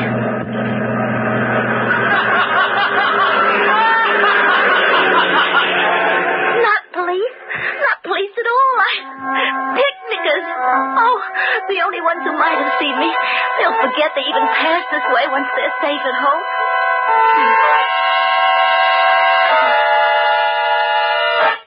Safe at home. Suddenly I realized what a fool I'd been. I couldn't escape a police dragnet by running away. They'd never stop looking for me. The best place to hide was at home. Why, of course. I'd gone back to the house from the funeral and straight to bed. Stephen had decided to stay at the grave a while longer.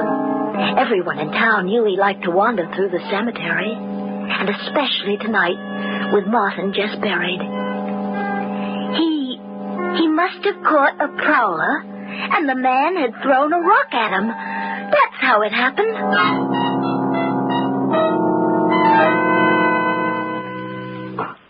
I felt perfectly calm. I turned around and started back.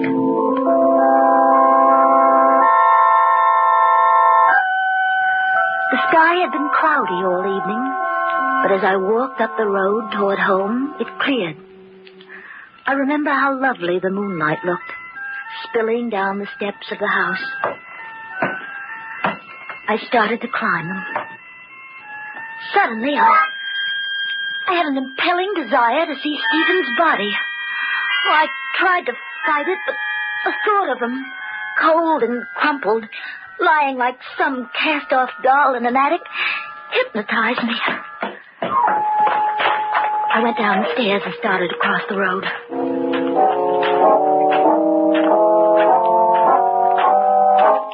He had been lying at the foot of Martin's grave, I remembered.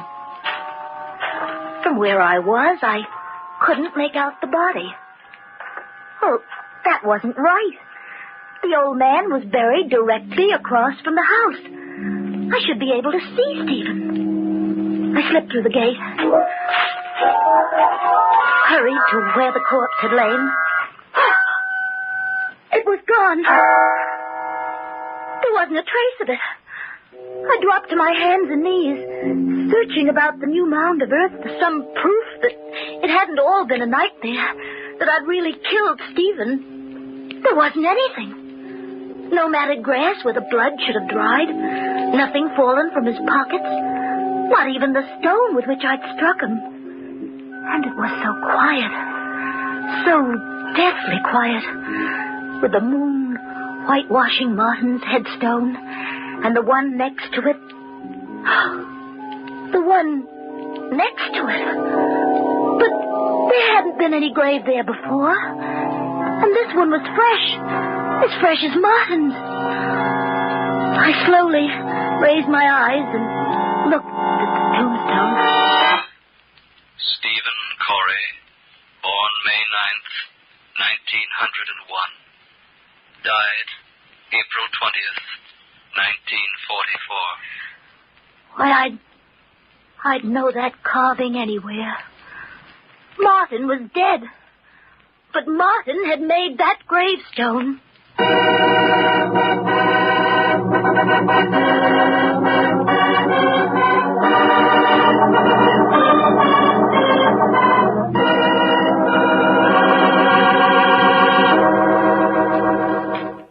Stay tuned to Hojo Radio.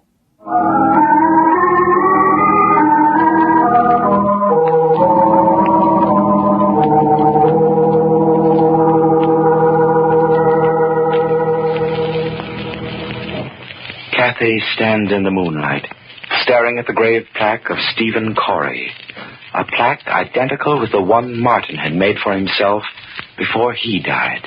And yet, how could Martin have carved that headstone?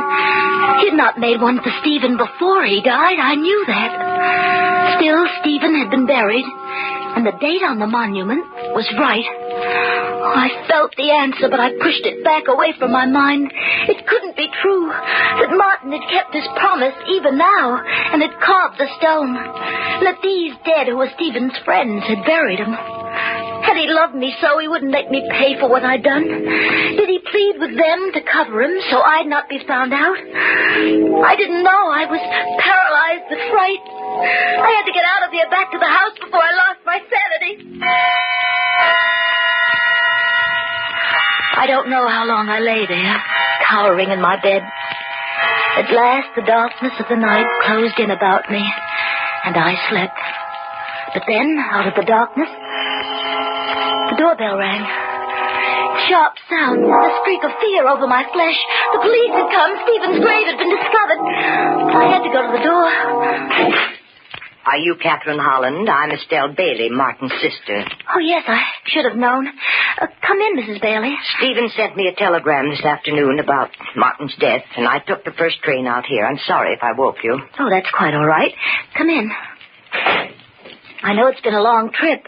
Perhaps I can fix you a bite to eat? No, thank you. I'd like you to take me to see the grave right away. Martin's grave? Now? Miss Holland, I hadn't seen Martin for 9 years. I'm ashamed of that, and I want to rectify it now as soon as I can. If you won't take me, perhaps Mr. Corey will. Oh, he's not here. He's in town. Well, I'll wait up till he comes in. Oh, you'll wait a long time. I don't understand. Oh, Stephen was quite shocked by your brother's death, you know, and, well, he felt he had to get away from this house, so, well, he mightn't be back tonight. But if he went into town, why didn't he meet me at the station as he wrote he would? Well, I don't know. Every moment she sat there, she'd think more and more about Stephen's absence. I had to distract her the only way I could. I had to take the chance that she wouldn't notice that other headstone. But if she did notice it, I would have to kill her, too. But just then, something happened to spare us both. Oh, good heavens. Oh, look, it's raining again. Yes, the moon's gone in. It's pitch black outside. Then there's no use going into the cemetery, I suppose. I'm afraid not, Mrs. Bailey. What a shame. Finally, she went upstairs. I waited until I knew she slept. Then I took a spade and crept across to the cemetery. It was wet and cold, but I didn't notice the weather. For I had a scheme. A very clever scheme. I was going to dig up someone else's headstone as well as Stephen's and switch the two. I couldn't disguise his new-made grave, but at least I'd conceal who was buried there.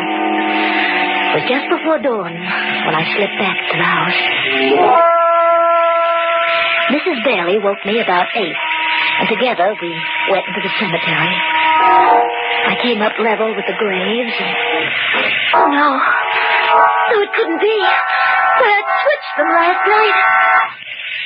Stephen Corey, born May 9th, 1901. Died April 20th, 1944. His headstone. Exactly where it had been before. But I had dug it up. There were blisters on my hands to prove it. Mrs. Bailey, had she noticed? No. She'd gone right to her brother's grave and stood staring at it, wiping away the tears. I'm very glad of one thing, Miss Holland, that Martin is buried a little apart from everyone else. He liked to be alone most of the time, you know. Even in death, he would prefer solitude and being isolated from all the others. Solitude? Isolated from all the others? But Stephen was lying right by his side. She couldn't see Stephen's headstone. It was incredible, but it was true. Come, Miss Holland, it's raining. We might as well go now. I'll take the early train back to the city. After she'd gone, the house was empty, yet full of a screaming silence. And I sat looking out at the grayness of the lonesome day. Had there really been a grave at all? Growing inside me was a grim fascination to see. The mud sucked at my shoes. Through the dusk, I walked determinedly toward that spot where the headstone stood. I slipped through the fence. Then I was standing beside the tree, leaning against it. For I couldn't believe what I saw. There, beside the others, stood a third headstone, and stretching almost at my feet, a freshly dug grave.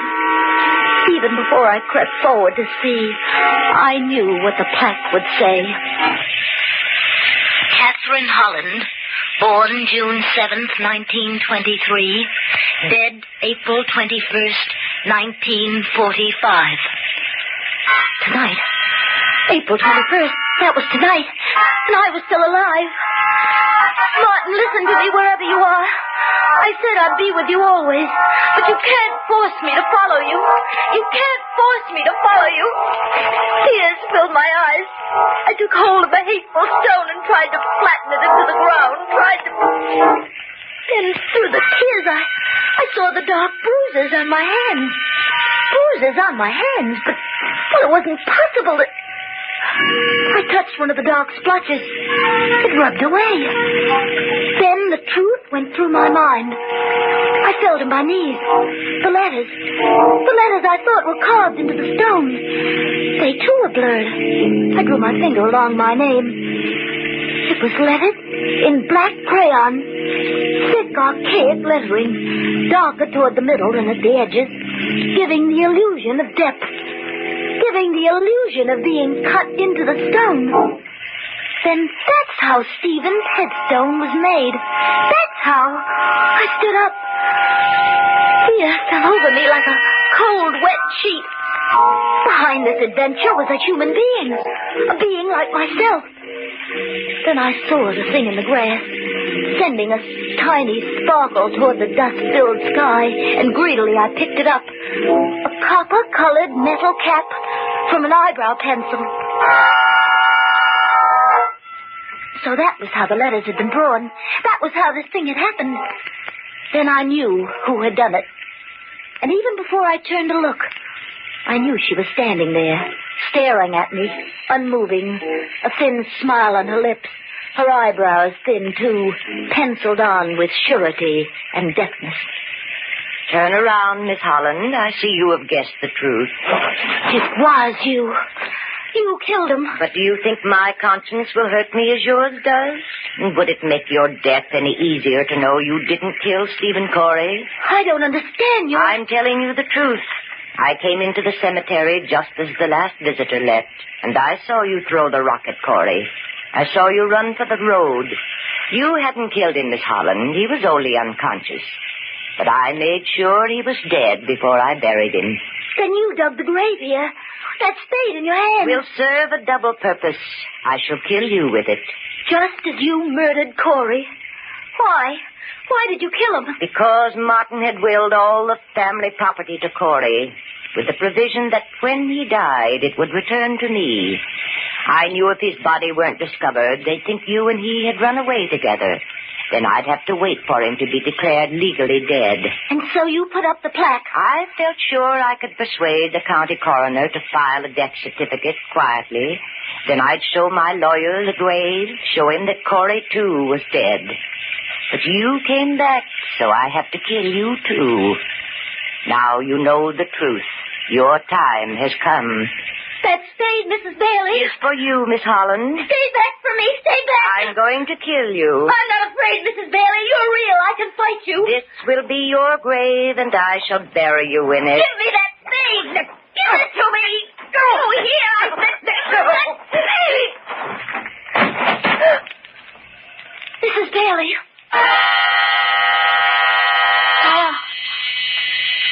My eyes were clouded with flashes of blackness. I lay on the ground, feeling the cold, wet earth against my cheek. Without warning, it had happened. One wall of the grave gave way, and she lost her balance and fell forward into the gaping hole. Dirt from the mound began rolling down, clods of it covering the edges of her long skirt. And she lay still, silenced, at the bottom of the grave. A few wet clods of earth were still slowly tumbling down, as if they had an intelligence of their own, an intelligence that told them to bury the dead. Bury the dead. For she was dead, and she had died instantly. Her neck twisted beneath her loosened, flowing hair that hid the hideous sight of her eyebrows, thin and long. Her neck was broken, and she lay in the grave she had meant for me.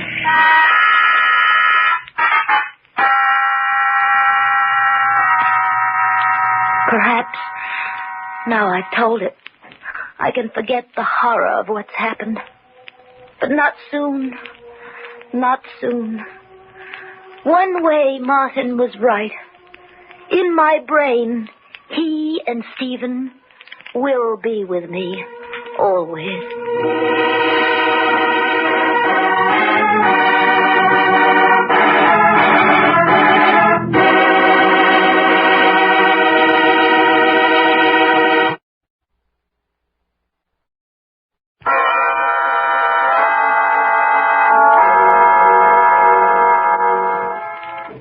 From In shadows and stillness, mystery weaves a spell of strangest fascination, charging the mind with doubts and fears. For mystery is a strange companion, a living memory in the haunting hour.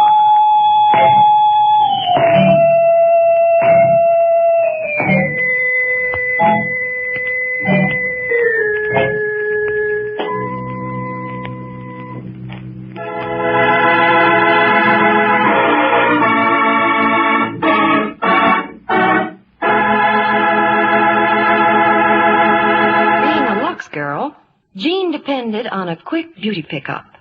A refreshing Lux soap beauty bath did the trick, she told me. Well, now that their beauty soap is in big new bath size, a Lux soap bath is more luxurious than ever. Well, I can't imagine a nicer bath soap, John. Wonderful creamy lather, even in hard water. And a lovely, delicate fragrance that lasts and lasts. The Lux soap perfume is an exclusive blend, you know. It combines lily of the valley, lilac, carnation, and other delicate flower fragrances. I'm sure every woman who tries the big new bath-size Lux toilet soap will love it. Yes, that generous satin smooth bath cake is a good item to put at the head of your shopping list. Why not try the new bath-size Lux toilet soap tomorrow? It's another fine product of Lieber Brothers Company. Hojo Radio, we're your old-time radio headquarters. Stay tuned.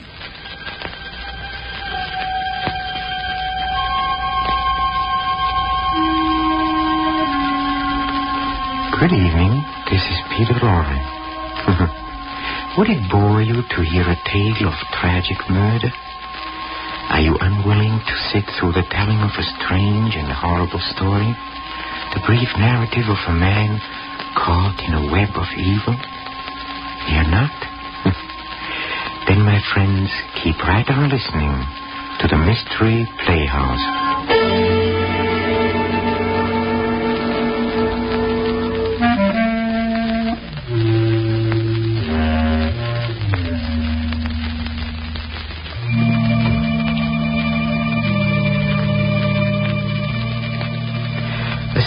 Humor, I've heard it said many times, is of real benefit to him who possesses one.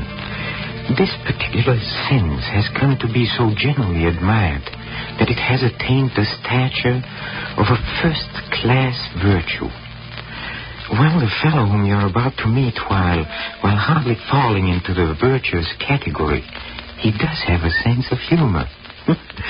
Things like murder or hate and madness, or someone telling him his mother just died, practically rose him in the aisles. He loves a good, ghoulish joke. Oh, and he loves to tell them, too. He's about to start one now. So follow me, please, to the inner sanctum and your host, Raymond.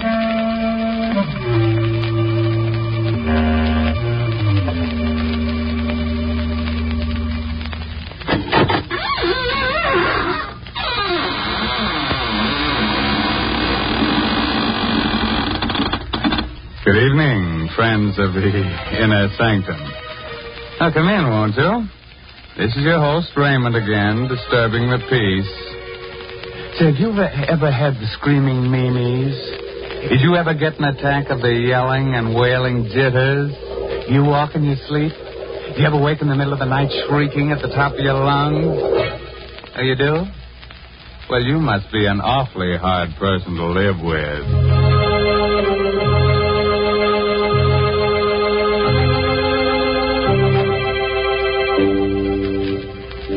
Well, friends, it's time for our story to begin. From this point on, forget everything pleasant.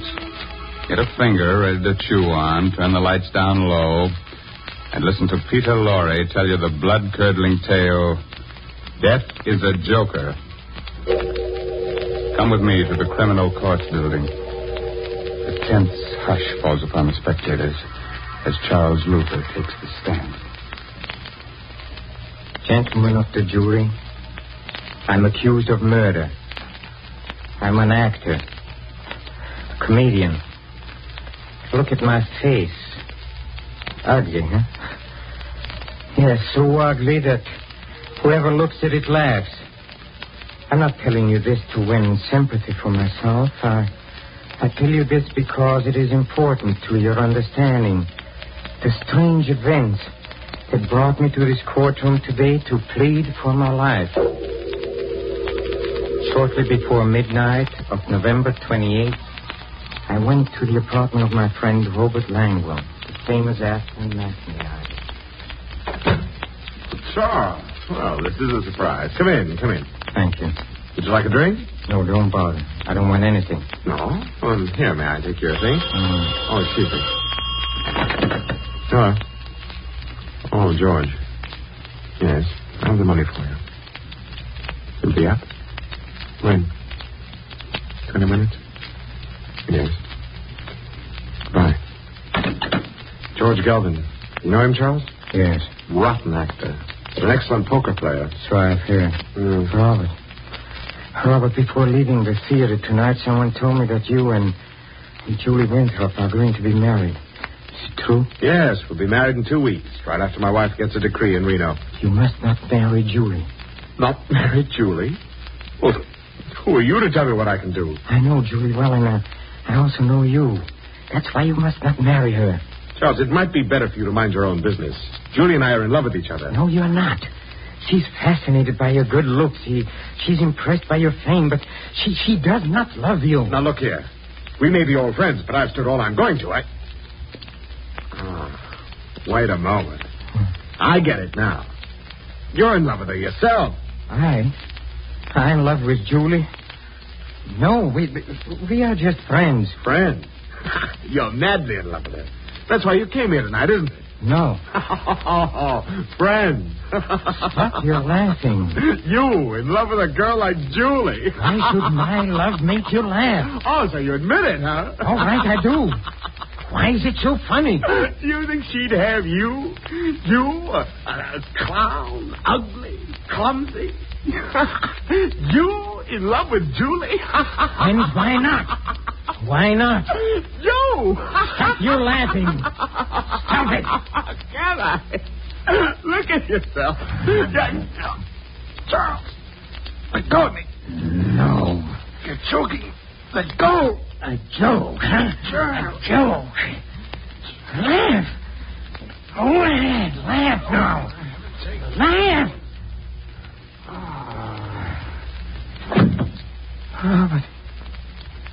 Robert. I didn't mean it. Robert. Lord, what have I done?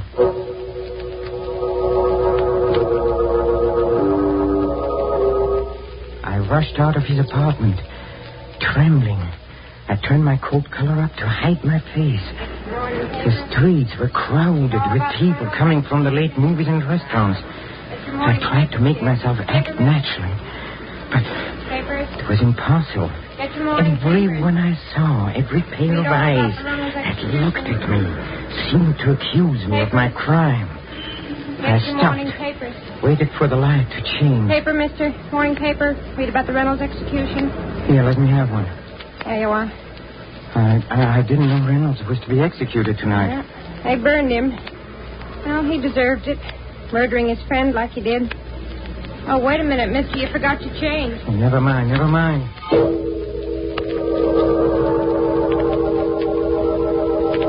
I went to my apartment and I looked at the newspaper I had bought. There was a photograph of Reynolds on the first page. In his face, I saw my future. The shattered hopes, the torture of the trial, the horrible, nerve-wracking experience of waiting for death. I flung the paper away. I went to the window. I opened it. I looked down 17 stories to the ground. How tiny people looked. The automobile lights moved like so many fireflies. I climbed out on the edge. I braced my arms. I took a deep breath. One last look. I closed my eyes and... Doorbell rang. I hesitated a moment. I decided to answer it. I closed the window, went to the door. Hello, Charles. Julie. Why did you rush away from the theater tonight? I was anxious to talk to you. Talk to me about what? I need your advice, Charles. What's wrong? Well, it's Robert. What happened? Well, nothing happened. It's just that I'm not sure I love him. I'm not sure. Yes, when I'm with him, everything seems all right. He's handsome and charming, but when I'm alone, I begin to wonder and to doubt. Why? Can't you guess why? Yes. You love someone else? Yes. Oh, who is it? You. Me? Yes, that's what I came here to tell you. That's why I don't want to marry him. Me? Yes, I would have told you before, but I was so afraid of making a fool of myself. You didn't seem to care. I didn't care. Julie, this is crazy. I loved you from the moment I saw you. You loved me? Yes. But, darling, why didn't you tell me? Tell you? How could I? You're so young, so beautiful. And look at me. Ugly, clumsy. How could I speak to you? Fools we both were. How you look means nothing to me. Nothing? Of course not, darling. How lucky we are we found out in time. In time? In time? Oh, merciful heavens. What a joke. What a joke. Charles, what's wrong? The tears streaming down your face. Charles, you're hysterical. Now stop it. Stop it. Stop it. Julia, something you must know. Yes, Charles. Tonight I committed a murder. Murder? What are you talking about? I killed Robert. Killed Robert? Oh, out of your mind. You don't know what you're saying. But it is true. I went to his apartment and we quarreled and I killed him. Oh, no. You told me a moment ago that you loved me. Do you still love me? Yes, Charles. And tell me what to do, Julie. Help me. I can't think. I don't know where to turn, but what can I do, Julie? What can I do?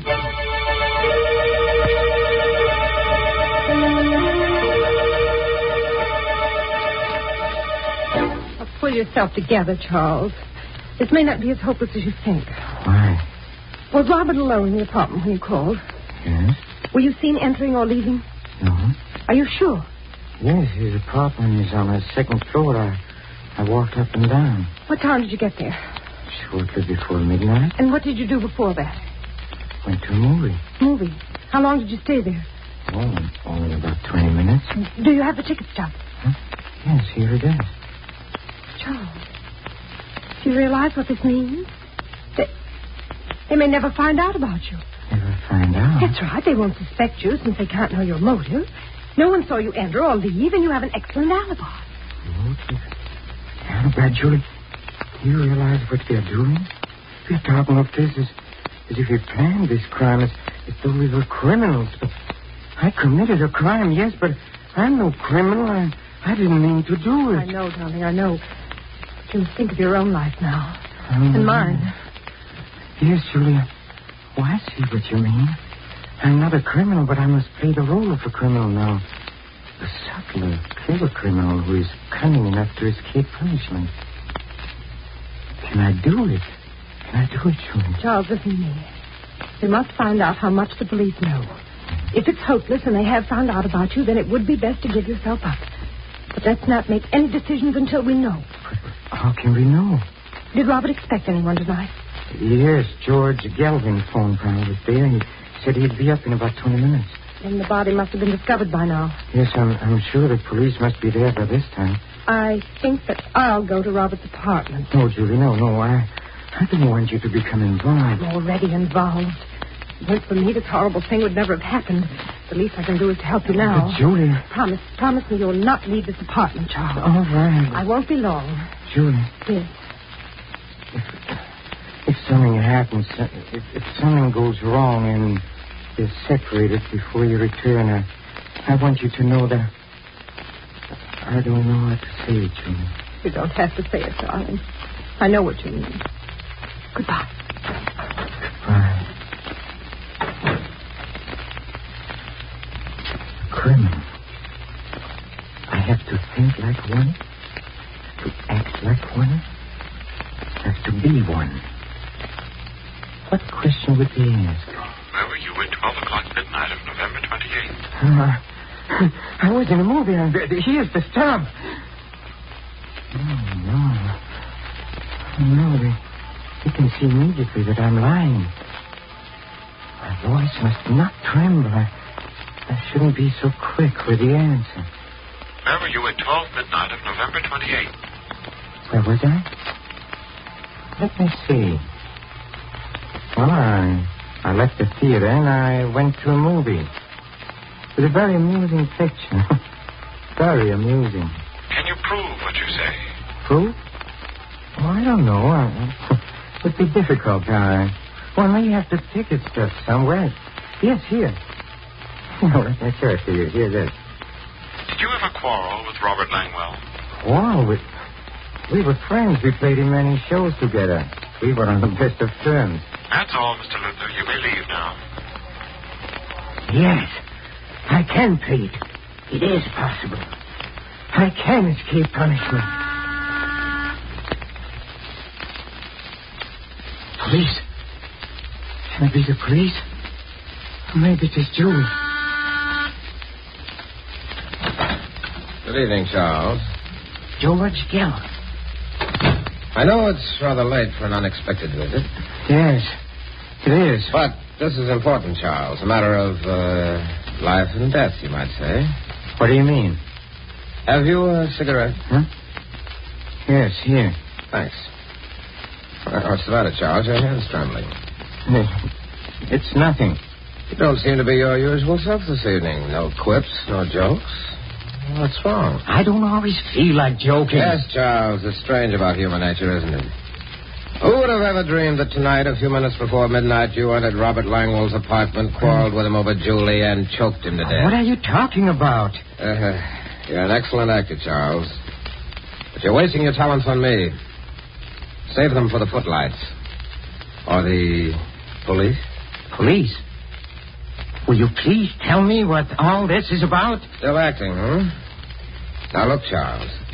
You killed Robert shortly before midnight tonight. You are mistaken. I was in a movie at that time. So that's your alibi. Very clever.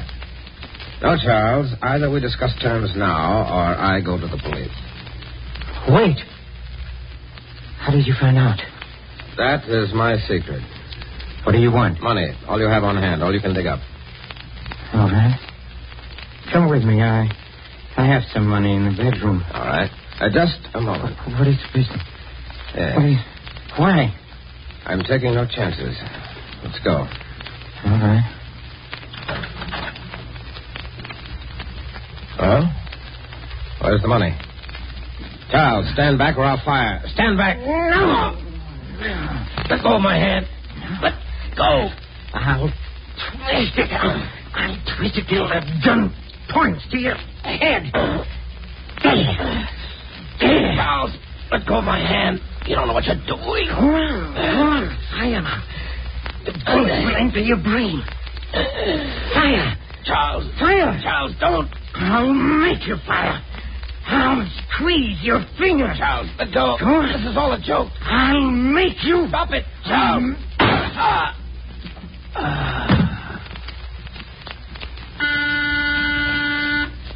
Just a second.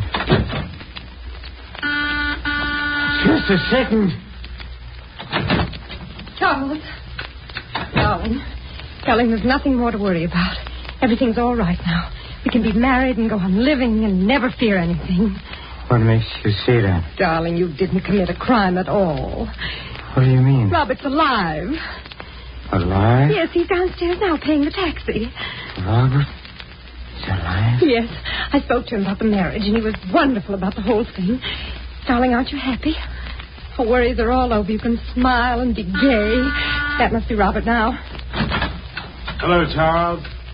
Robert, I thought you were... Well, I'm not. Oh, but how did you see? I fainted. George Gelvin came in and brought me to. George Gelvin. Did you tell George Gelvin what happened? Yes, I did. Look here, Charles. As I told Julie, I'm willing to forget the whole thing if you are. Forget? Forget? Yes. Might have ended tragically, you know, but thinking it over, I realize I'm as much to blame as you are. So if you're willing to shake hands. Shake hands? There now, darling. There's nothing more to worry about. I feel so happy I could... Charles, what's the matter with you? It's nothing. It's nothing. It's nothing.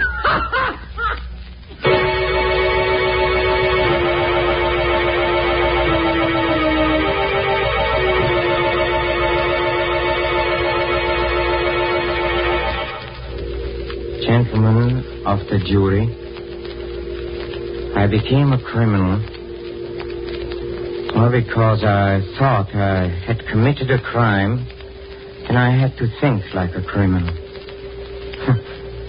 My motives were those of all men. I wanted happiness and wanted marriage to the woman I loved.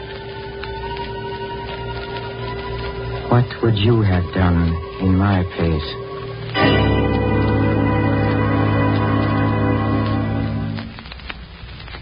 And I still think I know that guy. I wish I could place him. Well, it must be wonderful to have a sense of humor, but I don't think Charlie feels much like laughing. Do you?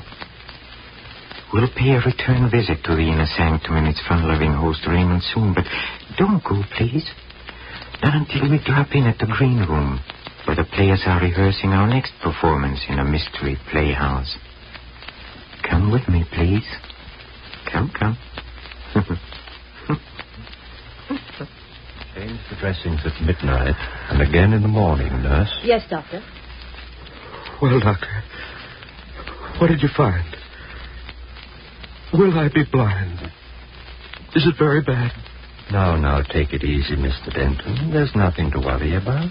Nothing at all. You're sure? You aren't just saying that. I'm quite sure. Valerie, did you hear that? I'm not going to be blind. Valerie, where are you? Right here, darling. Did you hear? I won't be blind. Isn't that wonderful? Yes, darling, it's marvelous. You don't sound very excited. Valerie, don't you realize I'm going to see again? She doesn't sound excited because I don't want you to be excited, Mr. Denton. You've got to relax. Try to sleep. Sleep? With this ungodly pain? My eyes feel as though they were on fire. That will stop as soon as the opiate I gave you takes hold. You'll be comfortable, I'm sure. Now, good night. You're going now, Doctor? Yes, I'll look in on your husband in the morning. Stephen. Yes, Valerie? Do you mind if I step out into the corridor for a moment? But you promised not to leave me. I'm afraid, Valerie. Everything's so dark. The nurse will be here, dear, if you want anything. I just want to ask Dr. Wade some questions. Questions? But he's already told us. Yes, Stephen, I know. But I'd like to find out about the treatment and how I'm to take care of you when we get you home, you know. Just little things. All right. But hurry back. I want you near me. I will, dear. Good night, Mr. Denton. Good night, Doctor. And thank you. You're quite welcome. After you, Mrs. Denton. Thank you. I suggest we step into the consultation room across the hall. You'll have more privacy. All right. Here we are. Thank you. Well, it's been a long time, Valerie. Yes, Paul, it has. Almost 10 years, isn't it? About that. Strange that you should have called me, of all people, to treat your husband's eyes. Oh, I was panicky, Paul. I didn't know what to do. It all happened so suddenly. Stephen was working in his laboratory at the house when suddenly I heard a violent explosion. I ran in and found him clutching his eyes and screaming, "I'm blind." First thing I thought of was an ambulance. Then you. Why didn't you think of me 10 years ago? It's not fair, Paul. Was it fair to turn your back on me and then to marry a man almost twice your age? Paul, please, why bring up ancient history? It isn't ancient history to me. I've never forgotten you. Paul, about Stephen's eyes. What about them? I have a feeling that you weren't telling him the truth. You're right. Oh, you mean he's not going to regain his sight? He's going to be blind? Oh, Paul. You don't expect me to be terribly concerned, do you, Valerie? After all, he did take you away from me. Don't be vindictive, Paul. It wasn't Stephen's fault. He didn't even know of your existence. And you never told him that we were on the point of being married. No, never. It's rather ironic that we should meet again at the bedside of my rival, your husband, a man who may forever walk in darkness. Don't say that, Paul. It's horrible. But unfortunately true. A moment ago, you told me not to be vindictive. I'm not, really. But if I were, I could have my fill of vengeance if I told him about us. And then told him that he'll be blind forever. You wouldn't, Paul. Or I might take another form of revenge. I could tell you that an operation is called for. A very delicate operation. Are you trying to say that there might be a chance? Yes. But supposing I refuse to perform the operation. Paul, you're joking. You can't mean that. Perhaps not. But you call me vindictive. Suppose I operate and my scalpel slips. What if he dies? That would be murder. You're not a murderer, Paul. You wouldn't risk your professional reputation. Why must you torment me this way? You really love him, don't you? Yes, I do. Then forget the things that I've been saying.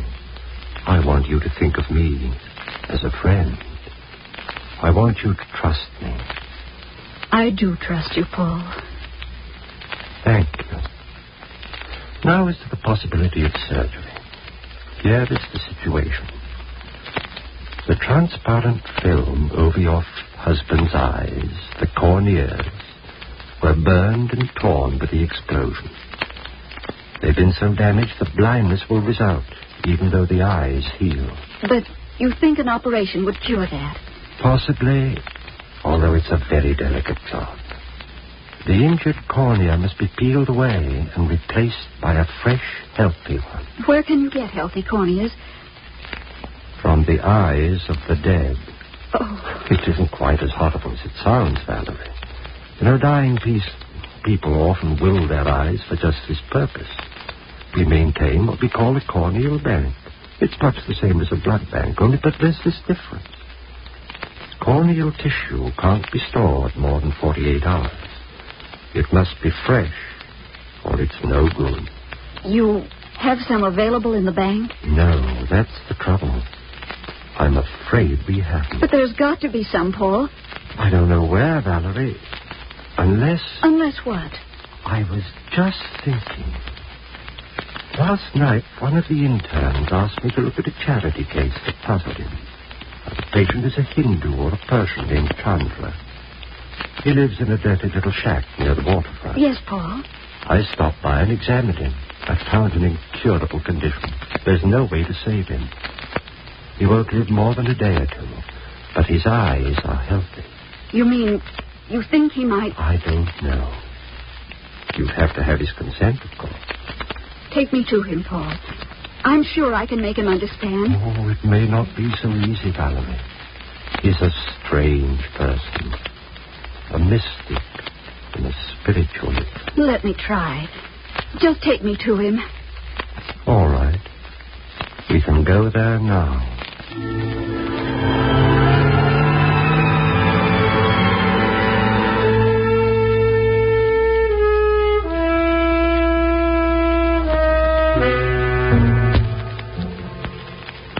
Doesn't the doctor sound familiar to you? Huh? That's right. It's Boris Karloff, up to his old tricks. I think it might amuse you to be on hand for our next performance, when we present Mr. Karloff and Creeps by Night. This is Peter Lorre closing the doors of the Mystery Playhouse. Good night. Sleep tight.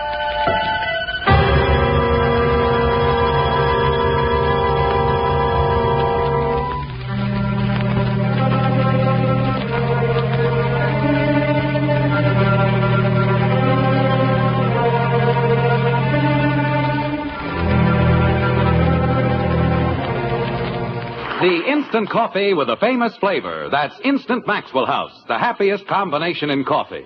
Wonderful, good to the last drop flavor, combined with the convenience and thrift of coffee made instantly in the cup. So easy, no pot, no grounds. So thrifty, saves you real money compared to ordinary coffee. So truly good, pure roaster fresh flavor. Try Instant Maxwell House, the instant coffee with a famous flavor. Instantly good to the last drop. Stay tuned to Hojo Radio. This is Nelson Olmsted. Sleep no more.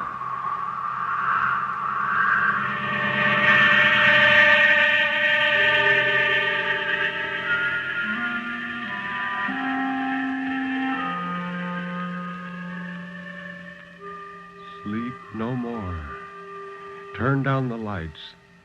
Sink back in your chair and don't look into the shadows. In the shadows, there may be moving things. Tonight, it may be you will sleep no more.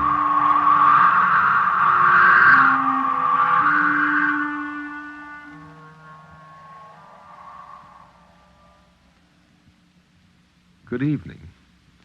This is Ben Grauer introducing tonight's tale of terror, told by Nelson Olmsted on the National Broadcasting Company's presentation of Sleep No More. The story of terror can be as simple as a sheeted ghost rattling chains. It can be a complex and hidden world of horror, lurking in such unholy dimensions as only the dead and the moonstruck can glimpse. Or it can be those terrible, fathomless shadows which lie buried deep in the primitive mind of civilized man. And for this evening, well, Nelson Olmsted, tell us about this evening's story. It's called The Storm by McKnight Melmar, who, incidentally, is a woman. It's a story about a woman who comes home one night to a big, empty house to find a pinpoint of light where there should be no light. That sounds chilling. So let Nelson Olmsted tell us about the woman alone at night and the storm.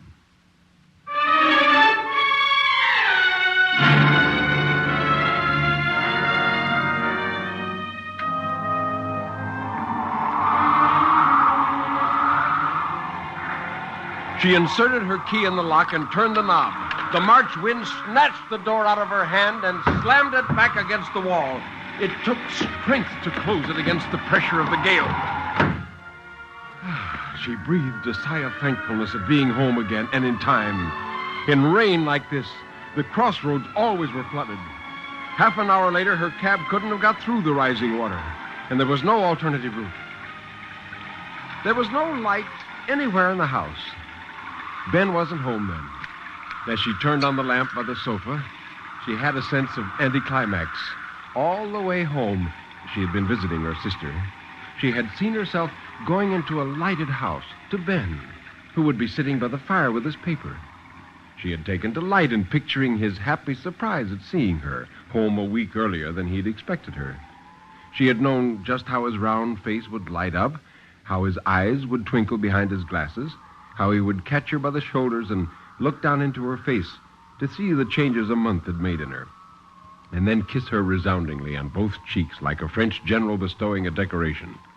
Then she would make coffee and find a piece of cake, and they would sit together by the fire and talk. But Ben wasn't here. She looked at the clock on the mantel and saw it was nearly 10. Well, perhaps he hadn't planned to come home tonight, as he wasn't expecting her. Even before she had left, he frequently was in the city all night because business kept him too late to catch the last train. Well, if he didn't come home soon, he wouldn't be able to make it at all. She began to walk through the house, turning on lights as she went. Ben had left it in fairly good order. There was very little trace of an untidy masculine presence, but then he was a tidy man. She made coffee. The wind hammered at the door and the windows. Listening, she wished for Ben almost feverishly. She never had felt so alone, and he was such a comfort. He had been so good about her going for this long visit, made because her sister was ill. He had seen to everything and had put her on the train with her arms loaded with books and candy and fruit. She knew those farewell gifts had meant a lot to him. He didn't spend money easily. To be quite honest, he was a little close. But he was a good husband. She repeated it to herself firmly as she sipped her coffee. He was a good husband. Suppose he was 10 years older than she and a little set in his ways, a little, perhaps, dictatorial at times and moody. He'd given her what she thought she wanted, security and a home of her own. If security were not enough, she couldn't blame him for it. Her eye caught a shred of white protruding under a magazine on the table beside her. She put out a hand toward it, yet her fingers were almost reluctant to grasp it. She pulled it out nevertheless, and saw that it was, as she had known instinctively, another of the white envelopes.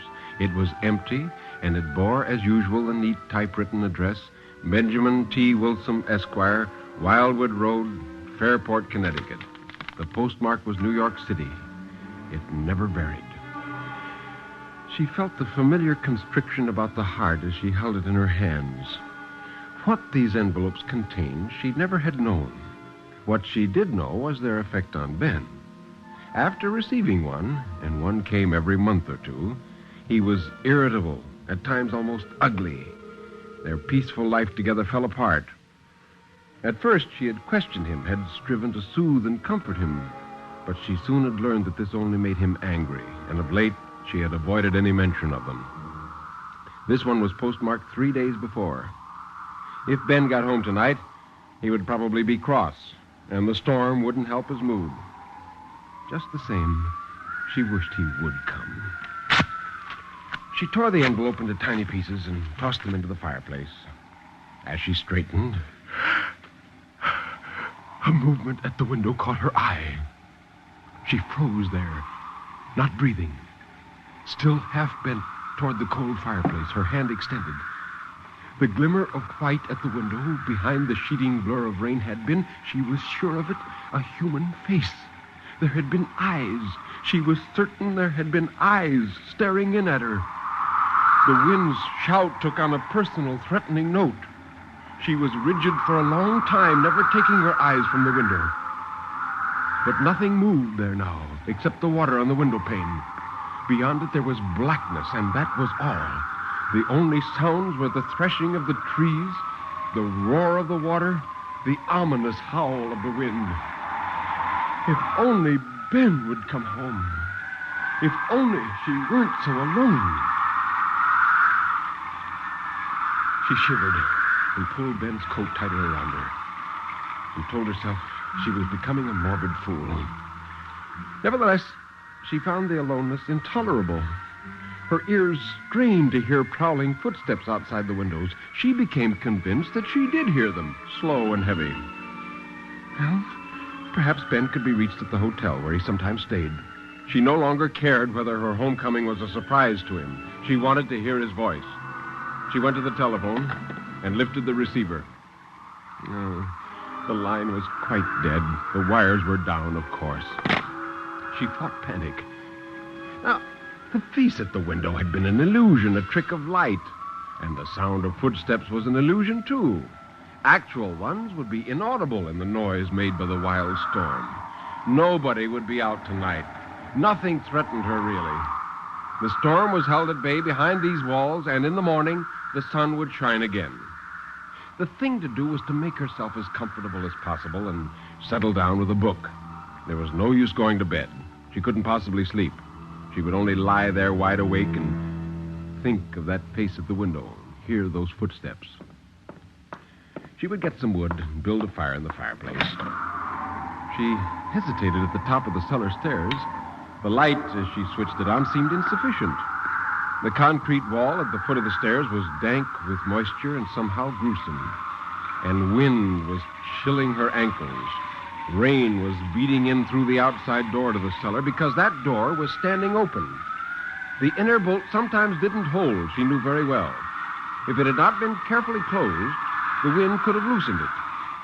It took her a long minute to nerve herself to go down the steps and reach out into the darkness for the door latch.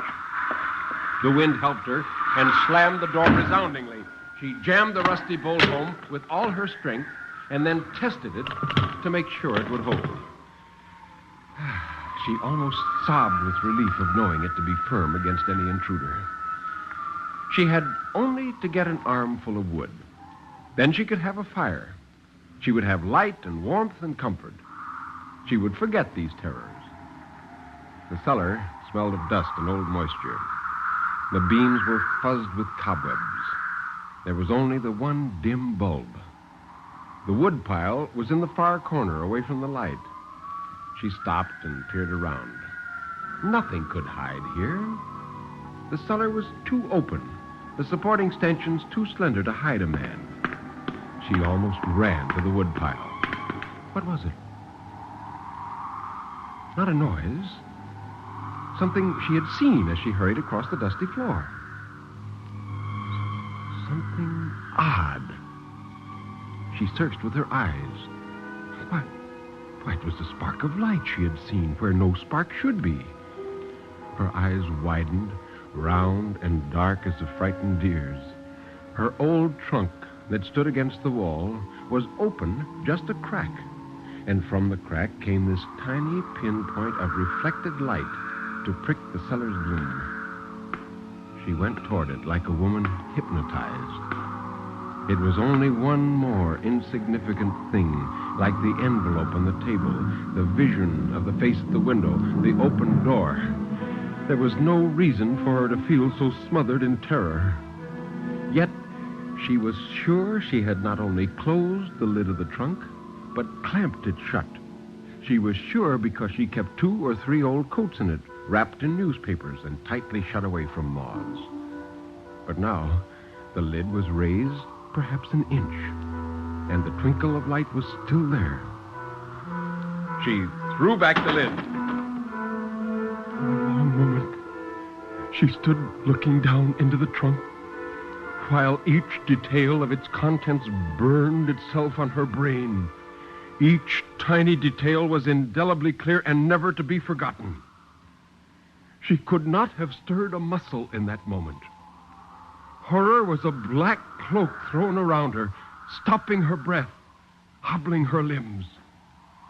Then her face dissolved into formlessness, and she slammed down the lid and ran up the stairs like a mad thing. She was breathing again, in deep sobbing breaths that tore at her lungs. She shut the door at the top of the stairs with a crash that shook the house. Then she turned the key. Her old trunk had held the curled-up body of a woman.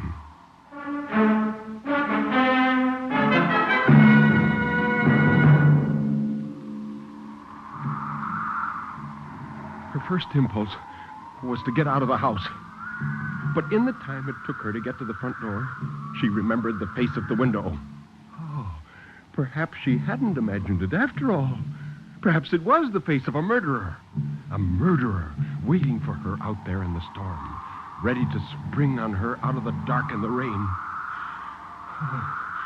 She fell into the big chair, her huddled body shaken by great tremors. She couldn't stay here, not with that thing in her trunk. Yet she dared not leave. Her whole being cried out for Ben. He would know what to do. She closed her eyes, opened them again, rubbed them hard. The picture still burned into her brain as if it had been etched with acid. Her hair, loosened, fell in soft, straight wisps around her forehead, and her mouth was slack with terror. She had not seen the face of the woman. The head had been tucked down into the hollow of the shoulder, and a shower of fair hair had fallen over it. The woman had worn a red dress.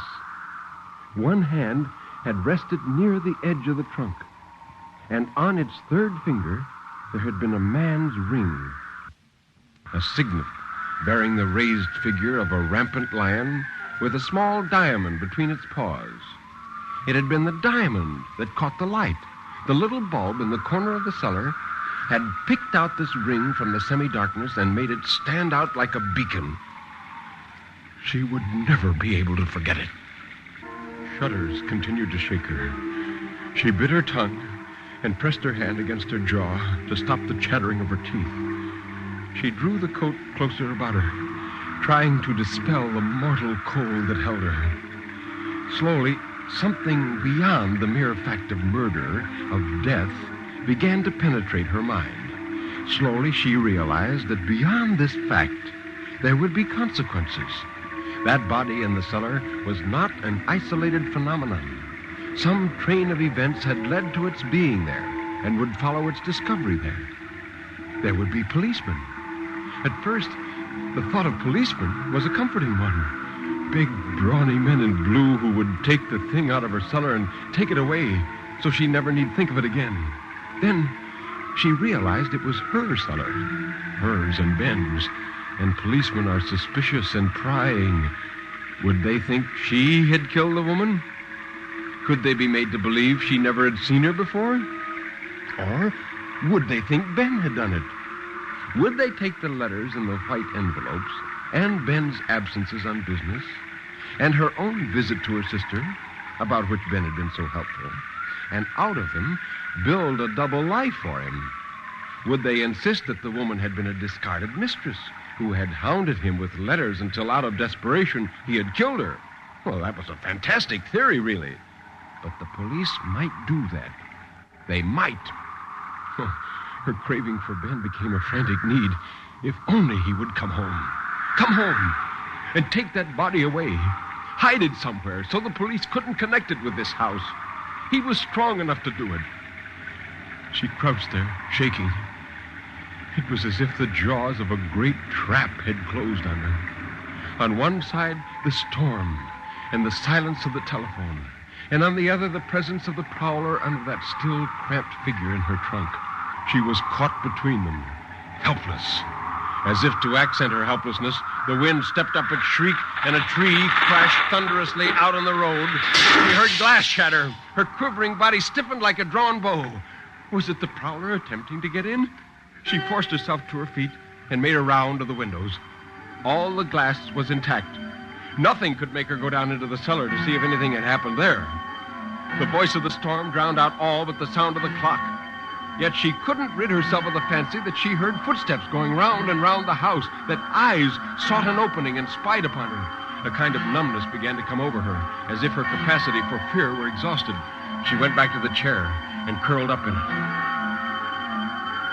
11 midnight.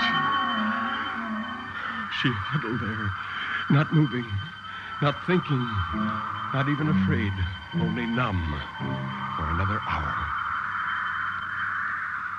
Then the storm held its breath for a moment, and in the brief space of silence, she heard footsteps, firm and quick and loud. A key turned in the lock, the door opened, and Ben came in. He was dripping, dirty, and white with exhaustion. But it was Ben. Once she was sure of it, she flung herself on him, babbling incoherently of what she had found. He kissed her lightly on the cheek and took her arms down from around his neck. And he said, Here, my dear. You get soaked. I'm drenched to the skin. Oh, I had to walk in from the crossroads. What a night. She tried again to tell him of the past hours, but again he cut her short. No, now, wait a minute, my dear. I can see you're bothered about something, but just wait till I get into some dry things, and then I'll come down and we'll talk things over. Now, suppose you rustle up some coffee and toast. Oh, I'm done up. The whole trip out was a nightmare. And I didn't know if I'd ever make it from the crossing. No, I've been hours. Yes, he did look tired, she thought with concern.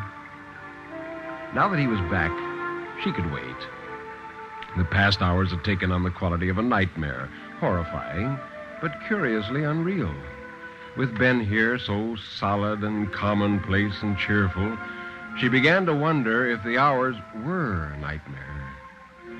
She even began to doubt the reality of the woman in the trunk, although she could see her as vividly as ever. Perhaps only the storm was real. She went to the kitchen and began to make fresh coffee. The chair, still wedged against the kitchen door, was a reminder of her terror. And now that Ben was home, it seemed silly, and she put it back in its place by the table. He came down very soon, before the coffee was ready. Oh, how good it was to see him in that old gray bathrobe of his hands thrust into its pockets.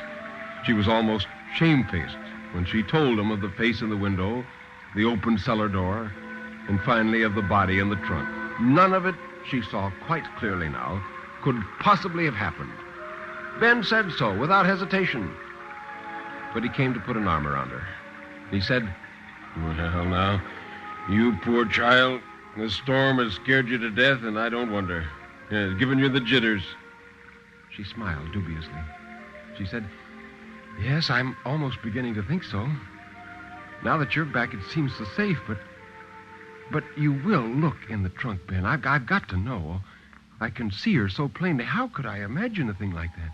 "Of course I'll look, if it'll make you feel better. But I'll do it now.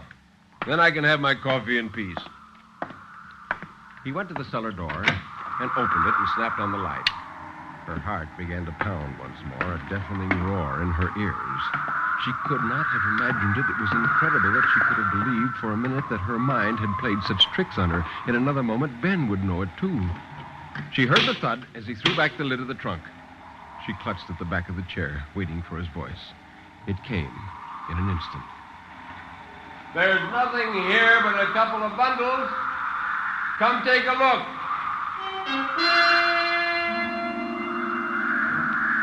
Nothing? Her knees were weak as she went down the stairs, down into the cellar again. It was still musty and damp and draped with cobwebs.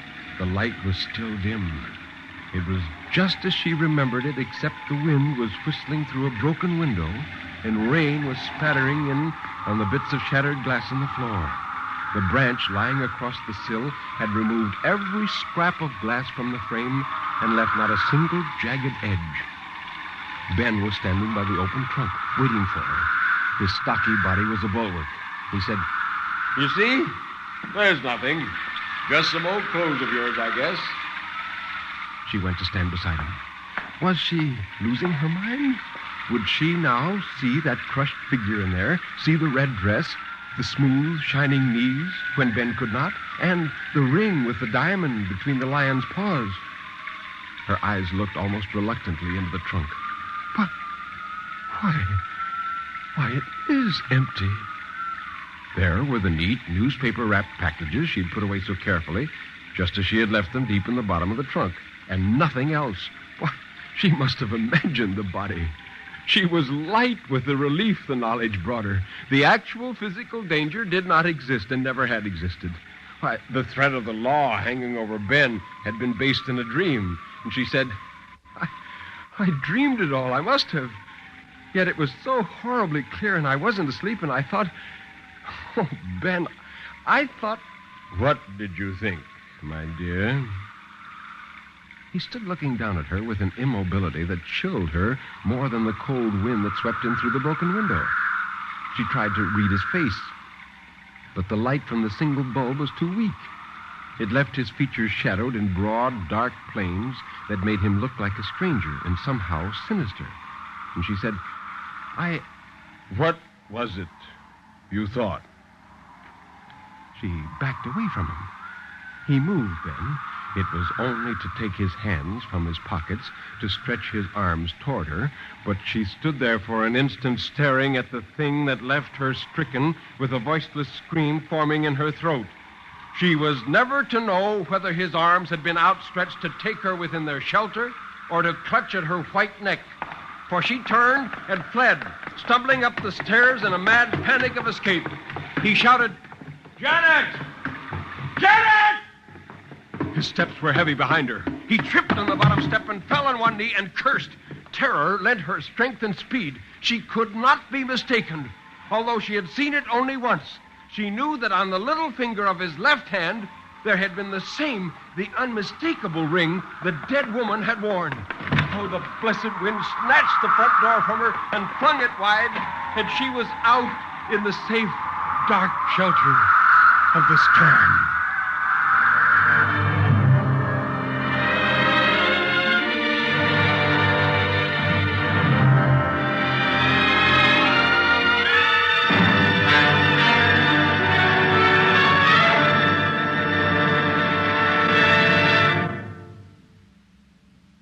This is Nelson Olmsted. The story you heard tonight was written by a woman and was about a woman.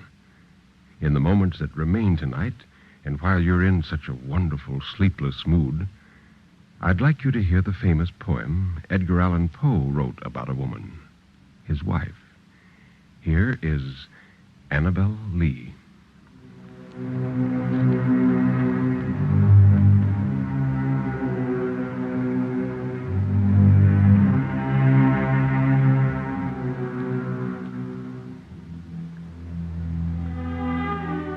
It was many and many a year ago in a kingdom by the sea that a maiden there lived whom you may know by the name of Annabel Lee. And this maiden she lived with no other thought than to love and be loved by me. I was a child, and she was a child in this kingdom by the sea. But we loved with a love that was more than love, I and my Annabel Lee, with a love the winged seraphs of heaven coveted her and me. And this was the reason that long ago, in this kingdom by the sea, a wind blew out of a cloud, chilling my beautiful Annabel Lee, so that her high-born kinsman came and bore her away from me, to shut her up in a sepulchre in this kingdom by the sea. The angels, not half so happy in heaven, went envying her and me. Yes, this was the reason, as all men know in this kingdom by the sea, that the wind came out of the cloud by night, chilling and killing my Annabel Lee.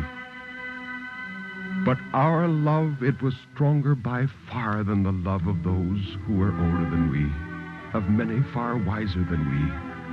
And neither the angels in heaven above nor the demons down under the sea can ever dissever my soul from the soul of the beautiful Annabel Lee.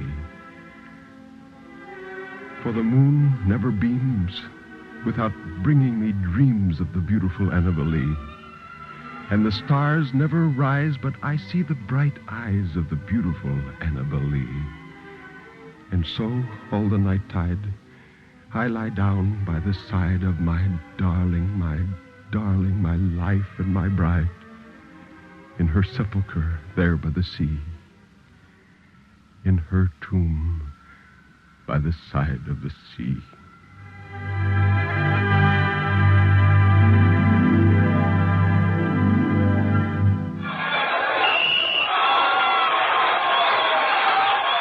If that's the game you're missing because of a mean cold, here's something you should know. Every second someone takes it for the miseries of a cold. Millions more take bromo quinine. Every second someone takes it for the miseries of a cold. Bromo quinine. More people have taken more bromoquinine cold tablets for more complete relief than any other cold tablet ever sold. You could take aspirin or other single-action cold remedies all day and not get bromoquinine's more complete relief, even for virus colds. Bromoquinine works to relieve stuffy nose, body aches, fever, irregularity, the blues, and headache.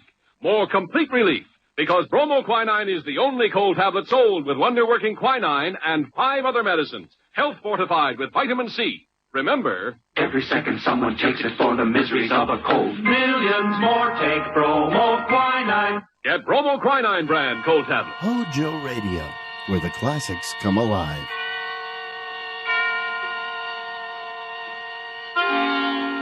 Suspense.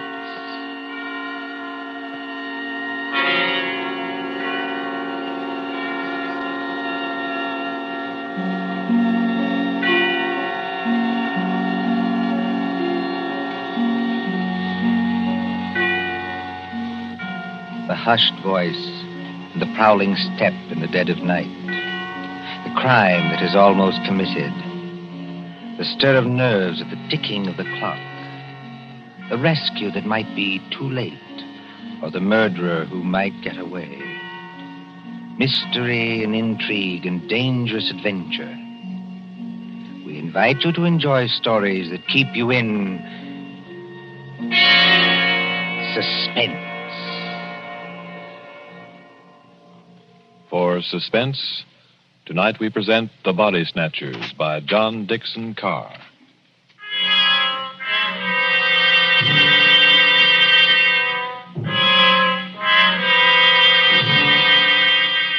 Beware of the body snatcher who prowls after dark. Beware of the graves he robs. Beware of the murders he commits to provide new corpses for the doctors. Up to the year 1832, the body snatchers terrorized England. According to the law, only 4 bodies a year could legally be supplied to the surgeons for anatomical study. And even these were a monopoly granted to the Barbers and Surgeons Company of London. But the study of surgery had to go on. In hundreds of medical schools all over England, perfectly reputable doctors were compelled to buy bodies and ask no questions. In 1828, burst the scandal of Burke and Hare, who found grave robbing too slow and murdered 16 persons in order to supply Dr. Knox of Edinburgh. And so, out of basic good purpose, sprang the evil of the body snatcher.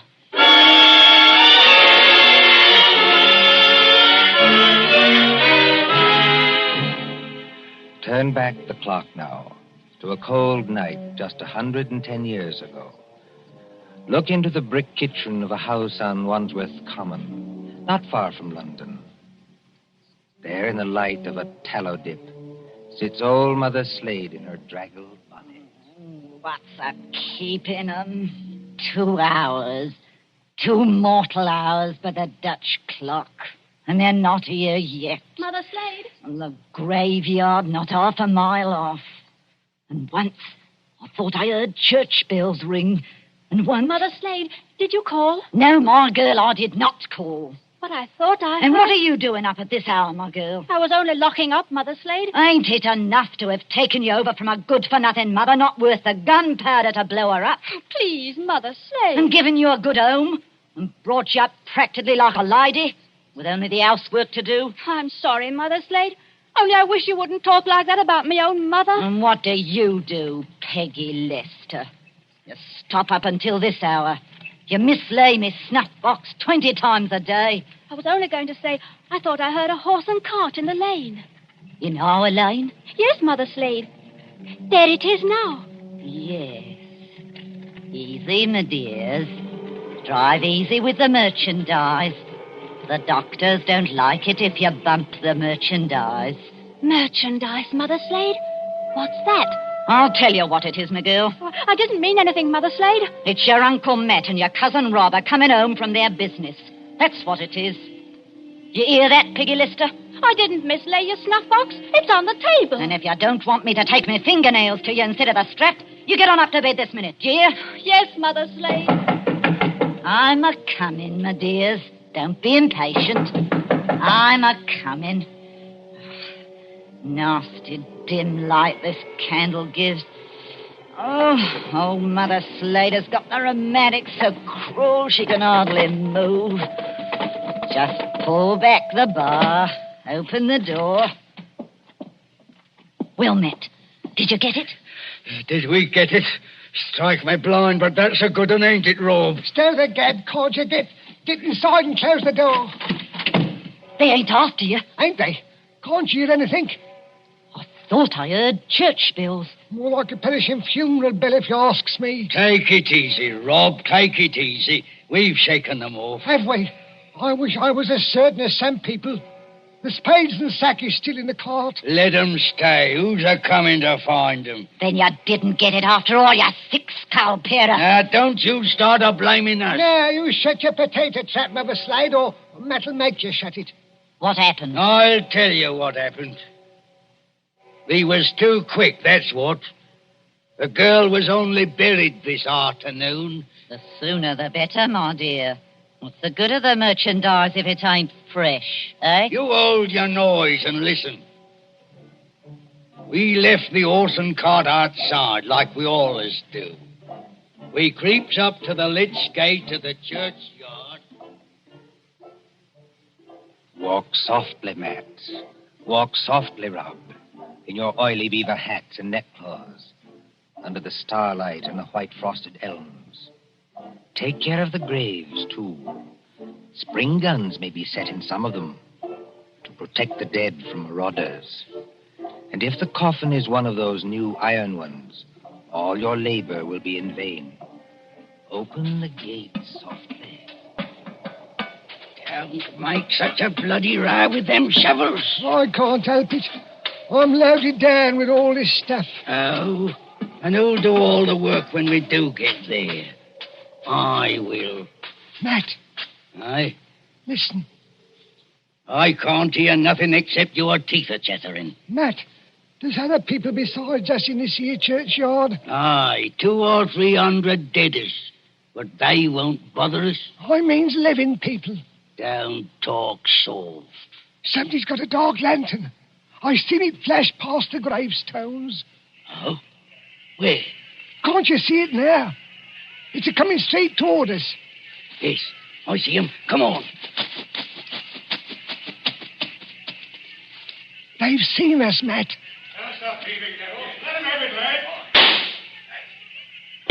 Easy, Dr. Walt. Down beyond the gravestones. Crouch down. They can't shoot through stone. Matt, it says here, sacred to the memory It's of... the girl's relatives. They've been watching her grave. Oh, Struth. If only I had me Barkers. First time in 2 years I've gone without a brace of pistols, and this happens. But you ain't got your Barkers, Matt Patterson. I got what's just as good. Give me a shovel. What are you going to do? Charge 'em. This here shovel's got a nice edge.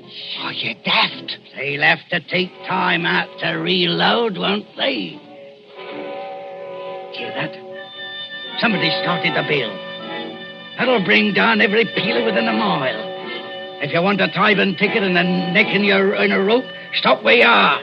But if you don't want to get scragged before your time, follow me. That's all there is to it, Mother Slade. We went out by the gate, and blow me if they could stop us. You perishing numbskulls. Did they recognize you? No. We had our neckerchiefs round our eyes. Did you do it? I don't know. There's blood on the shovel. No, there ain't, Mother Slade. I wiped it off. Anyway, we're here. What I want now is a Christian fire to sit by, and a drop of spirits to warm my stomach. There's no spirits in the house, Matt Patterson. Don't you lie to me, you ugly mouth. Let go me hand, Matt Patterson. I'm warning you. Better let it go, Matt. There's no spirits. Only half a loaf of bread. Don't I know it? I haven't tasted a drop of gin all day. The black dog's on me back. Well? Hark at what I say. The doctor was promised a corp tonight. All right, dearie, he gets a corp tonight. Oh, there's that funeral bell again. What's the clock, old hag?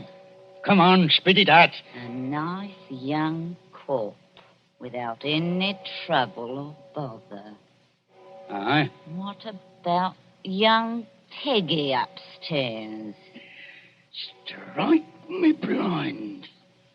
What about it, eh? You'd have to be mighty careful. Why? You'd have to smother her with a pillow while I sit on her legs. That's what Burke and Hare done up in Edinburgh. Then you don't leave any marks on them. See? You're off a tick. Wait. What? If the doctors see they've been polished off, just plain murdered, they won't have nothing to do with it. Leastways, they don't like it. Like it or not, dearie, they all do. Who's buying the beef tonight? Dr. George Arnold. Him? The young fella out Fulham way? That's the man, dearie.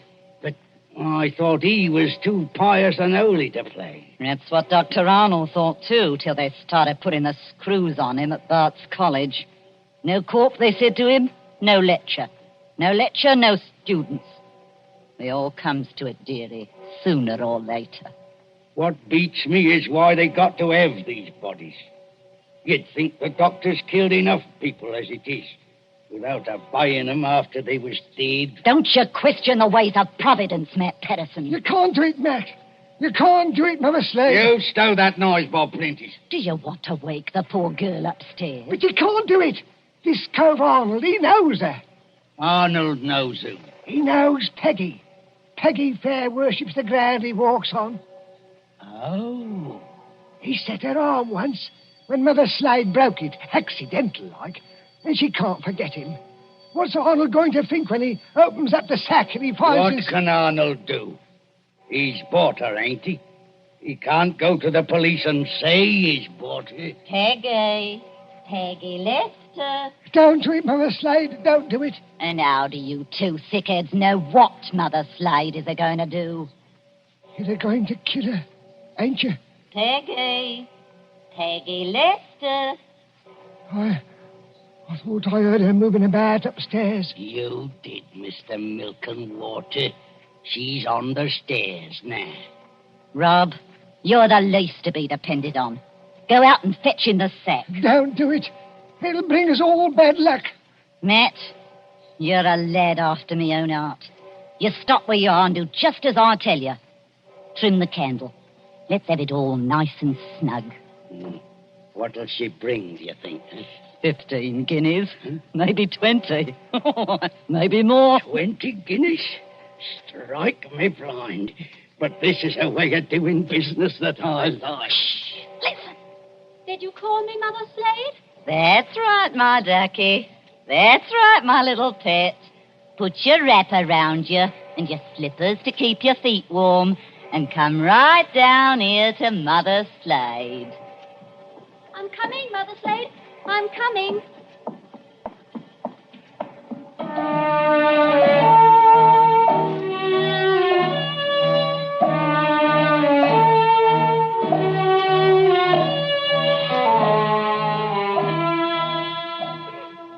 Who in those times would be a surgeon and still be an honest man? At that drugged hour of the night, look into the sitting room of a spacious house. Many candles are still alight there, though they have burned down nearly to their silver sockets. There is Chinese paper on the walls and a turkey carpet underfoot. In front of the fire, now almost out, sits Dr. George Arnold with his bottle green coat and heavy hair.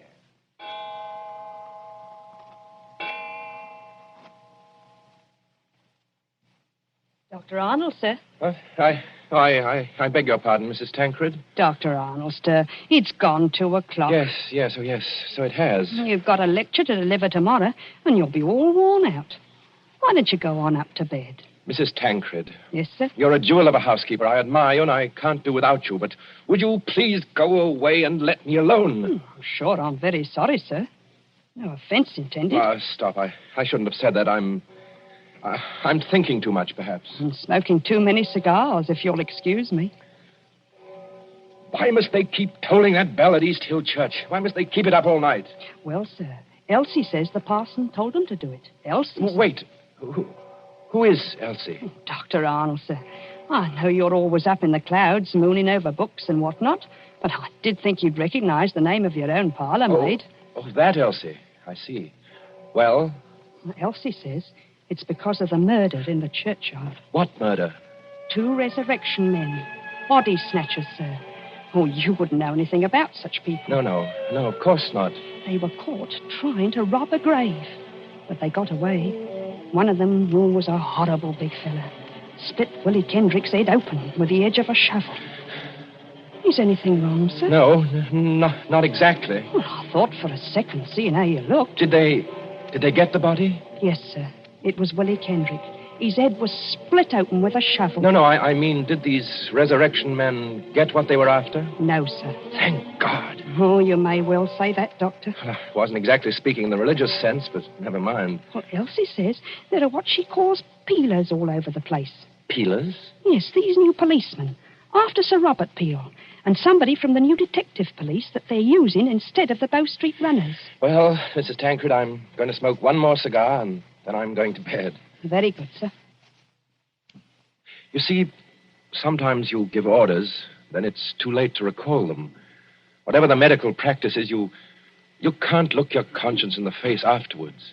Then, I can't tell you how or why, a miracle comes along and saves you, and you're free, What was that?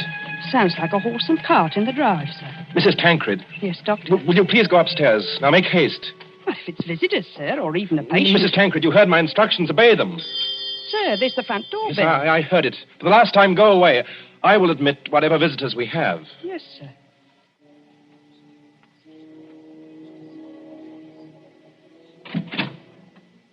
Good evening, dearie. Oh, come into the sitting room here, Mrs. Slade. La, sir. Just call me Mother Slade. You don't hardly seem natural or friendly to hear anything else. It's a pleasure to curtsy to you, Doctor. Coo. What a lovely room. I suppose... Your candles is going out, though. One by one. Poof. Then you'll be in the dark. I suppose you've come to report failure. Failure, dearie? I understand you didn't get what you went after. Bless you, dearie. We got something just as good. Finest piece of merchandise you ever saw. You haven't got it here. Bless you, dearie. Mother Slade always keeps her word. Bring the merchandise in, my dears, so the doctor can see it. Quiet, please. Oh, of course, dearie, I forgot. Thank you, Pat. The big fellow with the black eyebrows is Uncle Matt. The little fellow with the watery eyes is Cousin Rob. And between them, in that sack, they're carrying... Well, who is it in the sack? 19-year-old girl, dearie. Finest anatomical specimen you ever saw. Merciful Where do you want this here thing dumped, Governor? Easy now, Matt. Why did you bring it here? That's where you told us to bring it, dearie. I mean, why did you bring it to the front door? Why not to the surgery? Only place in the house where there was lights, Governor. Hurry up now. Where do you want it? Well, take it... Yes, dearie? Take it over and put it in the cupboard there, where I'm pointing. This cupboard here, sir. Yes, then close the cupboard door. Shame on you two. Tracking your muddy boots over the doctor's lovely turkey carpet. Easy, my dears, easy now. All right, Robin. Don't bruise the merchandise. Whatever you do, don't bruise the merchandise. Right, me blind. What's the odds? She can't feel it now. There's your body, Mr. Sawbones. Now, let's see your money. Well, just one moment before I give it to you. There ain't no itch in this, is there? Better not be. No, I made a bargain with you, and I'll stick to it. Thank ye. That's uncommon genteel of you. Kindly stand back, sir. You're 2 stone of fat heavier than I am, and you don't impress me. Easy, Matt. Take it easy. I want to ask only one question. Where did you get that body? That's a question, dearie, what people in your profession don't ask. Why not? 'Cause they don't dare. That's why. Would the police be interested in where you got the body? No, dearie. Not half so interested in as where we brought it. To your house. It's your responsibility now. Yes, I suppose it is. The victim wouldn't be, by any chance, that pretty little girl you used to treat so unmercifully? You hold your noise about how I treated her. I was rather fond of Peggy. Strike me blind. I think the Sawbones... Oh, get out of this house, all of you. Go on, get out. Not without that money, dearie. It's 20 guineas now. There's money on the table under that newspaper. Take what you want, Ernie. Get out of here before I... Oh, what was that? Aye. What was it? A late visitor, I imagine. Was you expecting anybody? Eh? No. Don't drop the lovely money, Rob. Don't drop it all over the carpet. Pick it up. Is it the back way of these? Yes, it's the way you should have come. Through that arch and down the passage. Thank you for the honour, Governor. And no games, mind you, if you know what's good for you. Good night, dearie. Remember, you've got the body now. Yes. I've got the body now. Poor little devil. Dr. Arnold, sir. In heaven's name, Mrs. Tancred, haven't you gone to bed yet? I had to get up, sir, to answer the Oh, bell. yes, of course. I'm sorry. Dr. Arnold, what's the matter with you? Matter? You're as white as a ghost, and you're almost crying. Am I? Well, we must remedy that. Oh, it's so dark in here, I could barely see you sitting there. The candles going out, one after another. Nothing but smoke and an ugly smell of grease, and that cupboard door. What about that cupboard door? Oh, I always declare, sir, it won't keep shut without any latch or bolt, if you'll excuse the liberty. Mrs. Tancred, keep away from that cupboard. Dr. Arnold, sir. Are you ill or anything? No, but keep away from that cupboard. Who rang the bell? Oh, dear, I was almost forgetting. It's that man Elsie was talking to us about. What man? The officer of the detective police, sir. He wants to see you. Well, I'll see him, but in some other room, not here. It's as you say, there's not enough light. Not a bit of it, Doctor, not a bit of it. Never too dark, as you might say, where the police are concerned. I couldn't help it, sir. He must have followed me down the hall. Are you... That's right, Doctor. I'm Stalker at your service. Inspector Stalker. Well, how do you do, Inspector? Mrs. Tancred, you may go. By your leave, sir. I'll just get some more candles and put them in that bracket by the cupboard. It's not in use. No, you needn't trouble. It's no trouble, sir. Excuse me.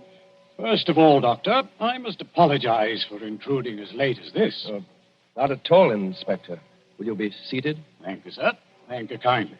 Now, I dare say you're wondering why I'm here. Oh, yes, I am, rather. It's a bad business, Doctor. A very bad business. You mean the murder in the churchyard? Oh, you've heard about it. Well, my housekeeper said something about a man being killed with a shovel. That's right, Doctor. Not much doubt about who did that. No? No. The little fella dropped his dark lantern with the initials on it. They're professional body snatchers. We've had our eye on them for a long time. Speaking of body snatchers, Doctor... Well? I expect this anatomy law is pretty hard on you surgeons. It's an infamous law, sir. All the same, Doctor, it is the law. Yes. And if any surgeon happened to be caught with a body, especially a murdered body... What are you hinting at? Oh, nothing, Doctor, nothing. By your leave, I only want to ask a question. Well? What time did your friends leave? Now, come, Doctor. As one man of the world to another, do you see any green in my eye? You are not going to say you had no guests when their horse and cart are still at your front door. They didn't get away. No, Doctor, they didn't. They made a little reception committee as they left by the back door. Darbies on the wrists. Snap. Just as I might reach out and touch your wrist. Like this. What do you mean by darbies? Handcuffs. I've got a pair in my pocket. Gags into their mouths. That's to keep them from biting. Look, do we have to go on with this? You already seem to know everything I could tell you. Not exactly everything. I don't know, for instance, where you've hidden the girl's body. You're a very diligent man, Inspector Stalker. Thank you, sir. I try to do my duty. You said a girl? These gin-muddled degenerates have been watched every second since they left East Hill Churchyard. They hadn't a body then, but they brought one here. And there's only one other person who lives in the same house with them. Dr. Arnold, sir. Mrs. Tancred, listen to me. Yes, sir? Must you always break in with the most completely ill-timed entrances at all the worst period of my life? I was only trying to be helpful, sir. That's right, madam. Always be helpful. You had to have some light. Here's the candles, sir. 5 of them, in a big candelabrum. We can hang them in the bracket. Ma'am, hold up that light. Hold it high. Really, sir? I'm not in the habit of being spoken to as Hold it high, I tell you. Do as the inspector tells you, Mrs. Tancred. This is a very fine carpet you've got here, Doctor. Yes, others have admired it tonight. But it oughtn't to have footprints on it. Muddy footprints. Footprints leading from the door, past the sofa, past the hearth, over to that cupboard. Quite correct. I think that's done it, Dr. Arnold. I think it has, Inspector Stalker. We couldn't have proved anything against you for that churchyard business, but this... Let me open Bluebeard's cupboard, Inspector. Let me be the first to show you what's inside. You wanted a certain body. It appears you've come to the right place. Now, look. Lord Almighty. I'm the body, Mr. Police. Standing up, I'm very much alive. And I'm wearing a nice new dress that the doctor gave me. That I gave you? Don't say anything. Please don't say anything. Stop a bit, miss. Aren't you Peggy Lester? Yes. Just because the doctor has to be so terribly respectable, and a girl who's fond of him has to come here in secret. Wait a minute, everybody. Peggy Lester, you're lying. I am not lying. So that's it. Why didn't I guess it? It's the oldest body snatcher's trick in the world. Is it? Of course, the old pinch penny like Mother Slade couldn't sacrifice a good household grudge. Of course they brought the body here, instead of taking it to the surgery, where it might get locked up. Could you be persuaded, Inspector, to tell us just what you're talking about? The body snatcher, sir. Well, what about them? They take a living accomplice and put him into a sack and sell him to a green doctor as a dead man. Yes, but see here, They get the best price they can. Then in the middle of the night, that accomplice gets up and robs the doctor's house. And the doctor can't tell us because he's bought illegal goods. I never intended to go through with it. No, young woman? I tell you, I wasn't going to rob the house. They made me do this. I was going to tell Dr. Arnold. When I found out where they were taking me, I pretended to go through with it so I could warn the doctor. They can hurt so much, you'll agree to almost anything. Oh, that sounds like the truth, but it puts me in a funny position and no mistake. Well, your three murderers, Inspector, seem to be leaving. Yes, they're leaving right enough. Trussed up like fowls and under guard. Does anybody go with them? Well, how can anybody go with them? I'm willing to believe this girl acted under threats. She's committed no crime. And I don't for the life of me see how we can touch you. Can't touch me? No, sir. And confound you for making me lose a night's sleep. There's no body. You didn't even buy a body. Will you tell me, Doctor, just what crime you've committed?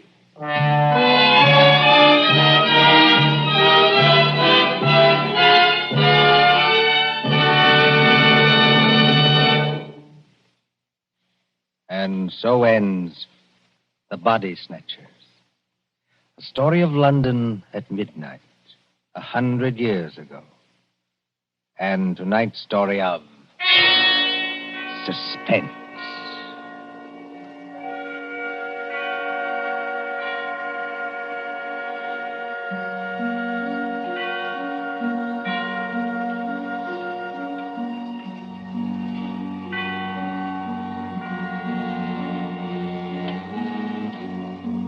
On every street in every city, there are cars right now that need Johnson's Car New. Cars that look dull and dingy because their owners still think it's expensive or hard work to clean and wax polish them.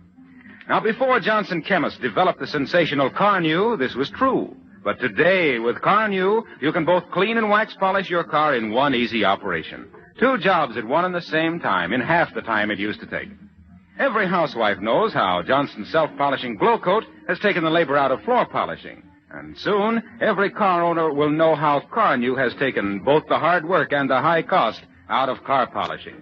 Car New is a liquid. You simply apply it with a cloth, massaging the finish gently. It dries to a white powder. Wipe off the powder, and you'll say with thousands of other car owners from coast to coast, your car looks like new when you use Car New. Keep it tuned right here to Hojo Radio for more classic old-time...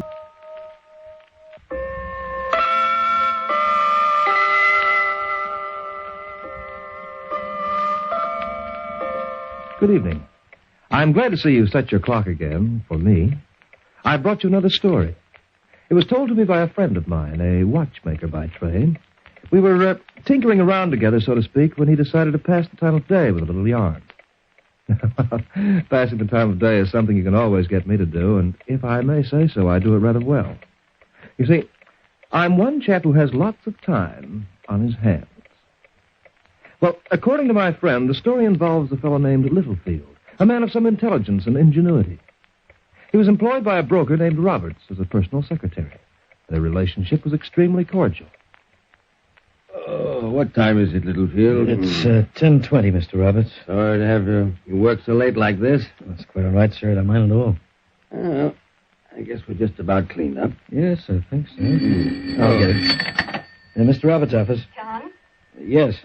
It's for me, Mr. Roberts. For you all. John, What is it, Louise? what's the big idea? Beg your pardon? Don't beg my pardon. What's the big idea? It's almost 10:30. Why aren't you at home? Well, I worked late tonight in the office. Well, why didn't you call me? Afraid I forgot. You didn't forget. You did that on purpose. You knew I'd worry. Louise, I'm still working. I slave over a staff half the day, and you don't even show up for dinner. What do you think I am, a cow? You can't treat me like that and get away Look, with we'll it. discuss it later. We'll discuss it now. I'm sick and tired. I'm very sorry, Mr. Roberts. Your wife? Yes, it wasn't important. How long have you worked for me, John? 15 years, sir. That's a long time. Yes. Somehow it's brought us very close. You know, I feel I can trust you more than anyone else in the world. Thank you, Mr. Roberts. And so I also feel I have the privilege of talking to you like a father. You're in trouble. No. I mean, with your wife. Not exactly, sir. She's called the office every day now for a week. And, my boy, I know it's upset you. Now, look, I assure you, Mr. Roberts... Come now, we can be frank with each other. I'm a man who understands. I don't know what you believe that I'm in trouble, sir. I tell you why. You see, I've met your wife, but I've never met that young blonde woman I saw you dining with the other evening. Oh, now don't look so unhappy. I don't hold it against you. Well, that's very kind of you, Mr. Roberts. A mild flirtation never hurt a man. However, those things can go too far. And I'd hate to see a friend of mine and a trusted employee break up his marriage because of a silly and unimportant episode. Yes, you're quite right, sir. Having never been married myself, with no family of my own, perhaps I feel there's something I've missed. I understand. Oh, do you really? Yes. Good. I trust you'll think it over for your own sake. Very, very carefully.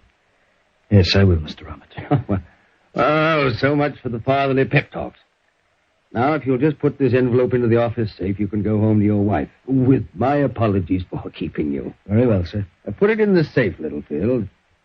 You know that envelope contains $1,500 in cash. The Dawson account. I'm depositing it to his name in the morning.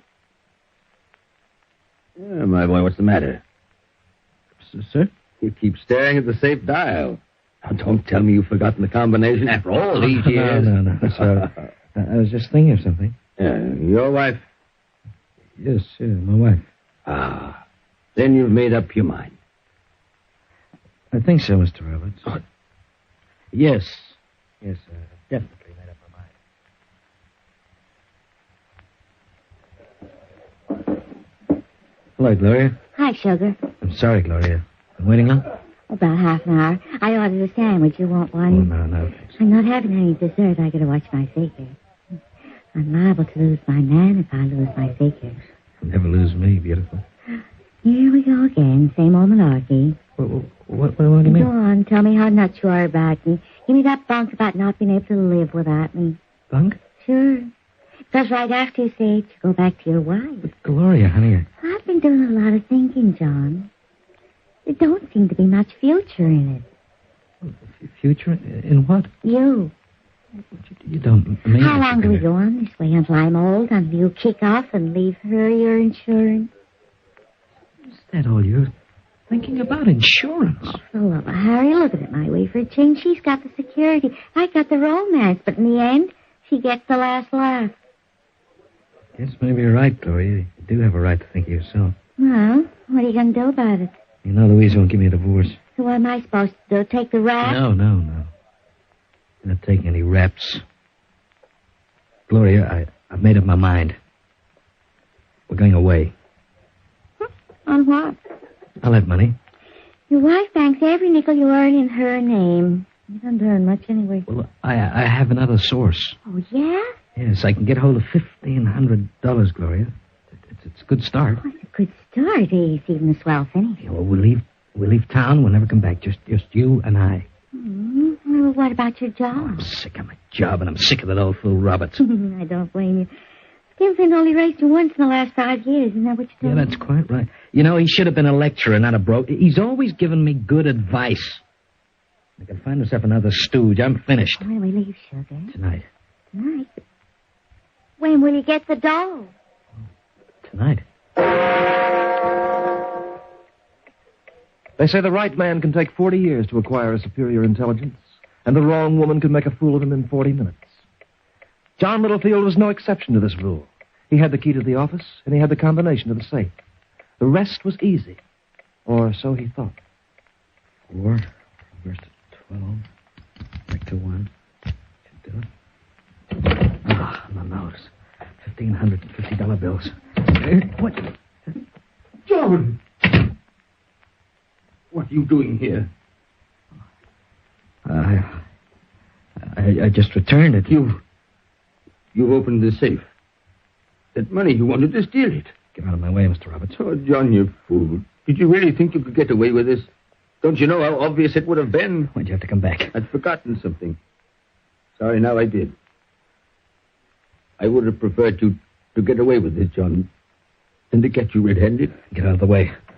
Put that phone down. John! Put it down. You... Come on. Let go of me. Come on. Let go, you idiot. Let go. All right, now get up and keep quiet. I don't want to hit you, but I will if you open your mouth. Go on, get up, I say. Mr. Roberts, get up. Mr. Roberts.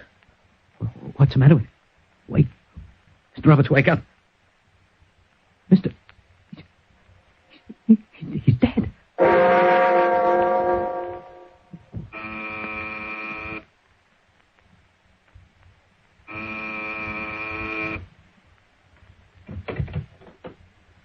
Who are you? Hello, Luther. Don't you remember me? Well, what do you know? John Littlefield. The boy most likely to succeed. Come in. If you are the last man in the world I have expected to see, John Littlefield. It's been quite a few years. I'll say it has. Say, how did you know where I live? Well, I saw your address in the papers when your case came up in the court. Oh, that.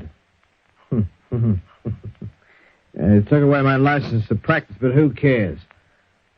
I still know more about surgery than the whole stupid lot of them put together. Well, apparently they believe that drunkenness isn't not exactly becoming to a surgeon, particularly when he has a scalpel in his hand. I never liked medicine anyway. The hours are rotten. How about a drink? No. I'll have one. No. What? I need you cold sober, Bixby. You need me? How you been doing since you lost your license? I get by? Yeah, but not too well, I can see that. Bixby, you used to have a small private hospital in this place, didn't you? What about it? Well, do you still have enough equipment to perform an operation? You forget it. I'm not a doctor anymore. But do you have the equipment, Luther? Just tell me. Oh, yes, all here. I'm getting rid of some of this. You need money, eh? None of your business. Yeah, but how'd you like to make $1,500, Luther? What? $1,500 in cash. Cold cash. I have it with me. What do I have to do?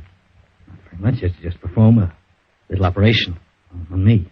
But I told you, I'm not allowed to practice. That's why I'm here. I don't want anybody to know about this operation, but you. Sit down. Thanks.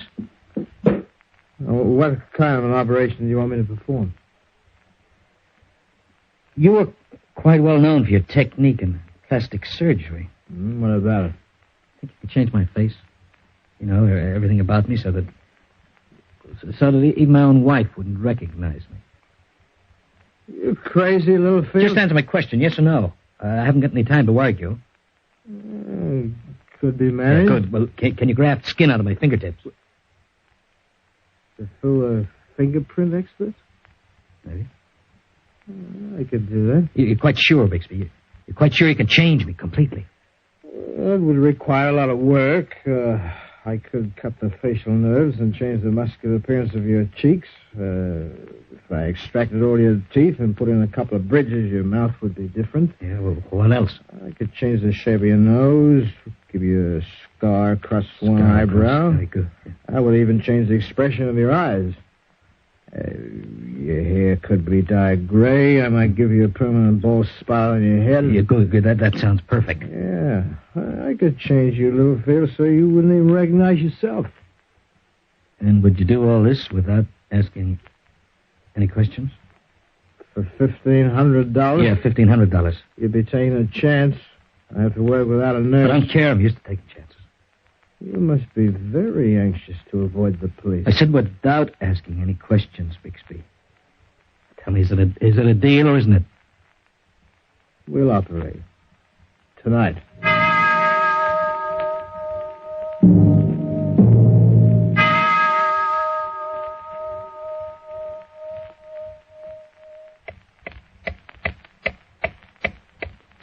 Time, like everything else, is relative, according to our thoughts and surroundings. To a man who is happy in his work, it has wings. To a fugitive from justice, it barely moves. And 3 weeks of convalescence have made John Littlefield a very impatient man. How do you feel, John? For the love of heaven, when are you going to take these bandages off my face? Well, let's see if we're ready. I think we are. Yeah? Yes, it looks like this Well, is let's it. get them off. Oh, wait. Let me do it. Hurry up, for heaven's sake. Mm-hmm. You're going to get quite a surprise, Littlefield. Am I? Well, you see yourself in the mirror. Have you done a good job? I've never done better. I've earned my money, too. Yeah, all right. Cooped up in this house with you for 3 weeks without a drink has been quite a trial. Look, you can drink yourself to death after I leave. Yes, no doubt I will. Here we are. Now, let's have a look at you.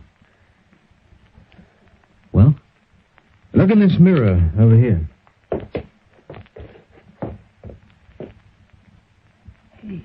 Hey, Bixby.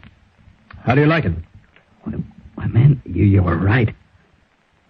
You know, it's even hard for me to recognize myself. There are only two people in this world who will ever know who you are. The patient and his eminent surgeon.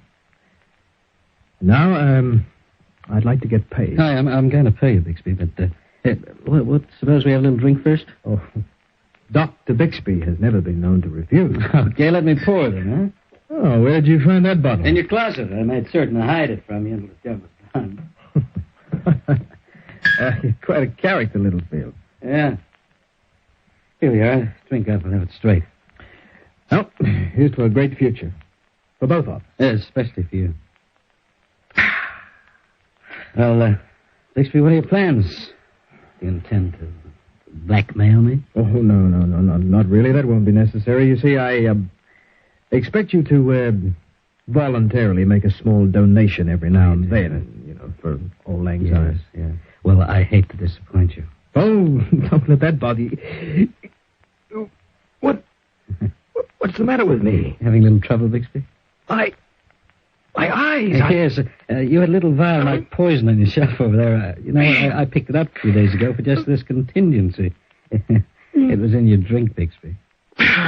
No, you'll never get away with this. Oh, don't be ridiculous, man. When the body of Dr. Bixby, the eminent surgeon, is found, the case will be listed as suicide. No. It'll be obvious that you killed yourself because of shame. Well. You said there are only two people in this world who'd ever know who I am, Bixby. You know something? Now there's only one. Yes, John Littlefield had it all worked out. His timing, so to speak, was perfect. A few minutes later, he dropped his hat and his coat in the river. The coat contained an identification, his own. And from that instant onward, one John Littlefield ceased to exist. And then to make certain he'd be safe for the rest of his life, he made a bold and daring move. Something I can do for you, mister? Yes, you can. They told me downstairs that I'd find the chief of detectives here. Yeah, that's me. Oh, good. Well, I was standing near the waterfront a little while ago, and I saw a man jump in. You know, I'd have gone in after him myself to save him, but I can't swim, you see. And, there was nobody else around. Did he go under? Oh, yes, he did. But there was a top coat he'd taken off just before he jumped. I brought it along. This is it here. And there's a name inside on the pocket. Let me have a look. There you are. John Littlefield. Yeah, I can describe him for you. He was tall. I'd say about my height. He had dark hair and regular-looking features. And we've been looking for that guy for weeks. You have? Yeah. His boss died less than a month ago. Oh, fancy that. A rich old guy named Roberts. Heart attack. Then Littlefield disappeared. Did you say heart attack? Yep. Found him in his office in the middle of the night. Too much work. The old gent didn't know when to take it easy. Yeah, but look, why have you been looking for Littlefield? Well, the old guy didn't have any family. He left Littlefield all his dough.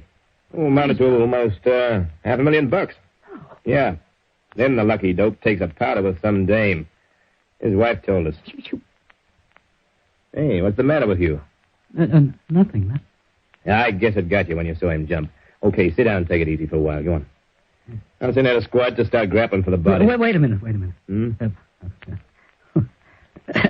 Well, you're not going to like this, but, I got to admit it was only a joke. What?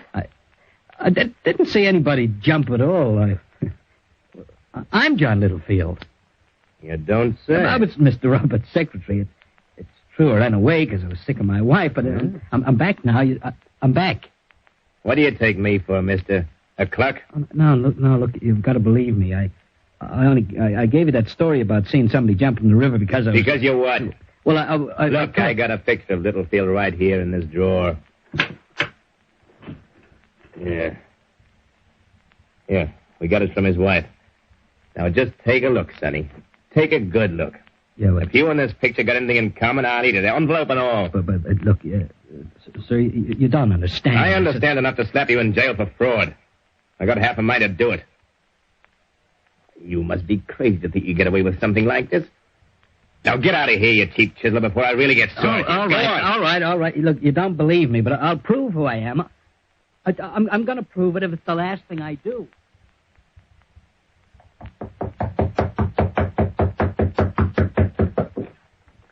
Gloria. Who are you? I'm John, Gloria, John Littlefield. You're crazy. Look at me, Gloria. Look very closely. Don't you see? Can't you recognize me? I've never seen you before in my life. Get out. But you don't understand. Look, I know. I've changed my face. I look different, but I'm still John Littlefield. Gloria, you got to believe me. My voice. Listen to my voice. Can't you? Get out before I call the cops, you lunatic. Get out!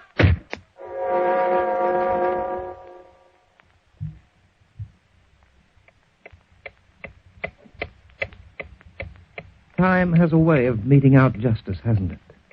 Listen, as the clock ticks on for John Littlefield. Louise. What are you doing in my apartment? I'm your husband, Louise. I'm John Littlefield. Keep away from me. Surely you can identify me. Look, you're my own wife. I know. I changed my face, but it doesn't change my identity. Louise, you got to see that, don't you? I never saw you before in my life. You're not my husband. My husband is dead. No, he's not dead. They only think I'm dead.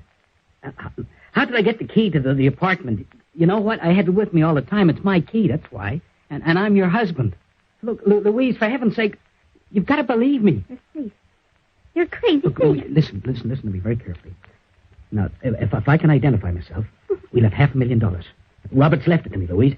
To me, $500,000. It's enough to live like kings the rest of our lives. Oh, I see. Yes, I recognize you now. Of course, John. I know you. No. Look, you're only saying that because you're afraid. You don't really believe me at all. Look, just let me go. Don't go near the phone. Please, mister. I never didn't think of you. Leave me alone. I haven't got any money. Take whatever you want and leave me alone, please. Should have known. Bixby did a good job, all right.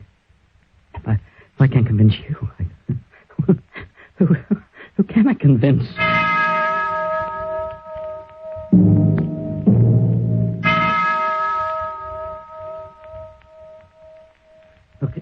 Look, you remember me, Detective Henderson? Do you remember me? Sure. You're the guy who said he was Littlefield. That's right. Well, I also said I could prove it to you, and I can. I can identify myself. Oh, now that's very interesting. Yes, I can, yeah. Well, matter of fact, we've been looking for you, mister. You have? Tell me about this identification you've got. Yeah, well, instead, in the excitement, you see, I forgot I even had it. It was, funny thing, it was on my finger all the time. What was? The ring, this onyx ring, you see it? I was a fool not to think about it before. Let me see that. There's an inscription in a band. Yeah? See? John Littlefield from Ralph Roberts. Mr. Roberts gave it to me years ago. He's very fond of me. That's why he left me his money. I was very faithful to him. He liked me like a son. He wanted to repay me. Now, look at the ring, see? Yeah, I'm looking. Well, doesn't it convince you? Sure. Of a lot of things. Come on. What do you mean? Where are we going? To the city morgue. There's something I'm going to show you. Over here, mister. Now pick up that sheet.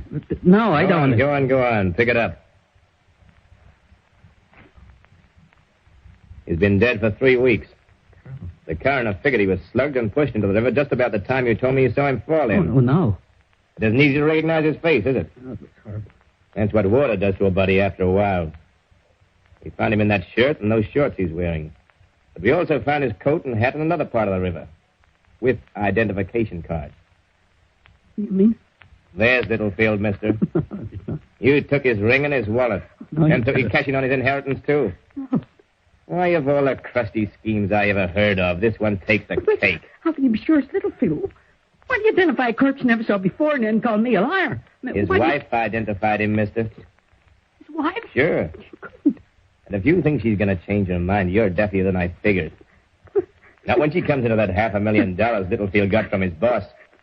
That's impossible. No, I don't believe it. You're trying to fool me. You'll believe it, mister. No. When you get the chair for the murder of John Littlefield. Everybody's trying to get the money. I won't let them have it. I want the money. I want to keep it. It's mine. It's mine.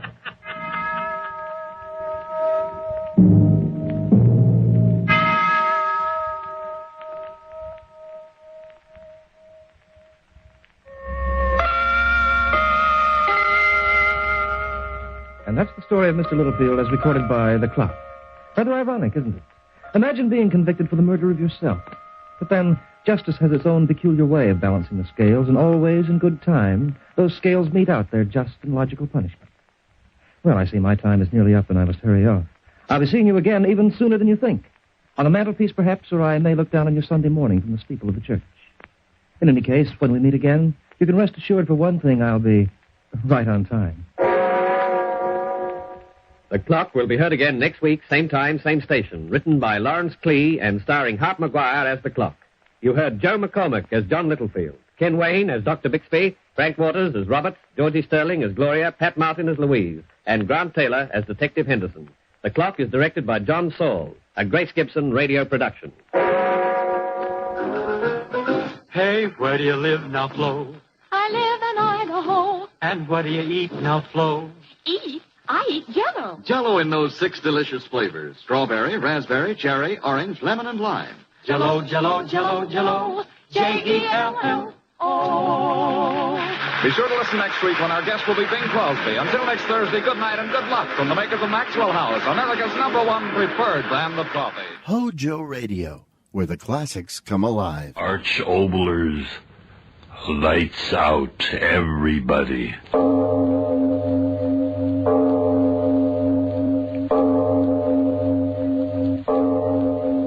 We bring you stories of the supernatural and the supernormal, dramatizing the fantasies and the mysteries of the unknown. We tell you this frankly so that if you wish to avoid the excitement and tension of these imaginative plays, we urge you calmly but sincerely to turn off your radio now. Who among us, and you're included, has not had the dream at one time or another of being superior to his or her fellow beings, to jump higher, to run faster, to dance better, to be more beautiful? We've all run the gamut, all of us, at various ages, of standing out from the crowd of humanity. That's what our story is about today, being different in a very special manner. And now, If you haven't already done so, turn off your lights now.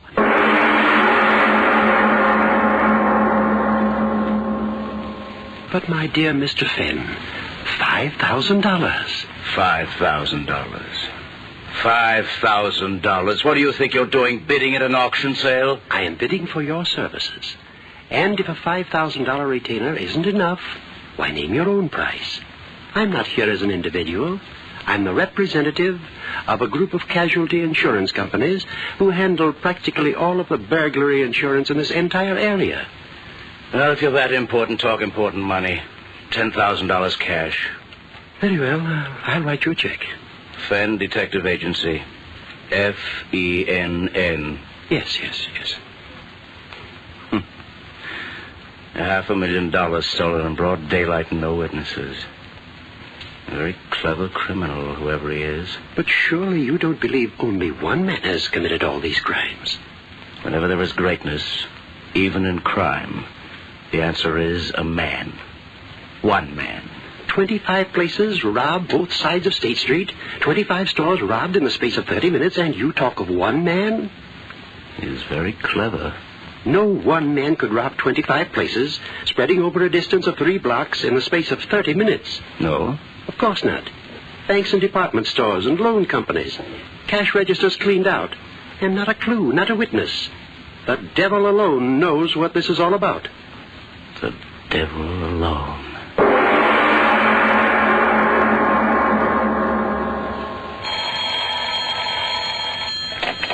City morgue.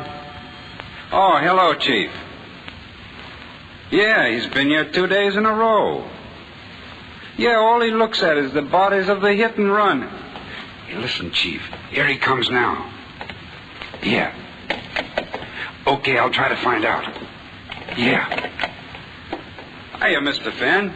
Early today, ain't you? Quickly, show me the new ones. Yeah, sure. Why not? The same kind? Yes. Okay.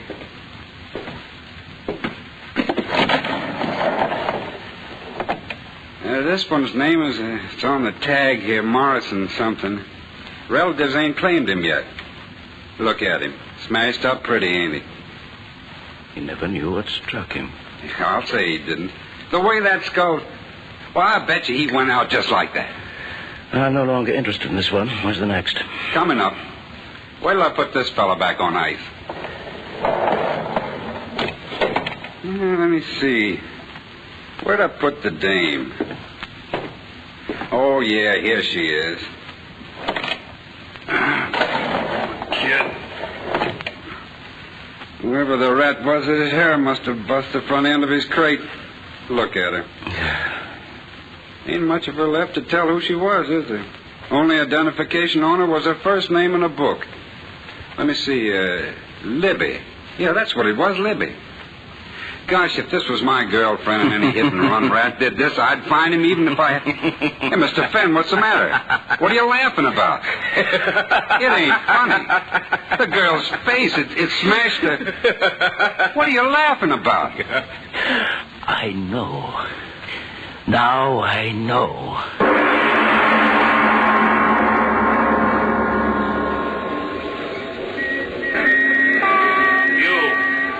You. Hold on there. I want to talk to you. Are you talking to me, copper? Oh, wise guy, huh? Listen, you, what's the idea of cross-examining everybody in this neighborhood? Now, just a minute before you start using that nightstick, you better have a look at this. Why, you're a private detective. Oh, brilliant. Well, now, how was I supposed to know that... Well, you know it now. Tell me this. What do you know about the hit-and-run cases in this district? Oh, that's bad, sir. But what can I do? Drunken rats driving without lights and giving no warning? We'll get 'em tonight, sir. Believe me, we will. What do you mean? There's going to be 10 squad cars touring this district. Just a moment. One question. Have you been hearing any peculiar noises on your beat? Noises like an airplane motor when there wasn't anything in the sky? Go on now. You're kidding me. Say, look at the time. I better get moving on me beat or the sergeant will be shooting his mouth off. Anything else I can tell you? Yes. This restaurant we're in front of. Is it a good place to eat? Yeah. Bill Lewis's place is okay. He's off in Washington, but his wife's running it. Nothing like the Ritz. But it's okay. Well, I'll be seeing you. You're mistaken.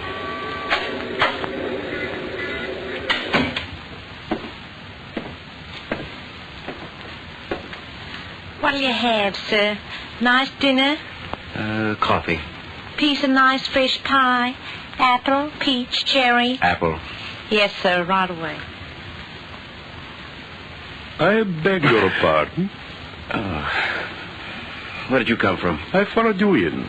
I wish to speak with you. I don't want to buy anything. I am not selling, just like you. I am asking questions. Eh? I have been watching you. All afternoon you have been asking many questions. What's that to you? I am a Bellini, Dr. Bellini. I live in this neighborhood. I am interested in whatever goes on in it. Glad to meet you, Doctor. Maybe you can tell me. Have you heard any unusual noises during the late afternoon and evening hours? A noise you couldn't quite locate or explain? Noises? What noises? You are a detective. Why do you ask that? As a physician, I pride myself on my powers of observation. You are a detective, eh, my friend? Yes. Then come with me. Do not raise your voice now. This gun in my pocket will kill you. Walk slowly toward the door. Make no noise. Now, open the door and step outside. I advise discretion. I will be close behind you. Now, walk beside me down the street. A gun in your side and you laugh? Why do you laugh? Tell me. I've been looking for you, Dr. Bellini. Yeah? Why? I must know your secret. I must. Very well. But there is a price to pay. Price? What is your price? Death.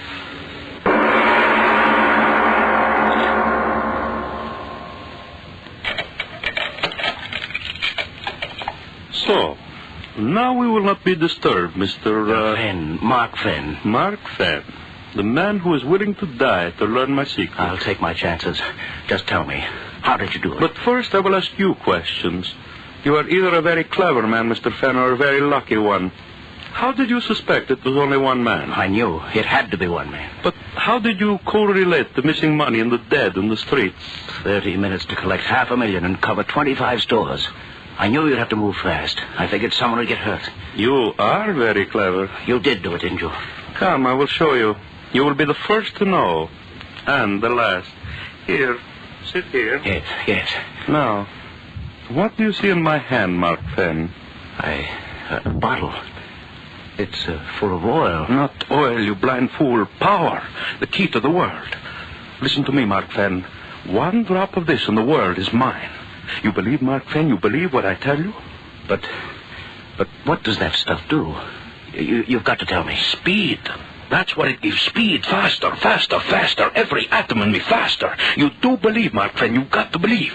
But what? I don't understand it.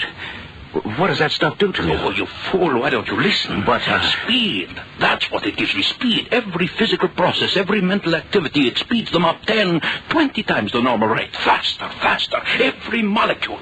Listen. The average man walks 3 miles an hour. One drop of this, and I walk 60 miles an hour. Now you know my secret. A chemical which speeds up my activities until I am a god among men. A drop of this, one drop, and I walk and I run and I talk and I think 20 times faster than any other man in the world. Oh, no, that can't be. No? Then watch. I drink. Dr. Bellini. Where are you, Doctor? Where are you? Bellini. I've never seen Bellini, what are you talking about? What are you saying? I don't understand. Stop it. Stop it, I say. Stop it. Bellini, you went away. Where? What happened to you? Why do you talk like that? I told you all physical, mental processes speed up. Wait a second. Chemical effect will wear off completely. That stuff, it makes you talk fast, is that it? There. Effect is worn off. I'm back to normal rate again. Where did you go? Where? To prove to you that what I say is true. Look what I have in my hand. Diamonds. Diamond necklace. Where did you... From the window of that jewelry store 3 blocks away. You were there and back in these few seconds? 20 times faster than any man can run, I ran in those few seconds. 20 times faster than any man can think, I thought in those few seconds. Now, do you believe, Mark? It was you moving at 100 miles an hour that knocked down those people and killed them. It was you moving so fast, they were not hurt. Well, they were hurt, but not you. Yes, it was I. It was you moving so fast they couldn't see you who took that $500,000 in cash from those stores. Yes, I. Me too. You? Yes, me. All my life I wanted. Bellini, the power you've got now, Bellini, I want it too. But why? Why should I share it with you? Because I can help you. Yes, that's it. I can help you. There's so much to do. You can rule the world, but you cannot conquer it alone. You'll need help, and I'll need help. You hear me, Bellini? I'll help you. I'll do anything you say, but you must let me join you. With the dream of all my life coming true. Power like God. Let me join you, Bellini. Let me. Yes. I need a man like you. Together we will help the world.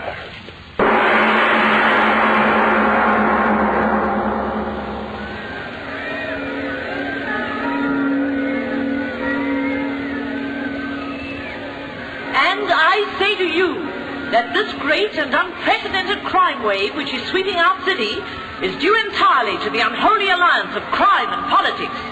Sweep the culprits out of office, and I tell you that our streets will be able to walk I tell you, Mr. Mayor, I'm doing everything I can do. I've sworn in 1,000 extra deputies. I've got the force where the troops. And I tell you, fellow citizens, this alliance of the underworld and their masters can never be broken until we, the people, take matters into our own hands. Like the vigilantes of old, we must rise in our wrath and drive these vampires out of our fair city. Fellow citizens,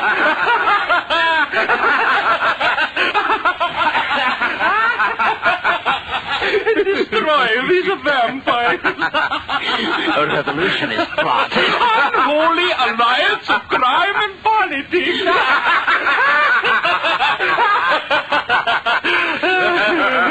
Oh, we have done well in these 10 days, eh, Mark Fenn? I say we have, baby. $10 million. Nobody in the world ever collected money that fast. It was good letting you join me. I told you. All the places where money is, you know. But it's not money alone we want, Bellini. Oh, I know. We have been just, how do you say it, testing our wing. And now we're ready to go. Yes. New concentrate of my chemical is ready. Today we have taken the city, tomorrow the world. The world. But now, while the city we have left behind us boils in the madness we have brought to it, you and I, we will rest, eh, Fenn? You laugh again. Why? I was thinking of the fun I had this morning. Oh, you mean when we liquidated your enemies? Dead. Every mother's son of them. Everyone that ever laughed at me. Yes, dead, every one of them. And you go on to new triumphs. They never knew what hit them. That's the only trouble with moving so fast, Bellini. You mean when you struck them at 50 times the normal rate? Yes, it was like hitting them with a 6-inch shell. Their skulls smashed in like empty eggs. And you are disappointed because your revenge was over too quickly, eh, Mark Fenn? Yes. What if I were to tell you that my new concentrate, the one we will use tomorrow when we arrive at the seat of your government in Washington, what if I were to tell you that this new concentrate is infinitely more powerful than the one we have been using? More powerful? How can that be? Listen. The one we have been using increases the physical and mental rate 20 times. Is that not so? Yes, talk, walk, run, and think 50 times faster. So there you have it. With the new concentrate, talk, walk, think, and run an infinite number of times faster than normal. You mean there's no limit? No limit. We'll move faster? As fast as we'll like. Say. 200, 300, 500. The limit will be our desires. A blur of light. Here, there, the next place. Masters of men. Because compared to us, men are snails who crawl while we run. Masters of men. Look. I brought the bottle. The new concentrate. Looks the same. Yes. Shall we try some, Mark Van? I don't know. We must try it sometime. Yes. It is the same basic formula as the other. Sure. I do not ask you to do what I will not do myself. We will take equal amounts and compare reactions. How much will it? 2 drops each. I have 2 medicine droppers ready. Yes. The moment we swallow the drops, we will move toward you see that barn across the field? Yes. We meet there and see how fast we can move. Here are your drops, Mark Van. Surely you're not afraid, my friend. Afraid? Me? Oh, no, of course not. Give me those drops. We drink together. Yes.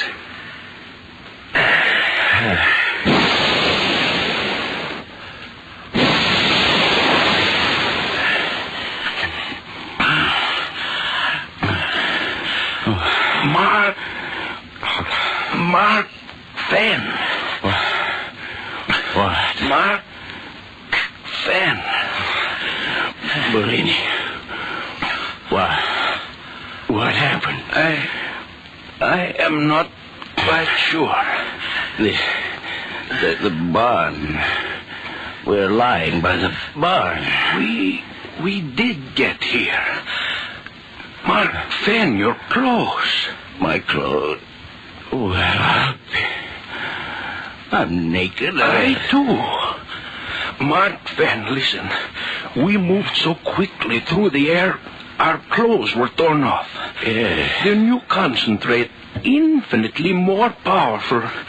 We moved through the air at a tremendous rate, hundreds of miles. Bellini. What? Your lips, they're not moving, and yet I hear you. Your lips, they do not move either, and yet I hear you too. That cannot be. What is it, Bellini? Our reactions. The concentrate has speeded them up so intensely we read each other's thoughts. No, do not move. Why not? The concentrate, it was too powerful. We must lie quietly until its effects wear off. Yes, but... Bellini. Van, why are you looking at me like that? Your face. My face? Something's happening to it. What? Speak up. What is wrong with my face? What? Yours. What? Your face. Creases in it. Lines. And yours. That's what's happening to yours. Bellini. I feel... Bellini. What's happening? Tell me. Age. That is it. Age. Age? Age. What? We are aging. We are aging. Aging? What are you talking about? Concentrate. Our physical reactions, they have been speeded up too much. Tell me. What's that got to do with... Listen to me. The concentrate, it has speeded up our life processes to infinity. Every second is aging us a year. Every second. No, I'm a young man, Bellini. You're lying. I'm not getting older. I'm not.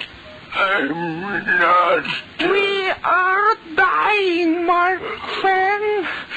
Dying. No, you lie, Bellini. I won't.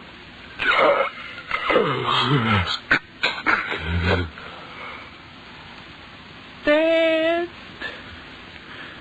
And yet the solution works on in his flesh. Decay. No, I cannot die. Master of men, I cannot die. Master of death.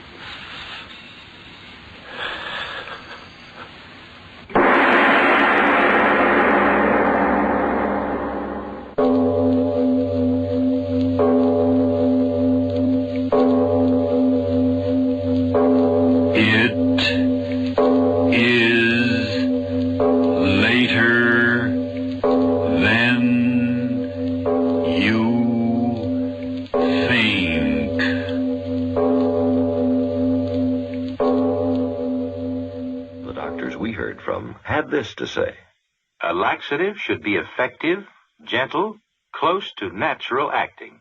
A medicine that can be used with complete confidence. Now, X-Lax has been popular with many doctors and millions of people over the years because chocolated X-Lax is effective. Overnight, it helps you toward your normal regularity. X-Lax is so gentle, so close to natural acting, there's no upset. That's why many doctors and millions of people use X-Lax with complete confidence. X-Lax, the laxative that helps you toward your normal regularity, gently, overnight.